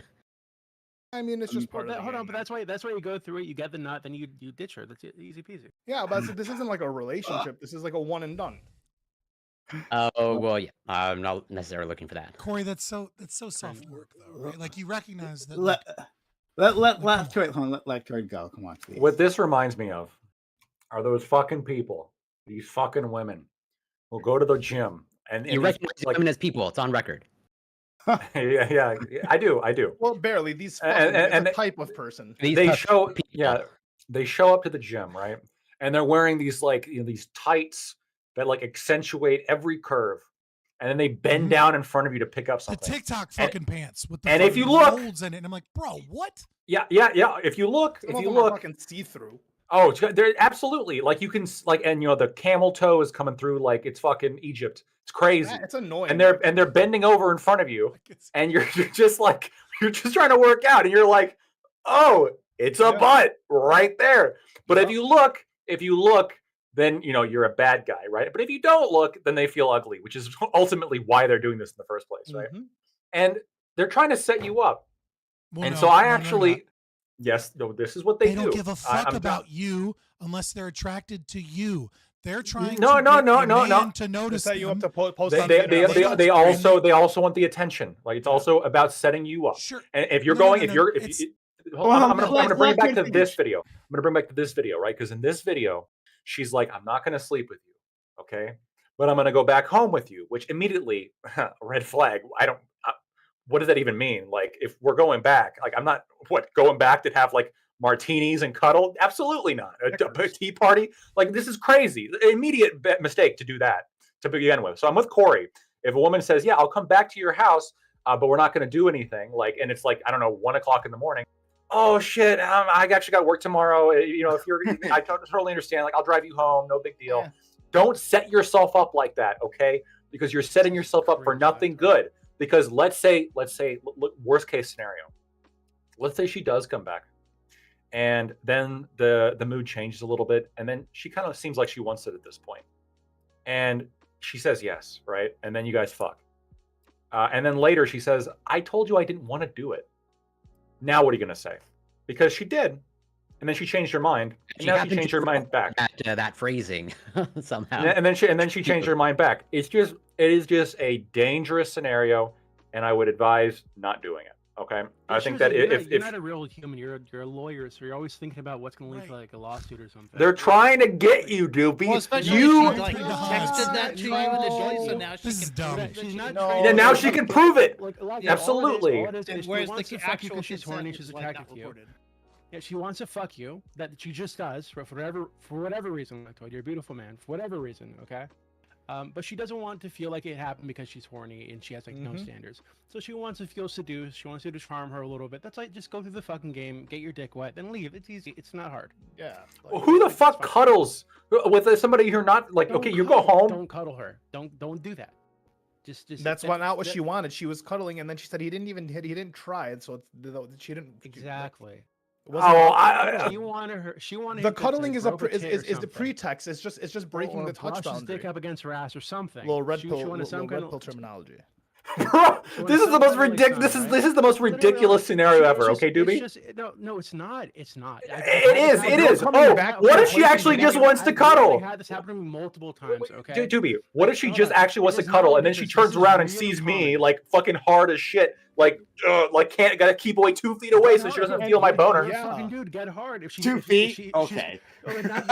Not only will she like it, but she's gonna make sure that she calls attention to it because that's what's gonna lead to the fucking. Okay. I was about to say no, but then what if she says like I didn't want to fuck, I just wanted to. I thought you weren't that type of guy. Moving so much? It's a Okay. very If a girl, like that's gonna go over right. Like so I can't move. You're just like all of your other. No, that's what they do. No, she's not. Okay, don't be like feel guilty about your hard dick. It's fine to have a hard dick. You have a natural. You're attracted to it. You have a natural human reaction. Who gives a fuck? Free game. If a girl's like anywhere near your lap, like anybody probably ever near your lap, always do the dick jump. 100% of the time. Always. Do the dick jump. Like just make it jump because if she wants it, she'll bring it up. This is She's the like, most online "Did your dick shit move? ever. What was that? We've Do been it again." arguing like this or is the she'll say Twitch nothing, streamer and you're like, shit "Oh, okay, ever. maybe you didn't." It's just But been always, a you whole always group do of it. people It's a natural bodily stumbling function. through misunderstanding sexual interactions with women for a fucking hour and a half. Time for a big because pop because- of No fake one's dick. charging. No one's Just giving you a rape pussy. charge because you Let's did the dick go. jump. If she's in your lap, You're right. The you know problem you're is we have a government, right? And the government is the one that sets these boundaries in the first place. So we got to assume that there's no government. Okay, that's how we get away from it. exactly. The dick jump is If she doesn't want you to, if she says I'm not going to sleep with you, don't go home with her. Like she said it. You're behind her. Lactoid. Jump that dick. You got it. Yeah. So Lactoid, you got it. These women exist in a culture that teaches them that they're whores and shames them for feeling like sexually promiscuous, like Liberty, promiscuous, yeah. So they, while so simultaneously want the shouting sex. their abortion. They are shamed. They're shamed for wanting the sex. So they need to internally they need to feel like the sex happened because they were convinced to have the sex, not because they wanted it from the start. That's all it is. It's just some weird fucking mental gymnastics they got to do. It's not Yeah, but I don't want to be stuck in the fucking situation where now, like, I want to tell her to leave and go home, but I like. But don't. It's just what I'm saying. The argument is about whether or not we ought have some form of either cultural or legal enforcement for active consent. We understand that you, lawyer brain, want to protect yourself, number one. And number two, you like clear communication, and that's what you're attracted to. And someone that gives mixed signals isn't someone that you're attracted to, and you're not the type of guy that has one-night stands with whores that play hard to get. That's cool, bro. That's for you. Totally understandable. A lot of us like to fuck hoes that play hard to get. And hoes that like to play hard to get sometimes say that they don't want shit. And I am safer from both STDs and a case than you. But you get that's fine. That's fine. That's you describing your values and what you also value. drive a And I motorcycle. totally understand and respect your values and Corey values, Prime's values. What we are talking about instead is when we start to get into this position where people saying women ought not behave this way. And the problem with that is that women simply do, and it is their choice, and it is their right to give mixed signals and to expect someone to understand to read in between the lines. And when we get upset at that, or when we say women shouldn't do that, you're saying the sun shouldn't fucking rise and the moon shouldn't fucking have phases. Like, it just is. That is how reality is.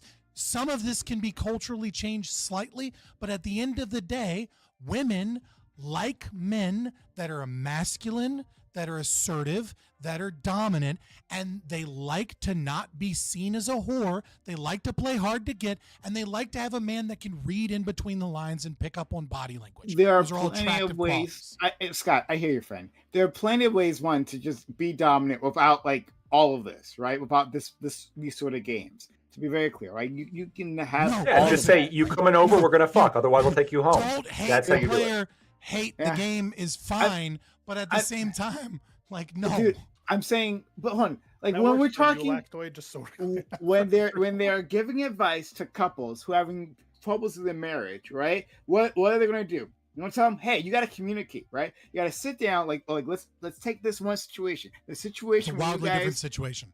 had friction in between no, but it stems from the same thing, right? Because what I've been saying this entire time, like, communicate. Don't expect that anyone can read your goddamn mind, right? Like, if there's It a sounds problem, like you're frustrated that you part of have the difficulty game. There's picking no up fun on in the women's cues. communicate. It doesn't sound like you're actually hold on. like So- making an argument against.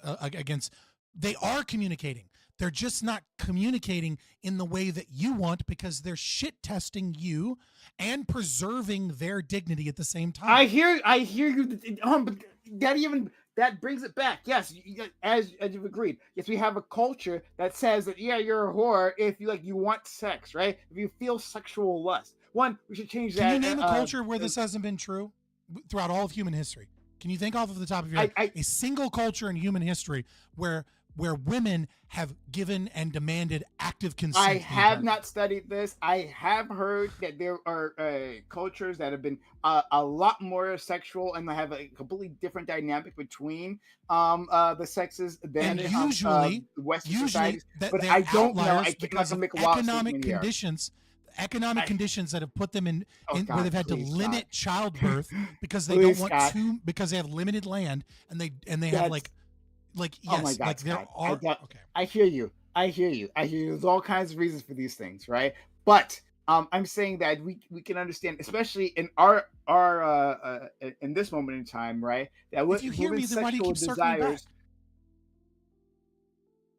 If you hear him, you be quiet and have, We need unity. We need unity amongst men. I'm serious. If we all get together and we say we're not gonna go home with the woman who says that she's not going to sleep with us. Cartels don't work with three we companies. can form a cartel. Horny dudes of all of like much as 3 billion horny dudes are all I have bro code. Don't go home with the women that already aren't going home with you.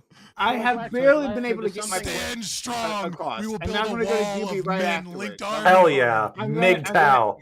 Oh my god. I'm going to say my point. Then I'm going straight to my friend Doobie. Right after this. Okay.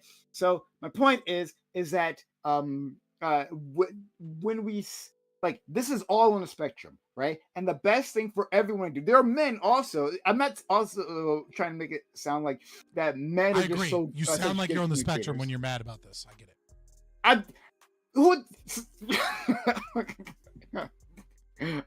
Okay. He's doing it on purpose. We're getting body language. You're trolling me. Yes. Okay. Yeah, I'm trolling you this time. But yes, I'm not also saying that men are perfect communicators, right? Like, we know this as well. There are men who can't like tell their partners like their emotions, right? Can't communicate like what's happening inside them.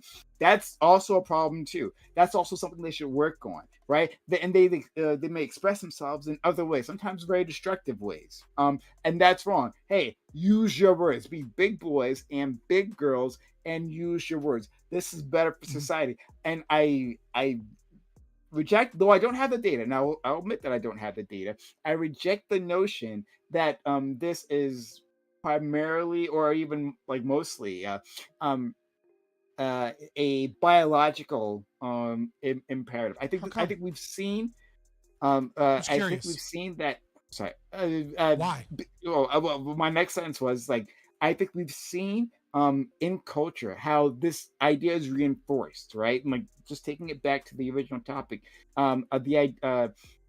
it's there's something wrong with a guy who's asked, right, that you should be turned off. Like, oh, that's weird, right? We see that replicate within our mass media all the time. I think if we change that, and we just change the social expectations, just like we've been doing about consent in general, right? With men, hey, you got to look for consent, right? And then women, you want an expectation. There should be an expectation there that a man would do that, right? Oh, that's the type of man I would like. A man that actually respects me, right? This weird ideas, these vague ideas of quote unquote dominance, right? These things are artificially created. If that's what you want, there's nothing wrong with that, right? If you want like a dominant man, but that can be expressed in all kinds of ways. This is, I think, just a good start to say that like when we are engaging in these activities, right? Just check in. So I'll leave that there for now. And You made a lot of assertions without evidence, for the record. I agree with Prime. I agree with Prime about the cultural thing. I don't think it's biological. I think it's obviously cultural. But that being said, I want to make sure that He didn't answer why. Do you have a why? Yeah, hold on. Cultures do exist where women are encouraged not to behave this way, right? Where women are more sexually liberated, quote unquote, or more sexually promiscuous. Right. Mm-hmm. So the fact that these cultures exist, I think, speaks to Woodstock, right? it not being biological. And the fact that we've seen a shift within our culture surrounding this topic in recent decades, I think, again, speaks to the fact that it's not biological. That's not evidence. Inherent biological thing that women have like a tendency to do. It is something that is reinforced by culture that we can see, we can understand, we can see it. It's everywhere. Like, so but you're not. But you haven't. The You culture said. that You does said this, it has an origin that we can track. neither of you have evidence for this. Like, Prime's evidence for it, to back up his assertion that it's primarily cultural, is that that we see how it's reinforced in society. But the fact that society reinforces an idea via culture doesn't mean that it couldn't possibly stem from biology, and that's why society reinforces the idea from culture. And Doobie, your evidence. Possibly. Well, I know you didn't say can possibly. I did because okay. Because it could be the other way, right? It could be predominantly cultural, right? But I'm saying, but it isn't necessarily an argument I'm not making the argument that it is predominantly biological. I made the argument from the onset that sex research is very limited, and anyone that makes the claim that it's predominantly cultural or that it's predominantly biological is probably talking out of their ass because we don't But I have think a lot, you we don't did have make enough the claim data. that it was primarily biological. I think that's No, I why Prime didn't. disagreed with you is because you said that. I didn't make it. I have Well, I if have you not didn't- if you once didn't, then made. It sounded a lot like that's what you were saying. Yeah. No, what I've done is I've pushed back against I've pushed back against the concept that it must be primarily cultural, or that we can use culture to enforce or kind of or decrease these things. And what I'm saying is we don't know to what extent it's biological or cultural. And so the assumption that trying to culturally enforce things will work is in my opinion a poor assumption. Rather, it's just a guess. And Doobie, your evidence is that there are cultures where culture has played an effect in the way that women engage in sex and that that is simply that is evidence of an interplay between culture and biology, not evidence that it is predominantly culture. Yeah, so wouldn't this kind of tie back to what you were saying earlier, right? The best way to disincentivize a behavior or to make sure that somebody's not doing a thing is to make it socially ostracized, right? Make it socially unacceptable for them to behave in a way. I agree with you, and I think you could apply it to this. And I think again we can look. Yeah, I don't disagree with that. I'm and so that over time, as women have become more sexually liberated, quote unquote, women are far more sexually open. Where there are a lot of discussions surrounding this topic specifically. Right? That's why we're talking about it at all. And I think it's because we don't know that that's good. I'm not saying it's good or bad. I'm just saying it's Right. obviously impacted by culture. Right. Well, I never said that it wasn't impacted by culture. This is the issue. Them being open wasn't. I think the issue is just more complicated, and you guys haven't read a lot of sex research. Okay, yeah, but not just impacted by culture, right? If you were just saying that we can't say what one way or the other, whether it's biological or cultural, I don't think Primary would disagree with you. Right? If you were just saying that I've literally been saying that the entire time. I'm pushing back against the concept. You were saying just because you have a hard time vibing with the biological reality. Right. Okay. Like I understand that. I have been clearly communicating this, so maybe you should ask for clear consent in these situations, because when I'm clearly communicating what I'm saying, you're straw manning me and saying that I don't, or that I'm saying that he's reading your body language, Scott. With your perspective of what you said and what you think you said, I think you should probably maybe you're just having trouble communicating today or something. No, I'm not. I'm not having trouble communicating, and it is what I said. The problem is that I'm not taking a strong positive position on one or the other. However, I am playing devil's advocate but I'm not making positive claims, but I am playing devil's advocate. And I've multiple times I said, it could be the possibility that I multiple times I said, it could be that women are picking up on these cues because they're an enforcer. They are representative of good communication and ability to understand throughout. Yeah. You said the words "I could be." Yes, I heard you. I've heard you say it could be. Right. Yes, sure. Because I'm pushing back against the belief that you know that you can control or influence these behaviors. Hold on. Tom is interested in knowing. He just wants to work towards it, and whatever ends up, he feels like it's better. Right, but it could cause Yeah, a backlash that causes more problems.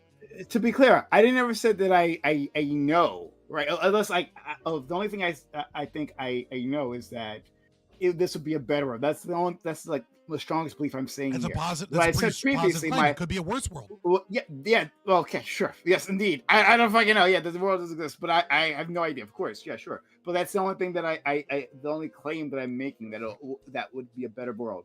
But beyond that, like I said previously, I don't have any evidence, right, to say that it's primarily cultural. But you also don't have any evidence that it would be a better world. Dude, are you trolling me today? I know you must be trolling me right arguing now. for the argument's sake, basically. I mean, Yeah. do you have any evidence that it wouldn't be a better world, or that it would be a worse world if we went with his perspective?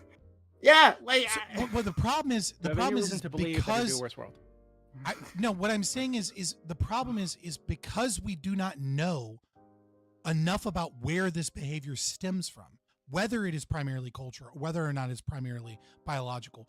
If it happens to be that it has a strong basis in biology, to quote Jurassic Park, life has a way.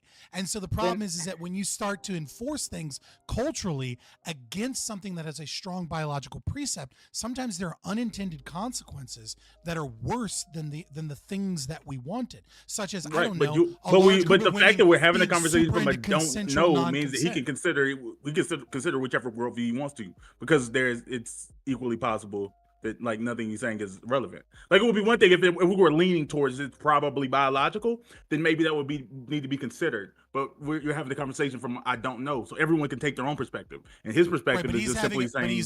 He's having one from it's primarily cultural. Right, and he's leaning one way, but someone else can lean the other. I'm saying you don't have to consider every factor and everything. Jesus Christ, it's like you guys don't understand that sometimes people don't have a strong positive position, and instead they're trying to communicate that data and like sometimes and nuance is important to understand. Don't the left fucking for love sure. nuance? No, I understand exactly what you're saying. I just don't think people are interested in it. That's the only thing. Like I think that I'm not saying that in a mean way. I'm saying that Prime's perspective was just on the idea of like compared to like the idea he just thinks that more communication is better. He wants to have that conversation. He's like, and you're like thinking 3 steps down from that. He's like, well, what if that communication stems from a perspective that goes against the biological realities? And Prime didn't go that far. He's just stopping at like, I just think it would be better to have more communication. Yeah, and I responded to that. Wait, hold on. To be clear, right? I don't know why anything that I've said is an anti-nuance conversation, like anti-nuance statements here. Like, I am simply putting forth an idea. Well, anyway, Bam put forth my idea, right? And then we're responding to that. And hey, like, do you think it's a good idea or do you not? We're just like, hey, like, throwing our opinions about. Like, we can do that.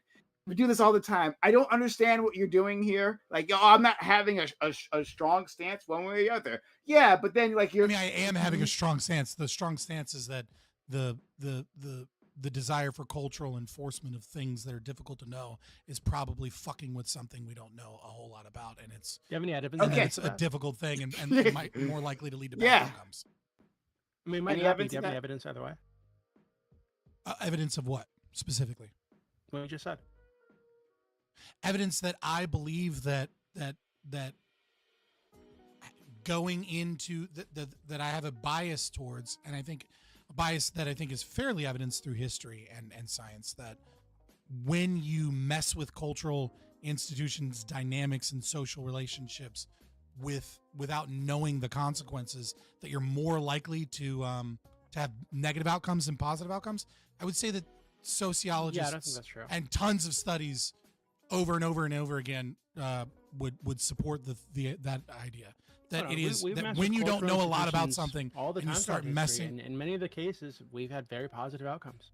And more often than not, you have negative outcomes when you attempt to change institutions. This is what I mean about like I don't know if this is interesting. Is it like 50%, 55%, 60%? Like what do you mean more often than not?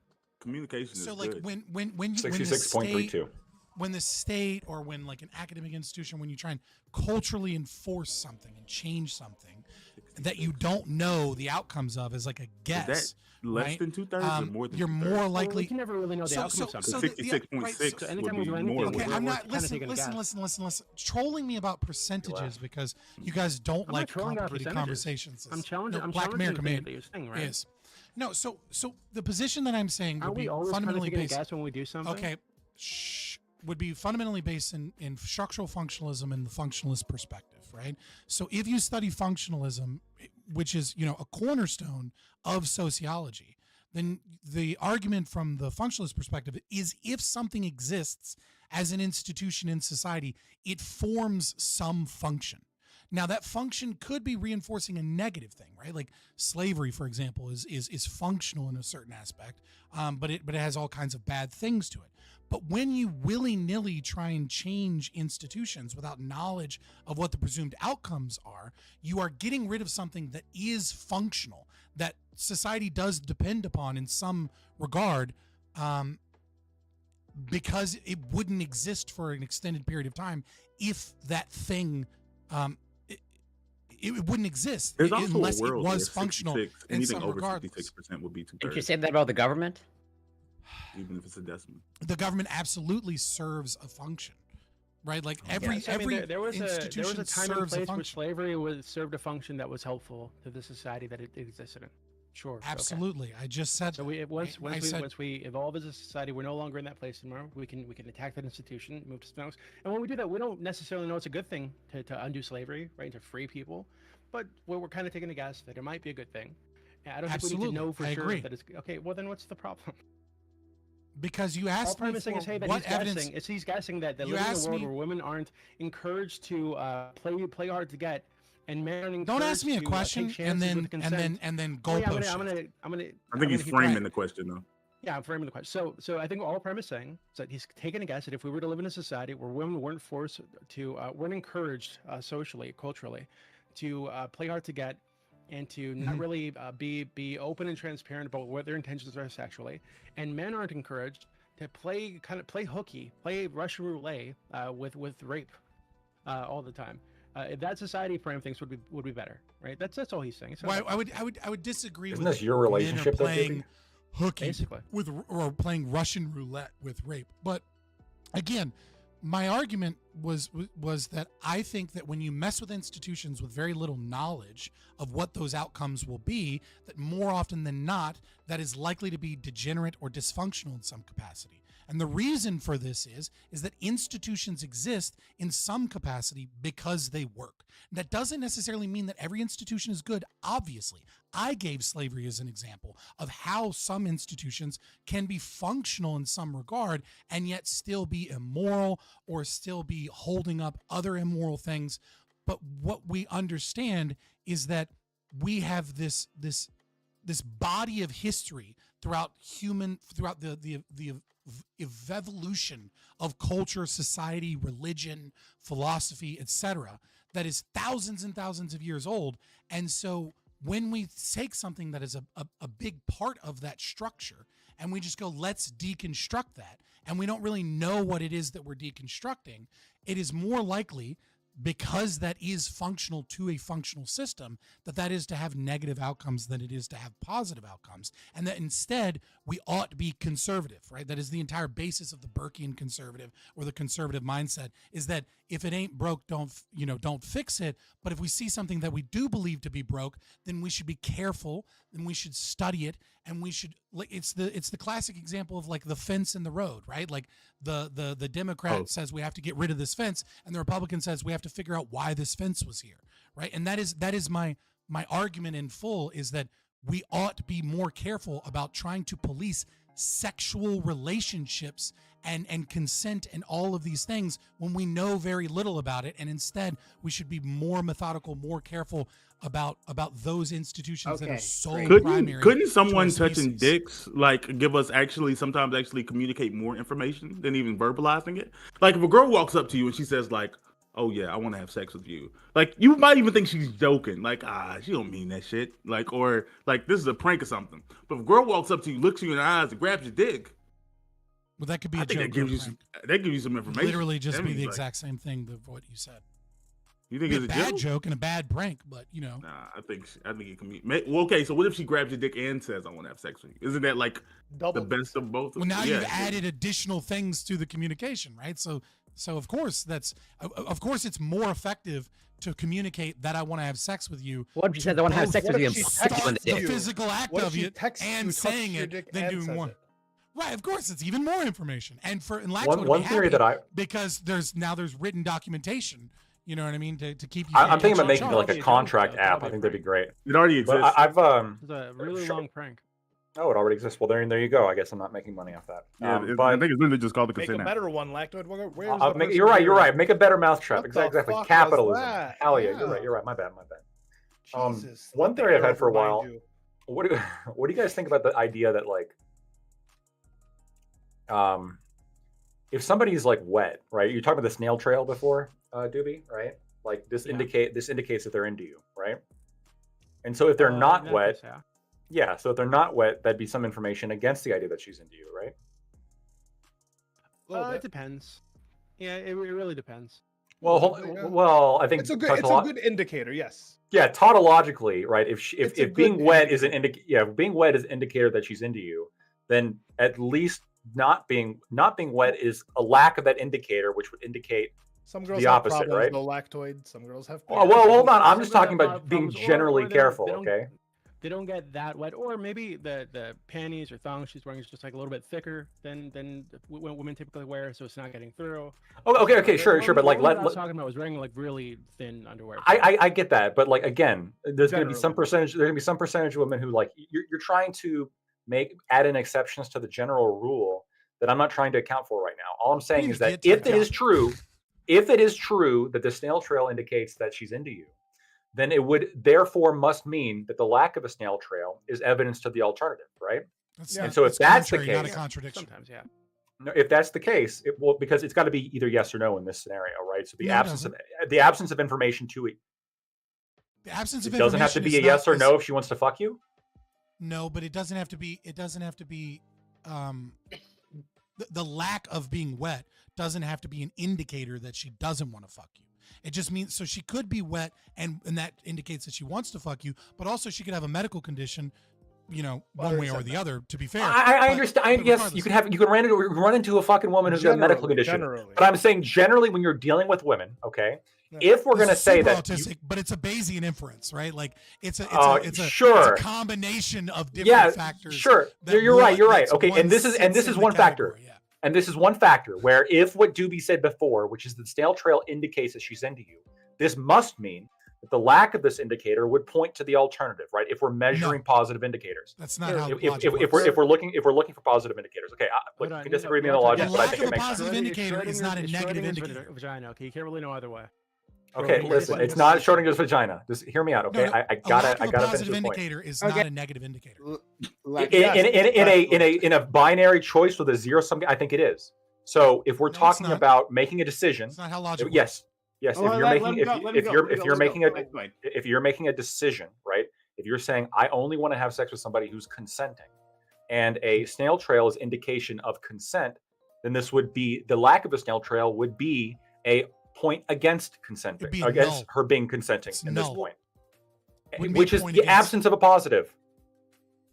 Which is a contrary, not a contradiction, as I said. But if the absence of a positive in the idea, in the absence of a positive point of her consenting, this would be a point in your mind. If you're weighing the calculation, the ultimate scales of consent, this would be a point against fucking her because maybe she's not consenting at this point. The point against it would be like she goes to the bathroom, motherfucker, and like you hear from someone else that when she opened it up, like you heard from her friend, she was like, "Oh my God, I've never been drier in my entire life." You have evidence that her pussy has become more dry by your. Maybe she just developed a medical condition where she's super dry. I don't know. There's no way to really know. Look. Okay, Again, what I'm trying to get to a point. Absence Okay, of a positive is not a negative. Pussy wet, yes. Pussy dry, no lactoid, yes. I agree. Go. Let Lactoid get to his point, please. Everyone, shut up. Let Lactoid get there, please. So I was just making a logical argument. I'm trying to help. Shut up! Oh my God, dude. So, I, a civilized man, want to have sex with a woman who is consenting, right? So I'm looking for indicators of consent, right? And if there's not enough indicators of consent, it hasn't reached the threshold necessary for me to determine that she is sufficiently consenting to my dick, okay? Now, what are the things I'm looking for? I'm looking for, yeses. I'm looking for good body language. And what Doobie said, which is interesting, I somewhat agree with, that a snail trail is indicative of that she wants it. Therefore, the absence of a snail trail, it's missing that positive indicator at the very least. Now, if it's missing that positive indicator, this would mean, I would argue, that foreplay, including going down on a woman, is a little bit less consensual than not, because you're now introducing an action that mitigates the positive consent indicator of the snail trail because she's dry, right? Because she's dry and you have to eat her out to get her wet. But if she liked you, she'd be wet anyway, right? Or she'd be more likely to be wet anyway if she was wet. So eating a girl out is actually it's problematic. I would use that terminology. Lactoid, here's the problem. Lactoid, engaging with the meme in fullest sincerity. We have to understand that consent to sex is not a fixed position, right? So the act of eating her out, she may consent to that action, but not want full-blown penetrative sex, and then via your skills, not your skills, because you're not practicing, Yeah, you're gonna do it, because you yeah. think it's submissive and wrong, right? But Yeah, but yeah. other people's skills, right, could change that non-static position, sorry, to a yes. Right, so in fact, you could like You're gonna eat her out good enough until she wants to do it. Is that your argument? That happens. sounds That's bad. a real That thing. sounds not good. That's a real thing. Exactly what happens. That does not sound. He's like, I don't want to go all the way. Pervy. That sounds kind of on the line. There are absolutely. Wait a minute. Real life example. Because you think that's crazy. There are girls who like. It doesn't mean they're not into you, but they're like, maybe it's like the second date. Maybe we just met. Maybe it's a little too soon. I want to do this, but I don't want to go all the way. I just don't want to do that. You eat them out, you rev the engine up, and eventually they say, "Okay, just put it in." Like you're like, what? Just do it, Listen, please. Listen, I might be an outlier. This is very important. Listen, but you're about to understand and you're about to laugh before I get to the end of my sentence. I promise. As a white man that likes to date black girls, there have been many situations where it was like, I don't know if I want to get with this white guy. And then there's like, but I heard that y'all are really good at this one thing. And then everything kind of just falls into place. And I promise you, there have been more than one black That's girl additional that was like, information, though. I don't know if I want to have sex with this white boy. And then You're throwing all the of a sudden they're calculation like, off. Holy shit! Yeah, outliers exist, right? You're adding in new information. I'm saying generally speaking, right? If you pull down the panties and she's not wet enough, you made it a Well, yes you no just said wet situation. enough. Wet and not wet. Very. They're No, like, you made they're- no. You oh no, made but it- wet you is a made it- gradient. I'm you talking made it- about wet enough to sufficiently achieve penetration. No, you That made it is a- how you you know made it that a she yes really or no well done. There's situation. other things too, but that's one indicator of consent. And when you guys over here are like, oh, I'm gonna go down on her because maybe she's not wet enough. Well, you're missing that important indicator, right? As Doobie said, the snail trail being an I never important have indicator. that issue. I'm just saying this is a tactic used by men. I don't have this issue either. I'm just saying as well. I think that this is a problematic in the men's. There are a lot of trepidatious black girls out there that will complete the process when they get eat out. All right, I'm just throwing that out there. Literally the last time I had sex a while ago, to be fair. But I was in this exact same situation, right? Like I had come to her place, expecting we're going to do this, and then she's like, I don't know, I'm not really feeling it. I feel Prime bloated Daddy or was engaged. some shit. Yeah, Rapist. right. Yeah, one of those things. And I'm like, all right, well, why don't I eat you out? And she wanted to do that because I do a good job. Baby, it's cold outside over here. Prime yeah. guys. You don't want to have sex, but like maybe you'll do something else. And I did it, and then she's like, "Okay, let's fuck." So that's 100% the script. It's fine. It's perfectly fine. It's really consensual. If anything, they like ask for it. All I'm saying is Prime You're read, like, Prime read the signals, pushed the line a little bit, right? And got He asked for called consent her- though, verbally. Right. Here we go. She said she doesn't want to do anything, and he pushed it. He said, "Well, maybe a little bit of this." And He then she's manipulated her. like, she obliged. She's like, With his okay. words. Yeah, And and then it's he- 100% and then he right. worked his magic, manipulated both physically and mentally, and got what he wanted. Weaponized her limbic system. Which is This what is he the biggest came cell here phone. for. Okay, so Prime does not believe in he believes in asking for consent to manipulate the girl into thinking he's a good guy. Ooh. Dude, this is the biggest It's like when the drug dealer gives the first hit for free, right? The very beginning That's of how this whole manipulative it is. conversation is about the concept of whether or not about the fact that this girl said she wasn't going to have sex, but went to this dude's place. That's what we're reacting to, right? And then was upset that he didn't put the moves on her. And Prime shows with his actions, not with his cultural prescriptions that he think we ought to do, ideologies. but with his actual actions, his actual biology. No, he what did. He drove followed him his into the prescription. He asked for situation. consent. He Yeah. used his words. He's been. Maybe I'm misunderstanding, She but said Prime is no. advocating for She words said and no. language, and I believe he She used said that. no, and Wait, then he but went you- for a but you thought that different was route Prime. so that he could get a yes. And then he Yeah, pushed, look, and you then would've he been got okay- yes. You would have been Can I okay with do it? having sex there, but you knew when you went down, you knew there was What a was chance. going to happen? You knew there was Right. a chance that the situations could Hold on, change. hold on. Goal. Hold But on. you were hold- you would have fine if she never did. Like I think you even said you enjoy eating out. Like I more absolutely is my favorite thing. That's more my than favorite receiving. thing to Yeah. do. I love With it. no reciprocation. Very, very. Even if there's no reciprocation, I love eating out. I love eating out girls. Yeah, That's icky. but no, but it's almost always reciprocation, so that's not a problem. I don't like blowjobs. Daddy sorry. But yeah, whenever you Yeah, did I it, mean, like, it's but yeah, fine. did you understand that like this may this may put the odds in my favor. Like who knows? You know, if it doesn't work out, if it doesn't, you'll be cool. You but were you were like, confident in but your you knew what you Yeah. were doing. Yeah, of course I knew what I was doing, but Mm. but I don't see how that like goes against what I said previously. So she right? had said no. So doesn't. Right. if she had said because didn't the want example, to, And you because use your body language to it's Now you it's- manipulated the language. situation. I we use my agree with mouth. Well, no, kind of. No, we agree with you, Prime. No, we agree with you that you did indeed ask for active consent for the things that you did, and that doesn't go violate your previous thing. I think what we're talking about that isn't necessarily hypocritical, but shows a different domain of how humans interact is when we reacted to the video of the girl saying, "Hey, I told this guy I want to go to his place, but I'm not having sex. He didn't make any moves on me, so now I feel unattractive. I feel like why didn't he push?" The initial reaction, it seems to be, maybe I'm wrong, from you and Corey, is like, I don't want to play these games. I don't want someone that's going to say no, and then I try and push them towards a yes, etc. But what you've shown with your actions is that you do realize that sometimes no means maybe. That sometimes when a girl says that's no, not what we what said. she means is if you work hard enough, That's what and they if you basically try said, and yeah. get me in the right mood, it can become a yes because it's a no right now, but that is not a thing that's a thing that can change over time, given your behavior and given For whether or not you lactoid, make no her means feel no. beautiful, For et you cetera. guys, I don't know. Setting aside the video is, let's say, a parody, but I'm sure there's some version of this woman that exists. Like, I don't think, at least the message that I got All of over like TikTok.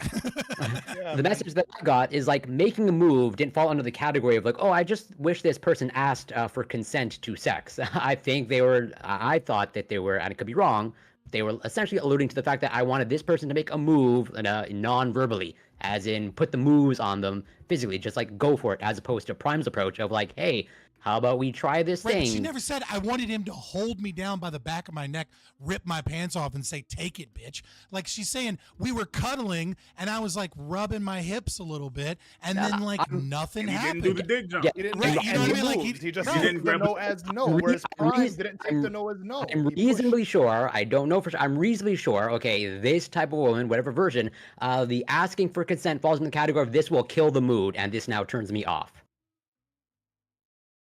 Wait, Are you he talking to offered. me? Wait, he offered cunnilingus. I'm not gonna lie.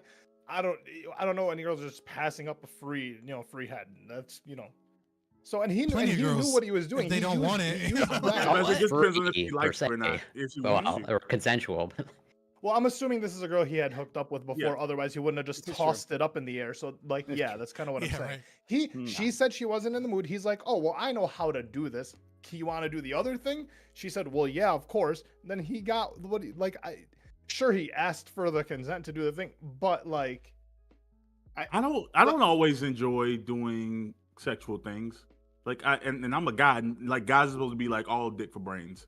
Like I think it's pretty normal for a girl even like to just not want to do oral or anything. I actually know girls that don't like oral, not because it doesn't feel good, but they don't like the feeling like they just peed on themselves after. Just like basically having like slobber in their lap.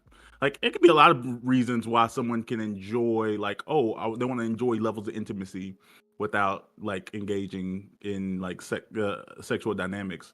But there's ways to like push that intimacy and create moods, because I think that it's not necessarily no means maybe. It's like coming in from ground zero and Pause, I asking, didn't hey, say do you that. want to do It this? says Am I sometimes turned no on? means maybe. Yeah, I mean, just like it's just the idea of like, hey, do actions that turn me on, like that turn me on, and don't just ask. Like, do them and then ask, or do them and No, be there because with again, that I think there's obviously whatever what women are interested in is a spectrum, and like I've had the opposite experience of like just by virtue of me asking for consent turns them on to other things. Like that's not. Yeah. Not. It's a subjective theory of value, right? Like this is why you have to be a libertarian in terms of economics, and because you kind of all affirm the basics of libertarian economics, which is that value is subjective, right? That there is no such thing as exploiting, a worker or like The sexual labor theory marketplace. of value, etc. Right? Because we recognize that like I can walk down the street and smell a hot dog vendor in New York selling hot dogs for $2, and I'm like, I don't want a hot dog. Like $2 doesn't matter. But when I come out on my lunch break, all of a sudden $2 hot dog is amazing, right? Well, what changed is I'm not a person that always hates hot dogs. But, when lunchtime came around, I was feeling a little hungry. I was a little peckish. All of a sudden, that $2 hot dog sounded like a good idea. So maybe because if they do ask for the hot dog when you was in the mood, he got you in the mood. But you was hungry. Yeah, you know what I mean? Like I got a little hungry. All of a sudden, I wanted a hot dog. And then Corey, I'm glad that you guys all believe in the subjective theory of value. I appreciate that. I can't wait for you guys to all become Austrian in your thinking and give up socialism. Should we talk about relationship dynamics for 15 minutes? We never engaged with the actual topic. We're just. Bam, I can't be on your side after what you said before about eating ass. So whatever you said, I disagree with. Do you not? That I think that's unfortunate. Like, so there's so much. There's a lot of world. That's unfortunate that I don't stick my tongue. Wait, hold on. All the way in is what you said. All the way in into someone's ass. That's disgusting. What's your favorite? Like my tongue actually hurts a little bit. Are you a missionary? Missionary champ? Missionary through the sheets, yeah. Missionary through the sheets. Under the sheets. Nice. Missionary, and then there's missionary. We don't have to. So Doobie is a chat extraordinaire, but like at the same time, like don't listen to him because like he won't go down on a girl, right? If she Unless has I sex with really, someone really else like them. 6 months earlier because he's But that's afraid of the normal. dick Okay, I thought you germs were- might still be Hold there. on. Hold on. When you were The cells there are fundamentally I was changed. watching the I thought Red you Pill meant, like- podcast, okay, and they said that women store the DNA of previous sexual partners in them. You want- Okay, it's fucking so gross. I'm I not don't touching wanna that eat some dirty guys, like, man leftover, seed like, what do you DNA mean? vagina. I don't want to eat some dude's leftover dick cheese that's been floating around. I'm just not interested in it. True. Good point. How long? Wait, how long 6 is the months? period? Like realistically, like I don't 6 fucking months. know what she's doing. 6 months is No, crazy. he means yeah. ever. For Doobie, it's ever. In the It end, should be Only ever, yeah. virgin for the Doobster. Well, I think all the cells in your body replace themselves every 7 years, right, Doobie? So if you wait 7 years, then it's a new person. Ship of Theseus of pussy, like of used I don't know. pussy. I've only had sex twice where I didn't like eat a girl out, and I honestly just wasn't as good. It's for her, but it's partially it is kind of for me. I'm like I don't know. It's just part of He's it. just putting the signals out there, ladies. Bam. Well- All right, he's the I was one. like, hey, well, technically, I'm in a relationship. Not even technically. Literally. 98 and 2. Yeah, 98 don't and say 2. that. Bro, did you You really know. just Mitch Hedberg? I'm not a girlfriend. I don't have a girlfriend, but I do know a girl that'd be really mad if she heard me say that. Nah, it's fine. I'm a human being. I'm an adult. Yeah. But anyway, Doobie. About to be a single adult. I know Doobie's Should've what? proclivities, so like Why do you say it like that? Like they're weird or something? they're fucking Wait, weird. like, okay, you might not put your mouth. Do you at least put like a thumb in the butt? Something? What's up with you guys in the butt? What the fuck? I don't know. I like It's an extra orifice. Hold on, It's I like not butt the stuff. What's up with you and not the butt? I'll do anal if she's like clean herself. Okay, like if she's Yeah. like clean. But I'm not It's gonna. never say- clean, clean. Enema. What the hold I'm on. not, I like anal, but I can't do it. That's I why. don't That's have why the they dick invented brain. butt plugs and shit. Like you get toys for that kind of shit. I'm not gonna. That's why stick a there's finger coffee in there. enemas. So, Bam, in case you missed it, because he doesn't This want is you the to most miss it. vanilla it's, fucking it's making panel I've a ever heard in claim my that life, his dick and is I too don't big want you to do guys to anal. know That's- the shit that's that No, what it's I'm actually- saying. What the fuck well, did you have a tank top on? There's- When did I this mean, happen? There's part, yeah, that did What? just change. Is this You like, just is have a this tank a top. Mandela We're talking effect? about sex He's trying to and you just compete put with tank Bam top for the on. women. What's Yeah, listen to the happening? conversation. Getting Tank got a top little too. high, you know. No, I but have, like, Scott, I have Scott might be I have doing sunburn. a snow chart right now. I have But I have there's actually more to sunburn do with and dick like it's been like bothering me all night actually on my shoulders. Sorry about that. See, it's like You've flaking. been born black. Big Papa Fabian. I was about to say, I know you black people don't understand this, but like sometimes you get sunburn on your shoulders, you know, and The it itches tank and it top hurts. is black and not white.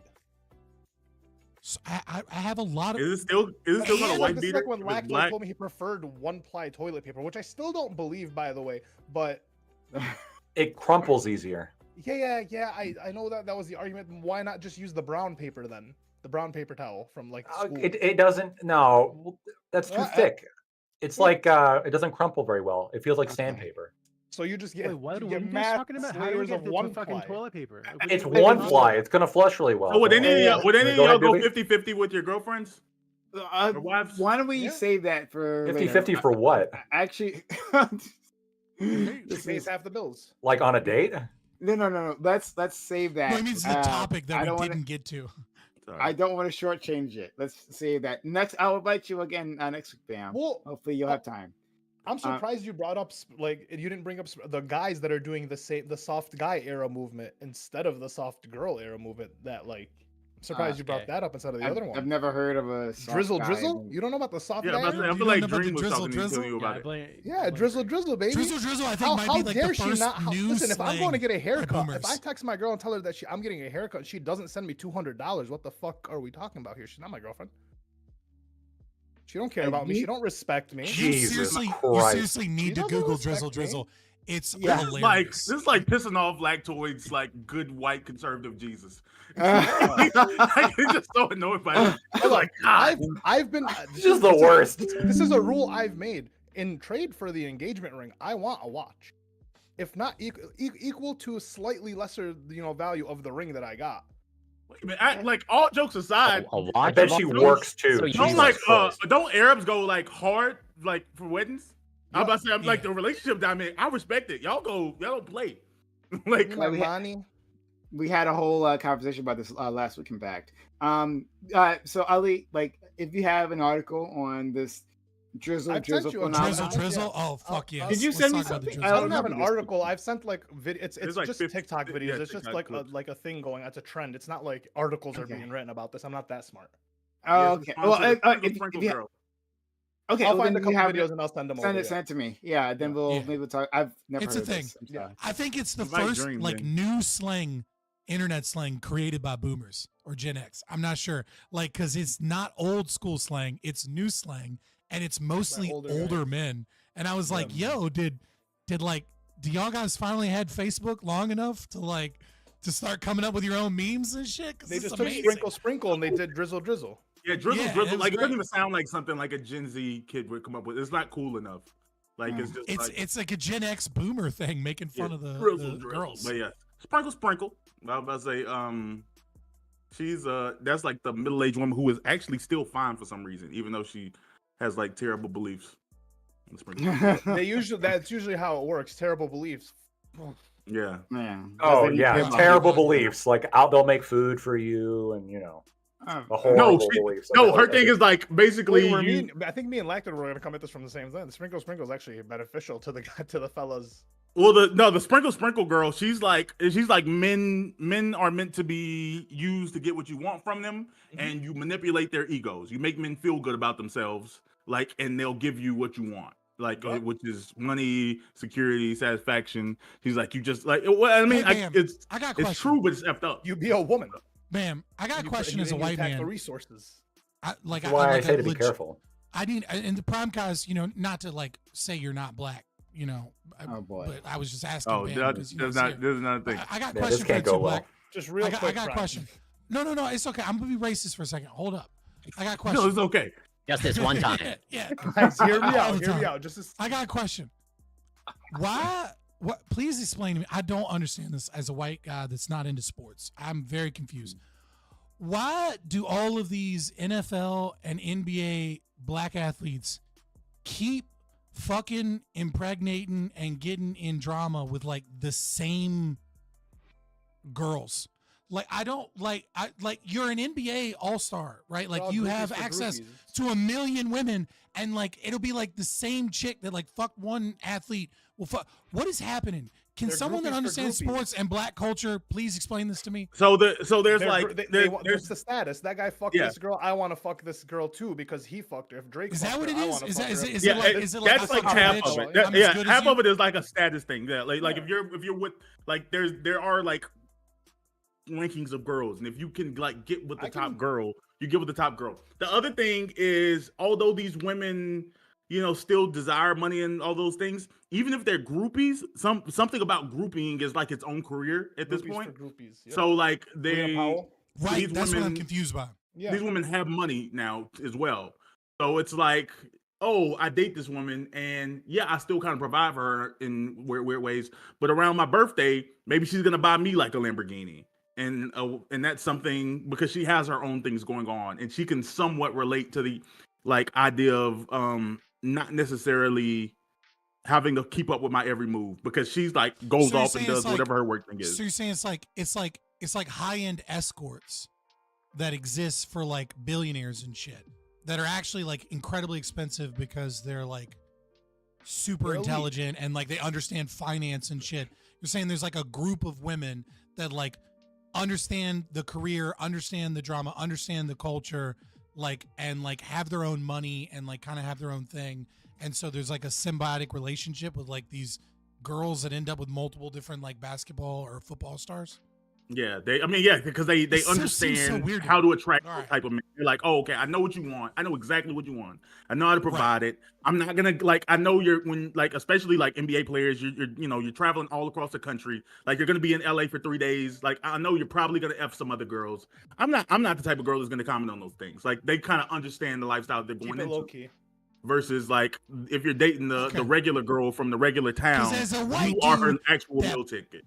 That pops into Black Twitter occasionally. Some things are just fucking confusing to me, and I'm just. I thought like, you were gonna talk about this bitch is with dating another white girl. women. That was like obvious. Yeah, that was that.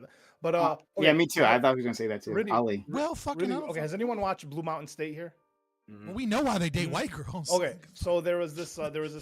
It's more there was a joke on the show where there was like this woman on campus that the football team would fuck, and if they fuck the woman, they win the championship for the year. If they don't, they're losing the championship. Good luck, charm pussy. Something All right, let's something go. I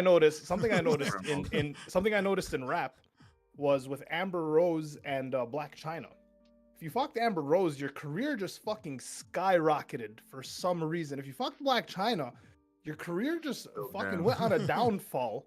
Right? I need that specific thing to be fuck happened there, straight. dude? Because Or is there- is still famous and rich and hasn't fucking said a word in like 3-4 years, I don't think. Or is it that it's a correlation? Like, oh, when you're on the way up, like Amber Rose is there. When you're on the way down, all you can afford is Black China. Right? It's like so it's the Pete Davidson of pussy. Yeah, Pete Davidson dates That like guy all slays the- though the somehow. white I don't women. know. Oh my god. Yeah. Somehow Girls it's love not BPD confusing. guys. He's Rich got BPD a guys. big dick. He's funny, and he gets the sympathy not that because funny. his He's dad also died in famous. 9/11. No, I'm sure Also rich and he may not famous. be You say it's stand up not that funny, funny 'cause but he's I not think Bill that he's Burr. I think I he's bet probably he's fucking fantastic at like hilarious. courting funny. Like there's Yeah. different funny. Like there's like there's rhetoric. movie funny, there's stand up funny, and then there's like hanging out in the room. I'm like Pete Davidson looks like he's probably like takes good over a time. room. Like the like, chill And dude. he's got money too as well. Yeah. So you know. Yeah, He's got money, he's famous. Yeah. Like, it just, you know. Why do women He's just love really this? charismatic. Why do women love this rich, funny, tall, giant dicked man? I don't understand. Maybe I Like, love them too, it seems. Okay. All right.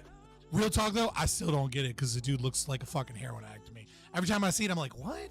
Really, Pete Davidson? Oh, girls Like, love you're- that. Girls love I that. know, I I haven't feel eaten you, anything but a but cigarette it's all like- day look. They can fix No, him. no, listen, I'm Yeah. not saying. Listen, I'm not saying. Listen, I'm not saying that I don't get it. What I'm saying is like, as a, I guess 90% straight dude, I don't fucking know percentage wise. When I see a girl being like, I love Brad Pitt in Fight Club, I'm like, yeah, I get that. Like I see that and I'm like, yeah, that looks like a Grecian god of a fucking man. Like that looks like something I would sculpt if I was good at sculpting. But when I see fucking Pete Davidson, I'm like, fucking what? Like, That's he your looks male so gaze. The female gaze is different. DB? Yeah, for You were sure. saying something? Yeah. I was just asking if he has fake teeth because his teeth always look fucking weird to me. Like there's just something wrong with his face. It's just. I haven't really seen him, but fucking probably. I mean, there's almost nobody in Hollywood left with real teeth. And I don't think the rich and famous thing makes any makes any sense because I mean the women that he's fucking are also rich and famous, right? So it's not like but that means that he gets. Yeah, he's not rich. Yeah, so now he's in the he's like the greasy, rich and famous guy, right? He's like the kind of like scummy guy, like the guy that would like piss off your dad type shit. Like he's Benny Blanco with fucking what's her name? Yeah. What's her name? Fucking Selena Gomez. My God. Yeah, he comes up as a love bomber. Like he seems like he gets like it seems like he's probably. I mean, I think comedians in general are like are generally highly intelligent people, and I think they're really good at like understanding people socially because their job is literally reading a room. That makes sense. So I imagine that like he meets you, he can tell a lot of things about you, like that. Like wow, I feel like you really understand Plus me. it's a And he status also attaches himself strong to people like emotionally. He seems like he's a big on love bombing because he got like Kim K tattooed on him like within like a month or something of talking to it's it. word of mouth too, right? It's also Everyone a status keeps thing. saying- Yeah. Because I mean, like if you're with 2 fucking women that are A-listers. like the pinnacle of women, right? You Like think the and other you're women gonna wanna be figure like, out what it's oh, about? Yeah. there must like they're gonna be like, what is that about? Like, Dick I hitting mean, on fucking. Right, it's like Social it's proof. like fucking Ariana Grande and fucking Megan Fox were into this. There's got to be something there, right? Like, Yeah. Megan Fox was Okay. never that fond of me. I'm sorry. Ooh. Okay. Ooh. All right. It's he's probably a right. race Wait, back. tell who's me who's you fine think to you? white women Who's are fine to you ugly in without comparison telling to me. real quick? Yeah. Are you talking about Megan Fox? If not Megan Fox, Ariana who Grande then? looks like the average hood art with some makeup. Okay, she's Rihanna was more attractive in that one video, like with Eminem. okay. Rihanna's Alright. more attractive objectively. I just want like This is Megan the Fox most also amazing attractive. panel I've ever been on. It has just been dudes aggressively and autistically arguing about relationship dynamics, and it has devolved into Hollywood pop stars and talking about women's bodies because we're such great feminists here, chat. And I just want you to know Okay, but that all we Megan- do at the end of the Megan panel Fox is really is ugly. celebrate objectifying women based off of her toe Okay. thumbs. Yeah, Maybe eh, Margot Robbie? I don't know. the toe thumbs are just. But you fucking look that shit up, dude. It'll that fucking- is you'll be shit's "Ugh." crazy. Yeah. But Megan Fox gotta be hot, all right? Like Doobie, I don't know why I can trust you on these She's a things. butterface. She's a butterface. No, Okay? hold on, pause. She's her not a body isn't even butterface. that great. She is a butterface. She's not a butterface. You know what it is? You know what it is? She's not ugly in the face. It's the problem is that she has Gal the Gadot. That's a good one. no. Oh yeah, Also she not has the attractive. traditionally. Listen, all right, Doobie, you're fucking crazy. She has the traditionally attractive Doobie, features. what is it? right? Wait, what's attractive Gal to you, Gadot Doobie? is a masculine woman. Like, I'm Can you sorry, just give me one girl that is attractive though? Just Anna so quick- Darmus. Anna Darmus is way more attractive than any of the. Anna who? Anna Anna Darmus. Now I gotta fucking De go. Google Armas it. Armas. in like Knives De Out, Armas in the recent Bond in movie. Knives Out, the fucking cyberpunk Anna movie de that's not Armas? cyber- like what's it called? Blade Runner. She's I've the- seen this the girl AI at in Target Blade Runner. before. I went to Target yesterday. and she was there. God. What's wrong with Thank you, Shut off. Soy Adult, for the $2. Who he gave immediately. So screw you, Corey. He does it look says- kind of regular. Check right now. Yeah, He says, "Do boot eaters get priority in the after show?" Yes, boot eaters get priority in everything. Thank you, Soy Adult, for the kind $2 super chat. And I haven't asked all evening, but consider supporting the channel. Subs to the channel, give subs if you've enjoyed this content.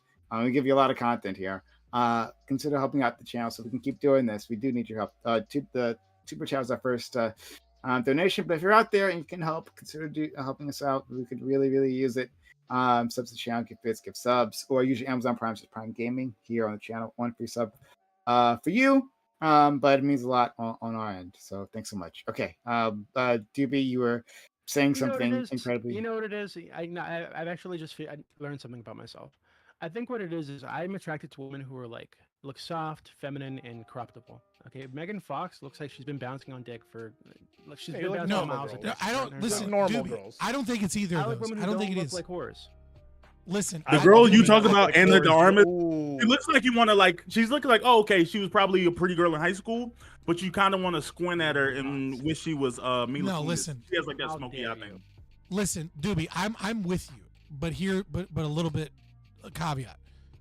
I think the reason that girls like that, look like that, and kind of look unattractive because of it, is because they have all of the they like it's like a checkbox. And it's like, I've seen this girl in Hollywood with like the lip fillers and with the white highlighter on the tip of her nose and with the 1 or 2 freckles, with the exact same eye makeup and the angled eyebrows that are threaded to be the exact same thing over and over and over again.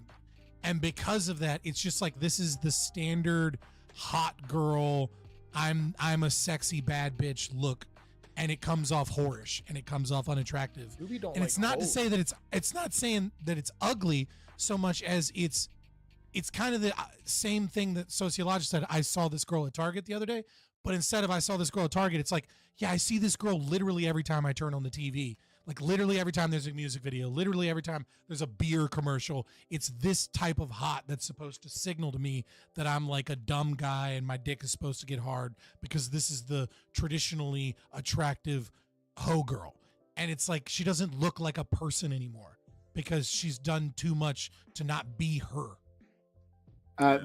Before we continue on with that, thank you, Corey Campbell, for the using Prime Gaming. But here no on matter this because none of channel. us could bag her. Really, really kind of you, friend. Thank you, Bam, for gifting a sub to Stocky Johnson. We are one sub from a hype train, right? Or sub or bits or well, I guess it's those two, or resub as well.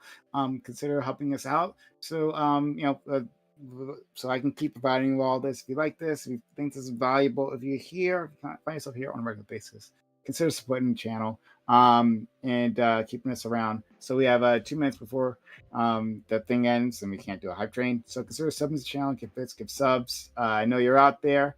Got a Prime Gaming sub to consider helping us out by using that on this community. Oh, thank you, Ike, for gifting 200 bits. That gives us a start on the hype train. So yeah, help us get to a level 2 hype train. We've got 4 minutes on the clock. Please support us. Yeah, and you'll get our emotes, and you'll get our my everlasting level. Yeah, ad fee viewing. So 60% left. Help us get to a level 2 hype train. Sub to the channel, give bits or give subs. Thanks so much. And if you're on YouTube, you can just give us a The super more chat, money and you I'll give read out the super Prime, chat. the more Doobie and I will explain why Megan Fox is actually unattractive, starting with toe thumbs. This is Prime. Oh, her fucking thumbs. Wait, okay, have you seen her thumbs? Yeah, we've seen the thumbs. Yeah, the toe Genetic thumbs. variation. I'm about to say, show to the thumbs chat. when I'm looking at telling Megan you, Fox. showing you an actual fine woman, Chloe Bailey. But that Anna Darmus, I just looked it up, and she is quite attractive. So I'll give you that one. Hey, Bam, that's not attractive. I'm sorry. What do you? Don't Listen, disrespect me like you know, that. okay, Come on, Frogman. This is actually going back to, maybe I do agree with Scott's point earlier about the biology thing. But the point that wasn't his point is she looks too eeager to fuck me, and it makes her unattractive. That's what it is.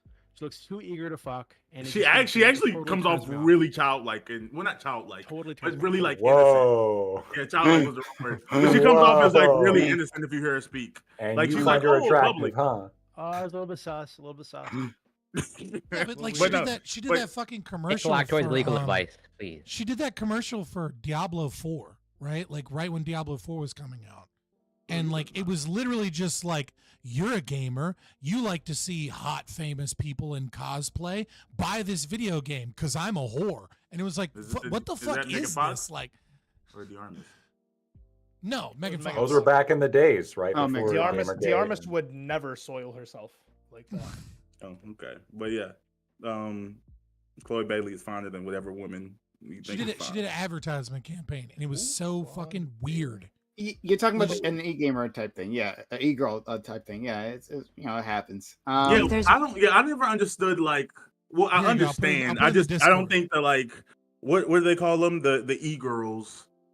Like that look is so weird to me. I don't like hoes, okay? No, I'm fine with hoes. I love a good hoe. The e-girl look is like the e. Are you talking about like the e-goth girl look? Like Yeah. Yeah, goth I don't girls know. have always been hot, man. The only goth hot goth girl to me is Raven from the original Teen Titans. Like I think like they built like way too much sex appeal into her. Like it was like. So I have natural. a question. Well, I mean, because all of maybe them, right? maybe this is something. Maybe this is something Starfire you did do it for guys. me. Can, How about and before you can- do this, how can- about the hype train, guys? We have less than 2 minutes left. Help us get to a level 2 hype train. 60% left. Support the community. This is why we're all here every week. Doing it for 4 years. Support the community. Sub to the channel, give bits or give subs. You're out there. I know you are. Consider helping us out. Sub to the channel, give bits or give subs, or resub if you're out there and you haven't maybe resubbed in a while. Consider resubs to the channel. Find yourself here on a regular basis. Start supporting us. Thank you so much. All right, go ahead. Ask your question. I might interrupt you again because we have 90 seconds left. Yeah, there you go. Go for it. But my question is this: like maybe it's about like conformity, or like trends, or the fact that someone is like displaying that they're not unique, that they don't have a lot to offer, right? Like I know, like I saw a girl at the gym the other day who was very attractive, and I was on the Smith machine, and there's like two of them together, and I was like, okay, Smith don't machine. fucking stare at this. Well, I was fucking. I'm joking. you know, I'm joking. I'm being sarcastic. Don't judge me. You know what I mean? Like I got fucked up joints, man. I'm not joking. trying to fuck myself up. You know what I mean? I use the Smith machine. Don't judge me. And so like she was next to me, and like I was like, oh, that's an attractive girl. And then I saw like her Stanley cup with like the straw and like the little thing attached that like you buy for the straw, and I was just like, for the first time, I got and understood girls getting the ick. I was like, ugh. I was just like, oh, you're that person. Like you have to follow the current trend. You have to like you buy useless dumb shit just because you want to fit in with like whatever the current TikTok trend is. Like I'm out. Like maybe that's part of like the unattractiveness of the e-girl look is that so many people do it now that like you're just like, oh, you're like everybody else. Like you're not offering anything to me. I don't see a unique person here with something that I've never seen of or never heard of or like can give me a new experience. Instead, I see like the same girl that I see everywhere. I mean, you got a lot from the Yeah, I think Stanley that is Cup. some of it for sure. No, I think that is some of it for sure. It's like the walking brat stall shit that women do. Yeah. Or it's really gross to me. I mean, you're saying if you don't like a makeup style, fair. But like or a trend. I mean, I guess that's fair. But right, but I say it's not the trend itself. It's what is it signifying, and I think what it signifies It's the fact that they're is attaching that like themselves to the trend. right. It's like they choose to wake up and spend time to do their makeup like every other fucking girl, and it's like there's nothing special there. It feels like a dead person, an NPC walking in. You need someone who's not like every other girl. Okay, I hear you. I just don't like girls that It look like doesn't say they that, smoke cigarettes or preferably. they don't eat well.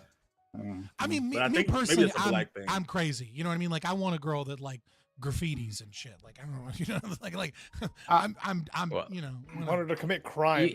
Wait. You want a girl that will deface private property or vandalism is sexy? No, I mean like an artist in a studio apartment somewhere. That, like that is like, you know what I mean? That like does murals and like smokes cigarettes, even though I don't smoke, because it's just like, because I don't know. That's the type of person I like. I like somebody that's like not uniform. Ali, You want somebody who's awful. To ask you. Like, I got an offensive cultural question to ask you. And this is complete ignorance. Are there like girls who wear hijab but still get it in? Yeah, fuck yeah. Yeah. Hojabis are a thing. Hojabis, okay. are a thing, yeah. So I didn't know if it was like, oh yeah, blah blah blah, but like you give them to the room, it's like, oh okay. Yeah, man. And there's the benefit of anonymity, right? You don't know who they there's- are. Well, no, There's it's a not lot full of- burqa. So even like here, we have a lot of social stigma for girls that like some girls are expected by their families to wear scarves and wear hijabs, right? And you'll notice that when they're going to school, they take the bus, they get onto the bus, and by the time they get off the bus, when they get to school, they're a completely different person, right? They go to the bus stop with the hijab, they get on the bus, they start taking it off, they're doing their makeup on the bus, they get to school, they're a different person. It's a whole thing. Yeah, we have everyone has, you know, hidden cultures. They're not all pure and prime, but they're supposed to be, you know. Okay. I mean, the makeup is like y'all have some like the cultural of y'all's makeup is like fantastic. I'm talking about like we the love girls. makeup. But I'm talking about like it looks like really really good. I'm like professionally done, yeah. Well, I think there is a value, as much as this might be the most sexist thing I say tonight, because like I don't like the hijab because I don't like, you know, an irrational religion forcing something based off of cultural traditions on people. But at the same time, I do think But we there shouldn't is, change culture, though. well, institution might I mean, be. I think the data's in on which culture's better. Maybe not, but regardless, I do See ya, think that DB. there is a See certain you later. cultural value. Peace out, man. Oh, peace, Subi. I do think there's a Better certain go too. cultural value to modesty that, like, even if the modesty is a lie, like I think sometimes we previously thought that modesty was about the actual modesty itself, and sometimes I think there is a value to cultural enforcement of the modesty, even if people are acting immodest, because it's kind of like an Overton window of acceptable behavior, right? Where, like, when the culture is like enforces this modesty, you have girls or people that break out of it, but they don't break out of it to such a crazy degree as other people would, because they're only stepping out into the taboo. Yeah, it's still down which low. is kind of outside of that small space. And because of that, there seems to be like a push-pull that works there. And when you have a society that has no conception of modesty, you get like Pride Month leather daddies slinging dick in kids' faces in the streets, being like, fucking, we're happy that we're gay. It was like, be happy, dude. Can you just like put some fucking clothes on, dude? Like, Yeah, I have been seeing a lot of videos of like naked bike rides this month. right, you know what I mean? Like, I think there's a cultural enforcement, and then there's people that play out of the bounds, but like they don't go so far out of the bounds. And that, like, I think sometimes those lines of cultural enforcement are so much more effective than like laws and things of that nature, because it leaves room for gray area that might be a healthy gray area. But when we open it up completely, we just kind of get like degeneracy and hedonism and stupidity. I think pride is like necessarily associated with some level of degeneracy and hedonism, and it's not because of gay people, just because like the communities overlap historically. I was thinking of a question. Maybe it might be for next week. But whether pride should just be for straight people. Sorry. So pride should the opposite of what. Yes. The opposite of what I said. Yes. That maybe pride should only be for gay individuals. Because there's an argument about that. And that even maybe some bisexuals, in fact, shouldn't be there as well. But not these bitches that are bisexuals that are dating straight men. How dare they? Would you guys like to discuss that? Would that thing maybe something you might be interested in discussing? I'm What do you open mean to that- it. What do you mean I don't- straight people aren't allowed at Pride? Like, how do you prevent them from going to the parade? Take a Or is full there- sexual Is there like history. a gay ID? Lactoid might be. There's like a dick at the door. Yeah, I was about to say, and then like doobies. call me gay. Doobies from that culture. No. You like IDing people, you know? Give Oh, us sure. Give them the IQ Okay, test yeah. based off. This isn't a logistics question. I think it's just like setting like a cultural standard and norm, right? Which, I mean, we don't know what would happen if we did so, but the but the idea that, hey, like this space, It's is not for possible. gay individuals. Is this like it's King not Pride possible. Part 2? Because Pride originally, right? Like when you're talking about like, like, was it, Milk, Senator in like the 1970s, and Yeah. you're following Stonewall and stuff. Pride was, adopted a slogan of "Born This Way," right? And the presumption of Pride in the beginning and of the gay rights movement in the beginning is that you are born this way, and that we're talking about sexual orientations, right? That's the focus here: is lesbian, gay, bisexual, and transgender really was a part of it, but it was a very, very, very small, minute part of it that wasn't the primary focus, right? The primary focus is we don't have a choice. This is an immutable characteristic that you are punishing us with. When you fast forward to 1996, David Halperin, with over 12,000 citations, mind you,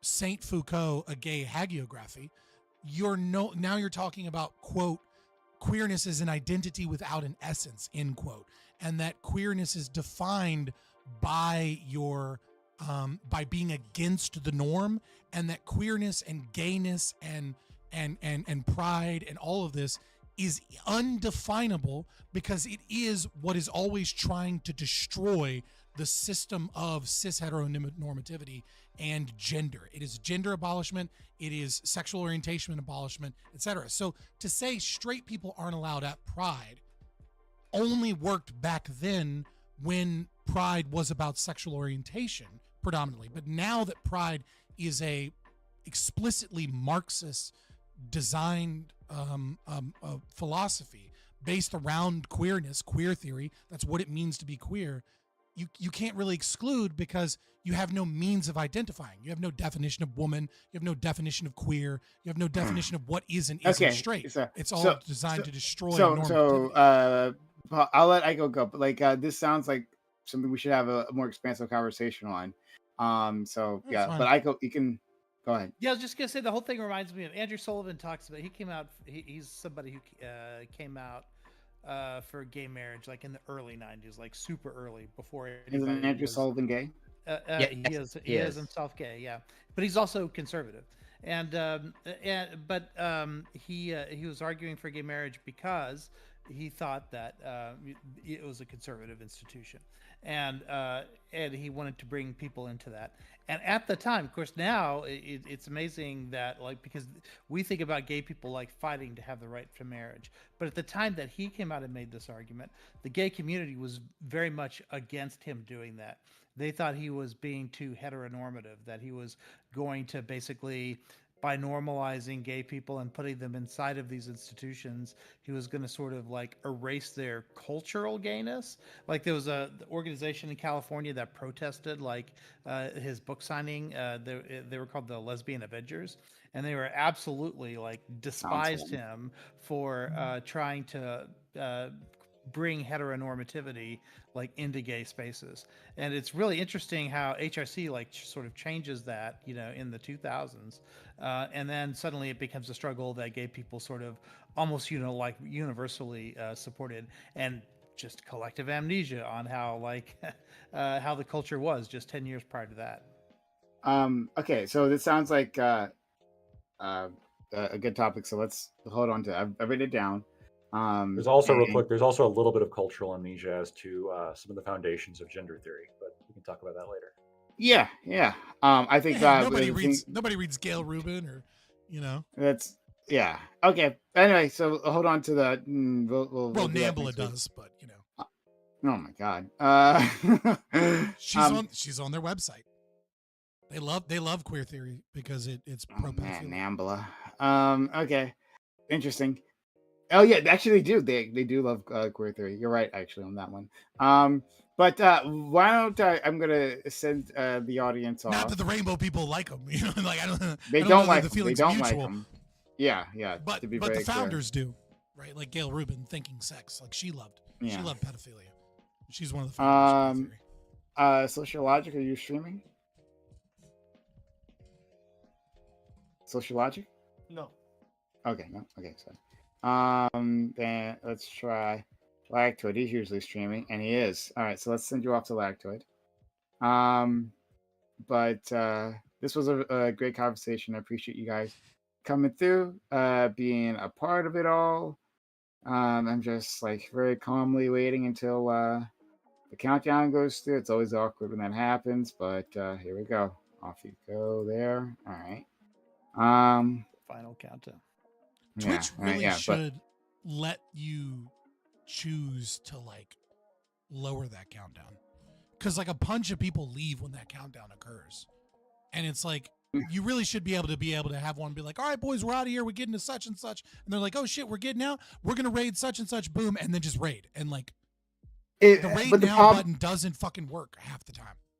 I hear you, but the problem is it seems the algorithm gathers people, right? It's collecting individuals. You see the number goes up. You know what I'm talking about? When you click raid, and then it's gathering individuals. That number will go up, and then as people leave, it'll also go down. It'll fluctuate. And then I don't believe those numbers.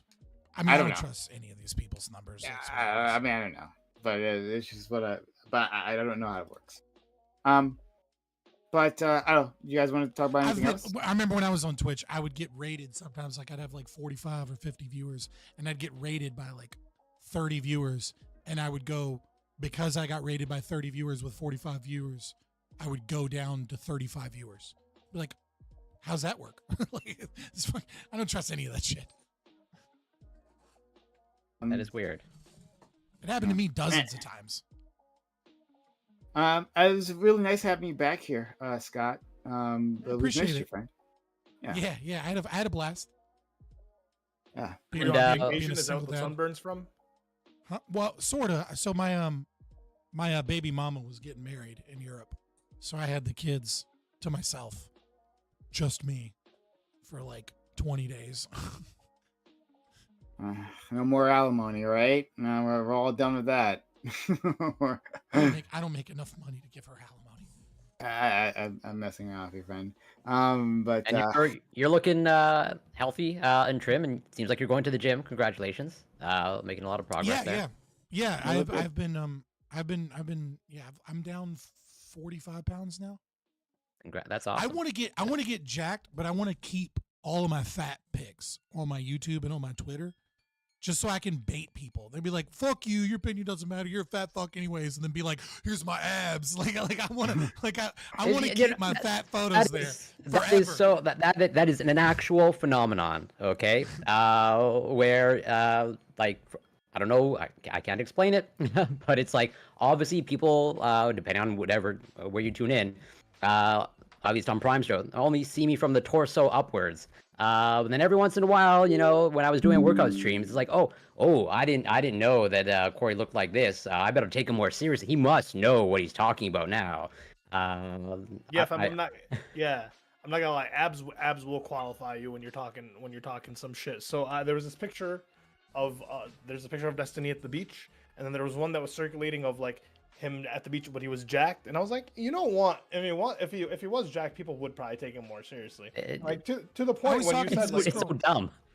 I mean, this was like there you're was talking this from chick. experience, right? If you're okay, so like for example, you brought up like the reference of you're at the club and like girls have touched you because they see abs and shit, right? It's like, well, anyone can say that and say that it's like a negative thing if they don't have abs. Like, oh yeah, I hate when girls touch my stomach, but like when you have the abs, it like kind of qualifies you to actually have that statement. Well, another similar experience that I had was Corey, you'll appreciate this because I drove this bitch, me and like 2 other people, to be fair, but I dragged this bitch. That Liberty chick on Twitter, she was a libertarian infiltrator that had been in the LP for like a couple months in like Louisiana, but mostly there was a period of time where the LP gathered a lot of like anti-vax moms because we were the only people that were principled against COVID vaccine mandates and lockdowns. And so like a lot of like anti-vax moms were like, and don't you forget, vaccines cause autism and shit. And we'd be like, no, they don't. Like that has been studied 1 billion times. And like, and so like I had a debate with her about it because I was like, no, come on my fucking show. Like I will explain to you why you're being retarded. And like, and I would go through like study after study. It was like, look, we have studies of people that haven't been vaccinated and people that have. And the rates of autism are exactly the fucking same, right? Like, technically speaking, they're slightly higher amongst the unvaccinated population, mostly because those people tend to be older, right? And that's the real correlation here is male sperm aging.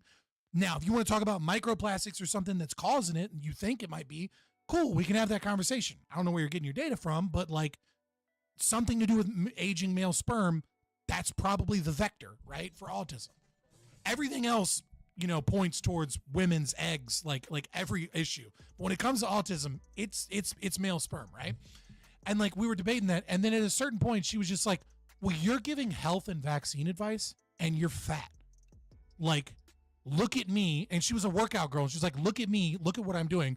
Why would anyone trust your opinion on health or diet or vaccines?" And I was like, because I know what I'm talking about. I'm giving you the research.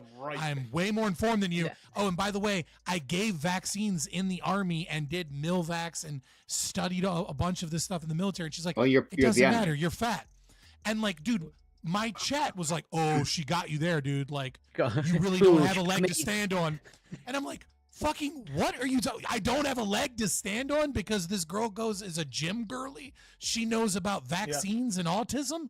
Like, it's what the fuck is Well, it wrong is hard to with stand on wild? one leg if you're, heavier. It's the same phenomenon of a lot of dudes or guys get their health advice from Joe Rogan because he takes HRT and growth hormone, and obviously he looks a certain way. It's like, well, he must know everything. HRT, you little fucking He's dweeb. successful, he's jacked, and he speaks to a lot of He's taking testosterone, so but like I saw you try to sneak that in. I tried to sneak in that lingo, like, oh, it's HRT technically. Like, get out of here. Well, I'm not trying to be charitable, Joe Rogan, but like what? Like, yes, he is on performance enhancing drugs. Okay, that is pretty clear. And yet, since he Just looks like a certain, Sammy Sosa, that piece of shit.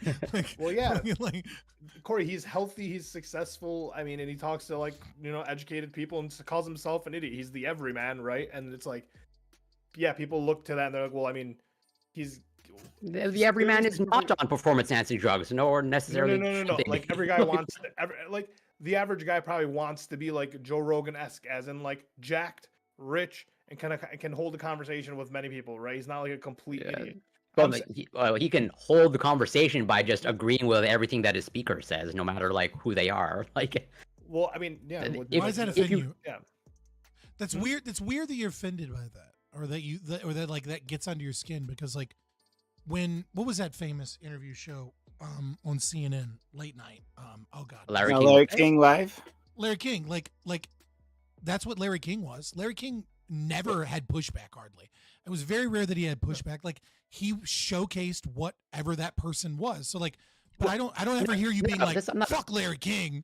You know what I mean? No, like, I'm not offended. Well, if I can elaborate, obviously, Larry King was on TV for like 30, 40, 50 years. But from what I understand, he largely interviewed like celebrities, and I think the very few like academic or had like actual scholars on. I could be wrong. Celebrities, and he'd interview lawyers, and it was about pop culture, a lot of it. But a lot of it was, like he would have review like Bill Nye. I think he did several times, like communicators of science. You know what I mean? Like there's plenty of people you interview.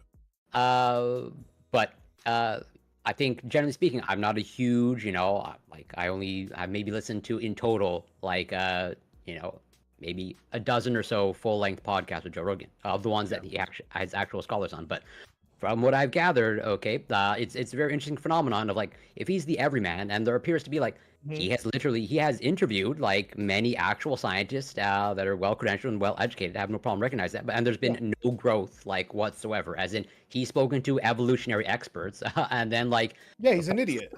Fast forward a couple years later, and he has no tools to push back on Tucker Carlson of like, oh, evolution is just a theory, and it's like, well, yeah, I guess you're right, Tucker Carlson. I've spoken to many evolutionary experts and actual academics, but yeah, I guess you're right, Tucker Carlson. Evolution is still just a theory, and it still falls into the same exact trap. So he's like every guy reads the headline. Every guy watches. Yeah, every guy reads the headline. Every guy reads the headline. Every guy just goes off the basic bullshit facts of this is whatever they hear. Oh, sure, this guy's an expert. I guess I'll just default to you for being an expert. When I say he's the every guy, I'm saying he's what every guy wants to be: the jacked, rich, successful, kind of hangs out with like cool people all day. And then the place where he gets his information from, people are like, well, he's healthy, he's successful, he's rich. Why wouldn't I listen to the things that he says? Clearly, I should do what is that fucking the mushroom powder, the fucking DMT or whatever. Yeah. No, the you should do DMT. You should do DMT, but the nootropics really is like, right? Oh, shit, I'm gonna get out the is the fucking gateway to the soul. Or like Black Rifle Coffee or whatever the fuck, ivermectin, whatever the fuck it may be at the time, And obviously, people are going to listen to him because he relates to all. Yeah, I mean, he frustrates the fuck out of me for very different reasons, which is like I will watch him talk to Dave Smith, understand libertarianism, have an entire conversation about how like the pharmaceutical industry and the FDA are corrupt organizations that work together to fuck over everything. And then like the very next day he'll have on like some lefty guy and he'll be like, and this is why we need socialized healthcare. And I'm like, bitch, literally yesterday you were talking about how the government fails at everything. Wait. It's like, but that's what he does. He's a springboard for guests. That's why he's popular. Is because Corey, he isn't a fucking like well, yeah, but he clearly inserts his own politics and ideology throughout. Well, you'd be a really shitty interviewer if he didn't. Yeah, but he seems to take the very strong positions that are clearly like he clearly has access to way more information experts than I do. I think you're. I think Yeah, you, but he doesn't you, use them. He you doesn't learn admittedly from them. He's just hold talking. on. I think you admittedly are being swept up a little bit by people that hate Joe Rogan because they think of him as right wing, but like he No, mostly he's a just liberal largely. yeah he's mostly like does devil's advocate. Like that's just he's in the habit of doing so. So like you're gonna find a clip of like contradictory things he believes, right wing, left wing, or whatever, constantly. Because he's like, what about this? Or he'll be like, well, I don't know, I heard this, right? And that's just like what a good interviewer does to engage with someone to get them to passionately explain why you're wrong, right? Is like you give them a little bit so they bite so that they can really go on about a topic or something. Like I think a lot of people will be judging him for the dumbest shit. He's just an interviewer. But wait, Corey, also, so like you have a problem with someone like, okay, if someone has abs, people take them more seriously, but you don't think that like, okay, pretty privilege exists for a reason, right? You see someone they're put together, they have like outwardly everything's projected that they have things going on. If also they speak really well, why wouldn't you like take them seriously versus someone who's not put together and potentially like out of shape?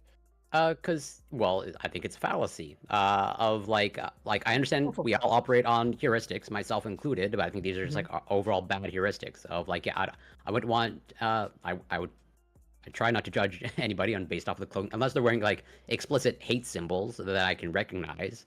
Like I see no reason to jump to any conclusions about someone regarding their clothing or their weight. Where just because the doctor and most doctors are arguably unhealthy, doesn't mean they can't give good health advice.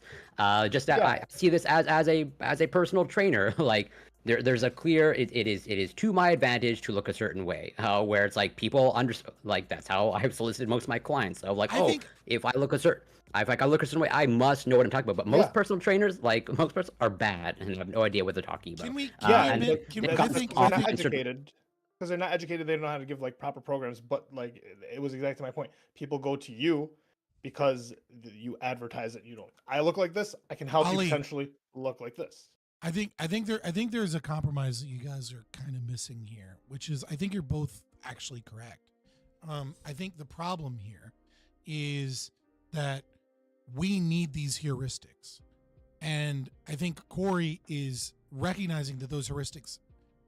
I would hope you recognize that they have some value. But that they're overvalued, I think is what your problem is that people are overvaluing, like trusting the advice of someone that's physically fit and dresses well because there's a presumption that they have their life together and that they're doing things correct. And we should have, and that you should value their opinion versus, let's say, maybe, I don't know, a PhD in the field. And there's like a bunch of people that are like, would believe some dude on a Red Pill podcast talking to someone with a PhD in their field about their issue, and they'd be like, that guy looks tired, man. That guy looks like shit. Like he don't know what the fuck he's talking about. And so I think Corey, I think we would both recognize that it is a good heuristic to offer more validity to the arguments of someone that appears honest, appears like they have their shit together, appears that they're healthy, because this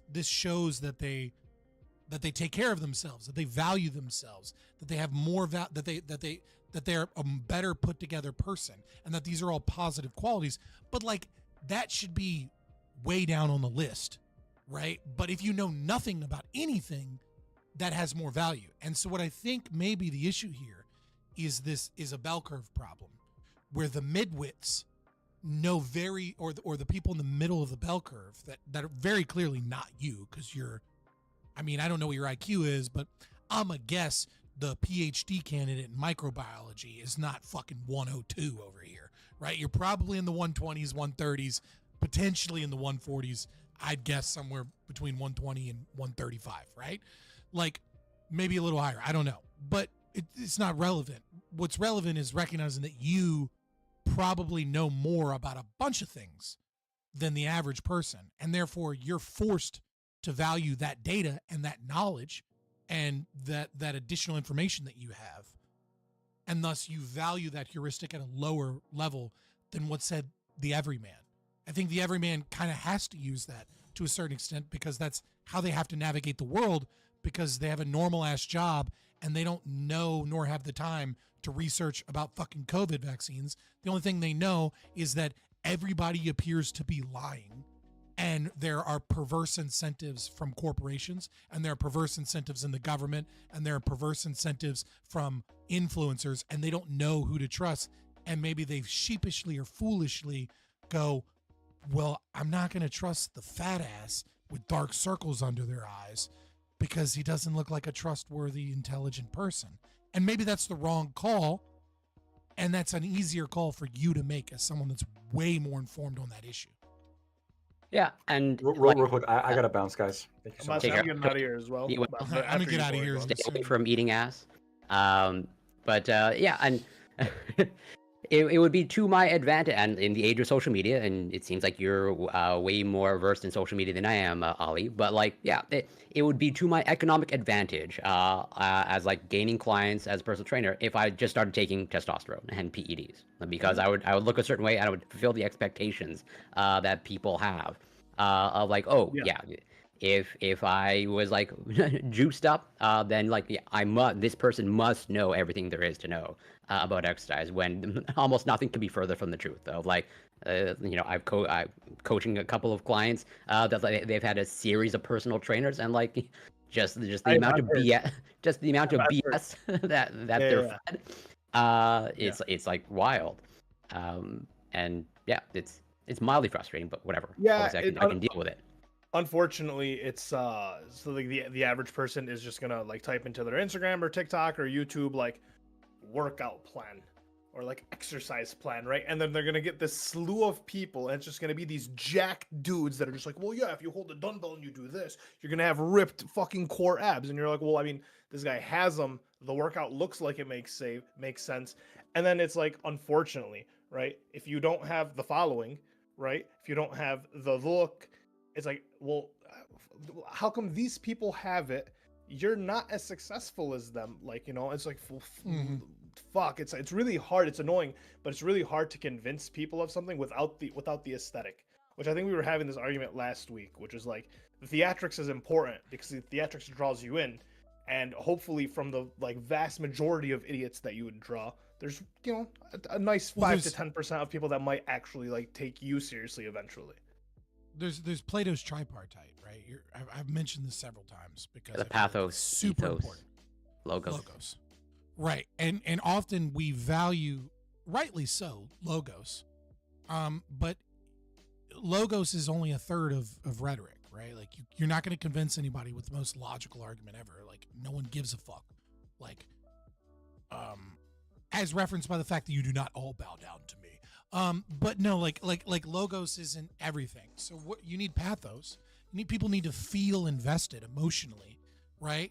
So what does that mean in terms of workout? Well, that means logos, you need good workouts that actually work, because eventually they'll see through your bullshit. They might not see through it immediately, but as they begin to work out and they go to the gym, etc., you're going to lose those people because they're going to be like, what the fuck is this silly ass workout? It's not even doing what I want it to do. Like, this guy gave me 17 crazy exercises to work out my shoulders when really all I needed to do was grab a barbell and fucking shoulder shrug. Like, what is happening? So that's one thing. The second one is, the pathos. So a lot of times with the influencer stuff, having a story of weight loss, that brings in so many people. Having a before and after picture and your journey, all of a sudden they feel inspired and they're like, holy shit, like they're ready to listen to whatever you say, even more than the guy who's been fit his whole life. Because the guy who's been fit his whole life, they're like, oh, that guy's just a jock, is genetically like that. Like, he doesn't know what he's doing. But that guy that was fat, that like went from rags to riches and went from being fat, and now that guy really knows what he's talking about. And then lastly, there's ethos, which is I have to establish that there's a reason for me to respect you. And having that look, having that aesthetic is ethos. It's like, oh, this guy must know what he's talking about because he looks like he knows what he's talking about.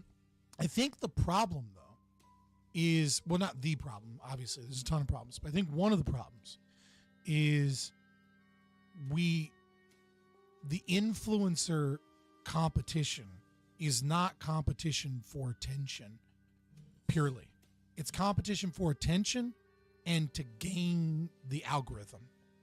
And so when your competition for attention is good, right? Like people say constantly that we're losing attention span. And I don't know that like that's as bad as people think it is. Because when you're in media consumption and you have a billion choices, it's probably really important that you lose attention quickly if your attention is being captivated by something retarded, right? Like, so like, I think it might actually be a beneficial way for us to get appropriate information to learn to move from YouTube videos to YouTube Shorts and TikTok, right? Because now I can give myself 100 content creators in an afternoon and find someone that I like, as opposed to 10 content creators in an afternoon and find someone that I don't like or like. It's like times 10. But when you're in that environment where there's a massive amount of competition and where YouTube, for example, is going to send your video out if it gets a little bit of attraction to 1,000 people, and it's going to look at engagement and how often someone was in the comments section, and then that's going to determine whether or not it only gets sent to 1,000 people or it gets sent to 1 million people. Well, then I know as a fitness influencer, I can't have a boring ass video that says, today we're doing chest and tries. Here's the gold standard way that people have been doing chest and tries for the last 20 years. Here's some good blah, blah, blah, blah, blah. That might work once, but what I really need is some goofy ass fucking exercise that nobody's ever done before that looks like it kind of works, because one, it'll be novel. So people will be like, what the fuck is this? So they'll watch it when they're scrolling. Number two, everybody that is into fitness will be like, let me explain the 10 reasons why this is retarded. So now they're in the comment section, they're engaged, right? Right. So you farm all that engagement, you get millions of views, specifically because you're trying to game the algorithm, specifically by saying dumb shit that pisses people off, or saying things that like are baiting people to argue in the comment section. So it's like, we're not in competition for attention so much as we're in competition for the algorithm to give us the attention. And the way that we do that is by engagement farming. And and this isn't, and fitness is one example, but I think this is true across the board in the online space currently. And it's getting worse and worse and worse. Like fucking, what's that guy, who's a journalist. He was like at Kenosha, and he had a show with Hannah Cox, white guy. I want to say he's blonde hair, conservative pundit. I can't remember his fucking name. But he's married. But he puts out these videos or these like Twitter tweets sometimes, and he'll be like, "Oh, am I noticing? Oh," and it's like some anti-Jew shit, right? The dude is married to a Jew, and not like, oh, she's genetically Jewish. Like he's married to a full-blown Jew, right? Like that, like converted to Christianity, whose family is Jew. So like the idea that this guy is like really anti-Semitic and wants to get rid of the Jews is absurd, right? Like why the fuck would he marry one and be a part of their family? But he knows that the engagement bait is going to get him millions of views if he puts something up that's like, am I noticing the nose on that new Mexican president? Oh, and it's like it has become commonplace now that a majority of our political influencers online are literally saying shit intended to cause wars in the comment section just because that's how they get paid. And it's like, it's infecting all of social media, and it's getting worse and worse. Elon Musk has made it really bad with X. He's ruined Twitter. I thought he was bringing free speech back and going to make it. I mean, he may very well make it great somewhere down the road. Elon Musk. I've been talking shit on Elon Musk and what he's been doing with Twitter since before he hired Linda Yaccarano. Don't give me that shit. Yeah, fair enough. One of the few people being like, bro, he still censors. Bro, you know how censored I am on Twitter? Michael Tracy and another girl, I can't remember her name, but both of them have over 300,000 followers, okay? They have both responded to my quote tweets telling me I'm stupid or wrong in some way and I'm ridiculous. And neither of them were capable of ratioing me. Recognize these are two accounts that both have over 300,000 followers. And my current account, wink, wink, has less than Your 1,000 booking followers. account? Yeah, my booking account. Yeah. Has less than 1,000 followers. How is it possible that they can't manage to ratio me when they have 300,000 followers? Because when you comment on one of my posts, it gets buried. Nobody sees that shit.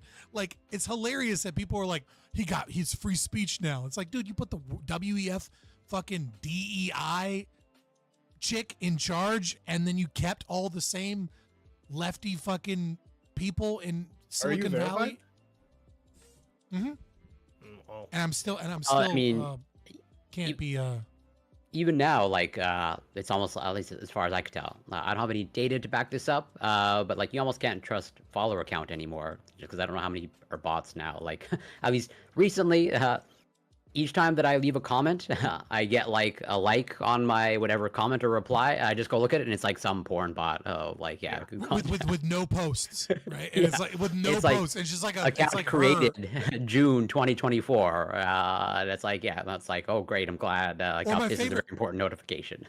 Yeah, or my favorite is like I'll look at some posts and it'll be like it's been up for 41 minutes and it has 789 likes and it's like one comment and the comment is like you suck. And it's like, how'd you get almost 1,000 likes and no comments except one dude that like is telling you why you're wrong? Like that makes no fucking sense. Unless of course you botted everything. Like everything's botted. YouTube is botted to fuck. But they don't, and so is Twitch. So they're all fucking botted to fuck, but nobody does anything about it because why would you be the one to break the silence and tell all the ad revenues? Well, actually, we're getting half of the views that we're telling you we're getting. Oh yeah, even trust now, us, so is Twitch. They're lying to you too, right? Like, no. So they don't do anything about it. even now that you, well, I think people more and more are like starting to stream on Twitter, and even then, I don't know for sure, but it seems like even like the view count is like hugely inflated there. Like, oh, I go to the Twitch stream, and it's like 5 viewers, and then like go to Twitter, and it's like 10K viewers. It's like all the viewers, everyone left Twitch. Yeah, I'm like I don't know about that. And the thing is too is that like it's really bad with content creators because it's creating a fucked up like winner take all system that is kind of fraudulent because the more followers or viewers or subscribers you have, the more bots will follow you because they're designed to look like regular followers, so they follow big creators or they follow creators in the similar space with and like they follow people that are popular, right? So the more you get, the more views you get and the more like whatever you get, the higher percentage you're likely to have of your followers to be bots, which means if you're splitting ad revenue based off of views, that means that the little guy that has like 2,000 subscribers has like 2% bots. So 98% of their views are legitimate and they're getting paid, 2% extra. Whereas like Mr. Beast probably has like 30-40% of his fucking followers are fucking bots, but he's getting paid based off of the actual numbers instead of the botted numbers.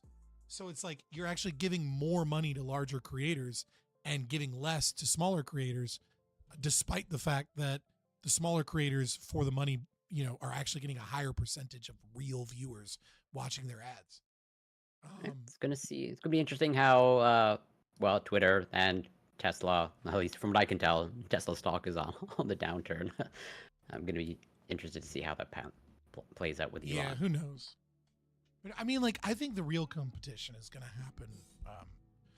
I think the real thing is going to be is AI is going to make building the software and the algorithms for these things a lot easier. And so while yes, you need server space and yes, you need private property rights to some degree to be protected, right? Like you can't do this in fucking the Congo. You have to, and like you probably don't want to be in the EU because that's a problem, right? But I think you're going to see more companies like Rumble popping up where like I think the barrier to entry is going to get less and less very, very soon, very quickly. And I think real competition is probably going to make this a lot easier. Currently, these people have no competition because it's really it's economies of scale, right? Like you need a fuck ton of money and you need a fuck ton of people working for you and server space and coders in order to make a really smooth functioning social media website, right? You need so much. But I mean, look at Rumble. Rumble just offered to house TikTok. Like they've been building servers and they've been building servers and nobody noticed, but they've got so many servers. They're like, yeah, we have the ability to house all of TikTok. We'll house TikTok if you guys create a new company. And they just wanted them to agree to certain free speech stipulations. Well, go Canada. But I gotta go, gentlemen. Always great to have you back, Scott. Always a pleasure.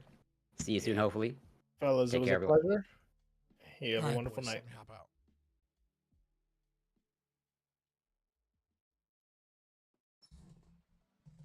Oh, hold on. Dude, this is such an ugly way to transition. It's like such a horrible transition to be that giant like camera thing.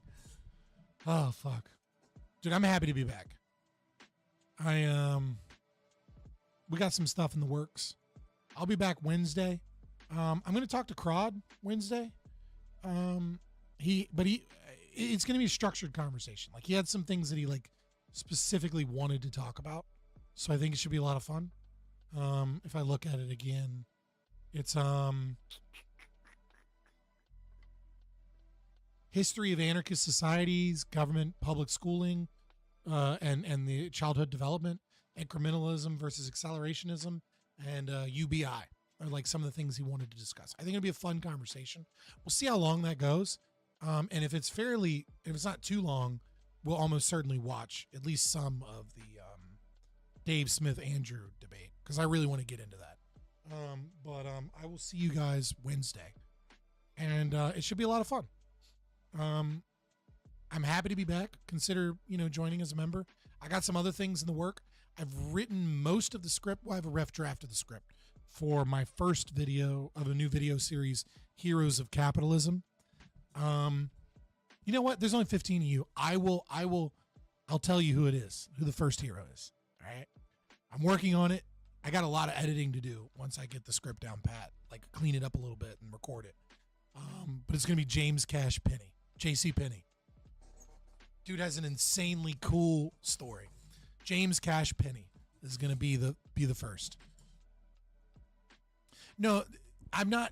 I put a paragraph of the intro video for the series. And so like to kind of give you an idea, but like it's going to be titans of industry and like heroes, like great men that did great things. Not like here's a guy that's wrote a lot of good. I mean, like, don't get me wrong. Mises is a hero of capitalism, as is Hayek, etc. But I'm looking for people whose personal lives and actions did great things in the world, not per se, theory nerding out on shit. So the first video is going to be James Cash Penny, JC Penny, the department store, the department chain, and in his life, what he accomplished, what his insights were, why he's important, and why we need to bring back some of these heroes. But my voice is shot. It's been a while. It's been 5.5 hours. I need to get out of here, relax. Creator of the 99-cent now. Creator of J.C. Penney's, man. Department chain, as opposed to Montgomery Ward or Sears. We'll get in. We'll be talking about Montgomery Ward and Sears and the mail catalog system and the diaspora into cities and 1920 census and all kinds of cool shit. History that should be taught in school that isn't taught. About great men that did great things. I'm super excited to start this series. I can't wait to talk about Henry Hines and Ray Colt and Sam Walton even, and Calvin Coolidge and all of these great men that did great things that we just don't talk about anymore because we don't respect and believe in the beauty of capitalism and titans of industry. Yeah, Slenser. I was just teasing you. Don't give up everything. But we will see you Wednesday, and then have the kids this weekend. probably another debate on Monday. I have a debate potentially scheduled, maybe a discussion debate. I'm not sure where this is going to go yet, but next Wednesday, talking to some guy, maybe with Non-Smoker, that communist that you've seen me with a couple of times. He might be moderating a discussion on Malay in Argentina and other libertarianism in general, which should be fun. So yeah, I got some stuff coming up, and I'm ready to talk some shit and debate some people and discuss some theory. My beat? No, it's okay. I mean, you guys could literally go Google JCPenney, and you're probably not going to find anything that I'm not going to say, with the exception of maybe like some discussion of why I believe it's important philosophically. But all the details you're going to find. But yeah, let me get out of here, boys. I'll see you Wednesday. And expecting some big things. I'm excited. I had a great time. Thank you so much. Consider liking, subscribing, joining as a member if you want to get access to the emotes and stuff. I am back. I was gone for a while. We lost some members. It's fine. It's chill. No stress. But if you want to give me some money me. Because these videos, the moment I'm done, is going to be demonetized. I can show you every single live stream I've done is demonetized. They all get demonetized immediately after. So I'm not getting any ad revenue. So the only money I'm making on live streams is most of my videos also get demonetized, but some of them don't. But all of my live streams get demonetized. So I don't get into the algorithm. It doesn't get shared, and I don't get any money from them. Unless you guys choose to become a member or donate or just spread it to other people so they can see it. Word of mouth. But I appreciate you guys. I will see you around. Deuces.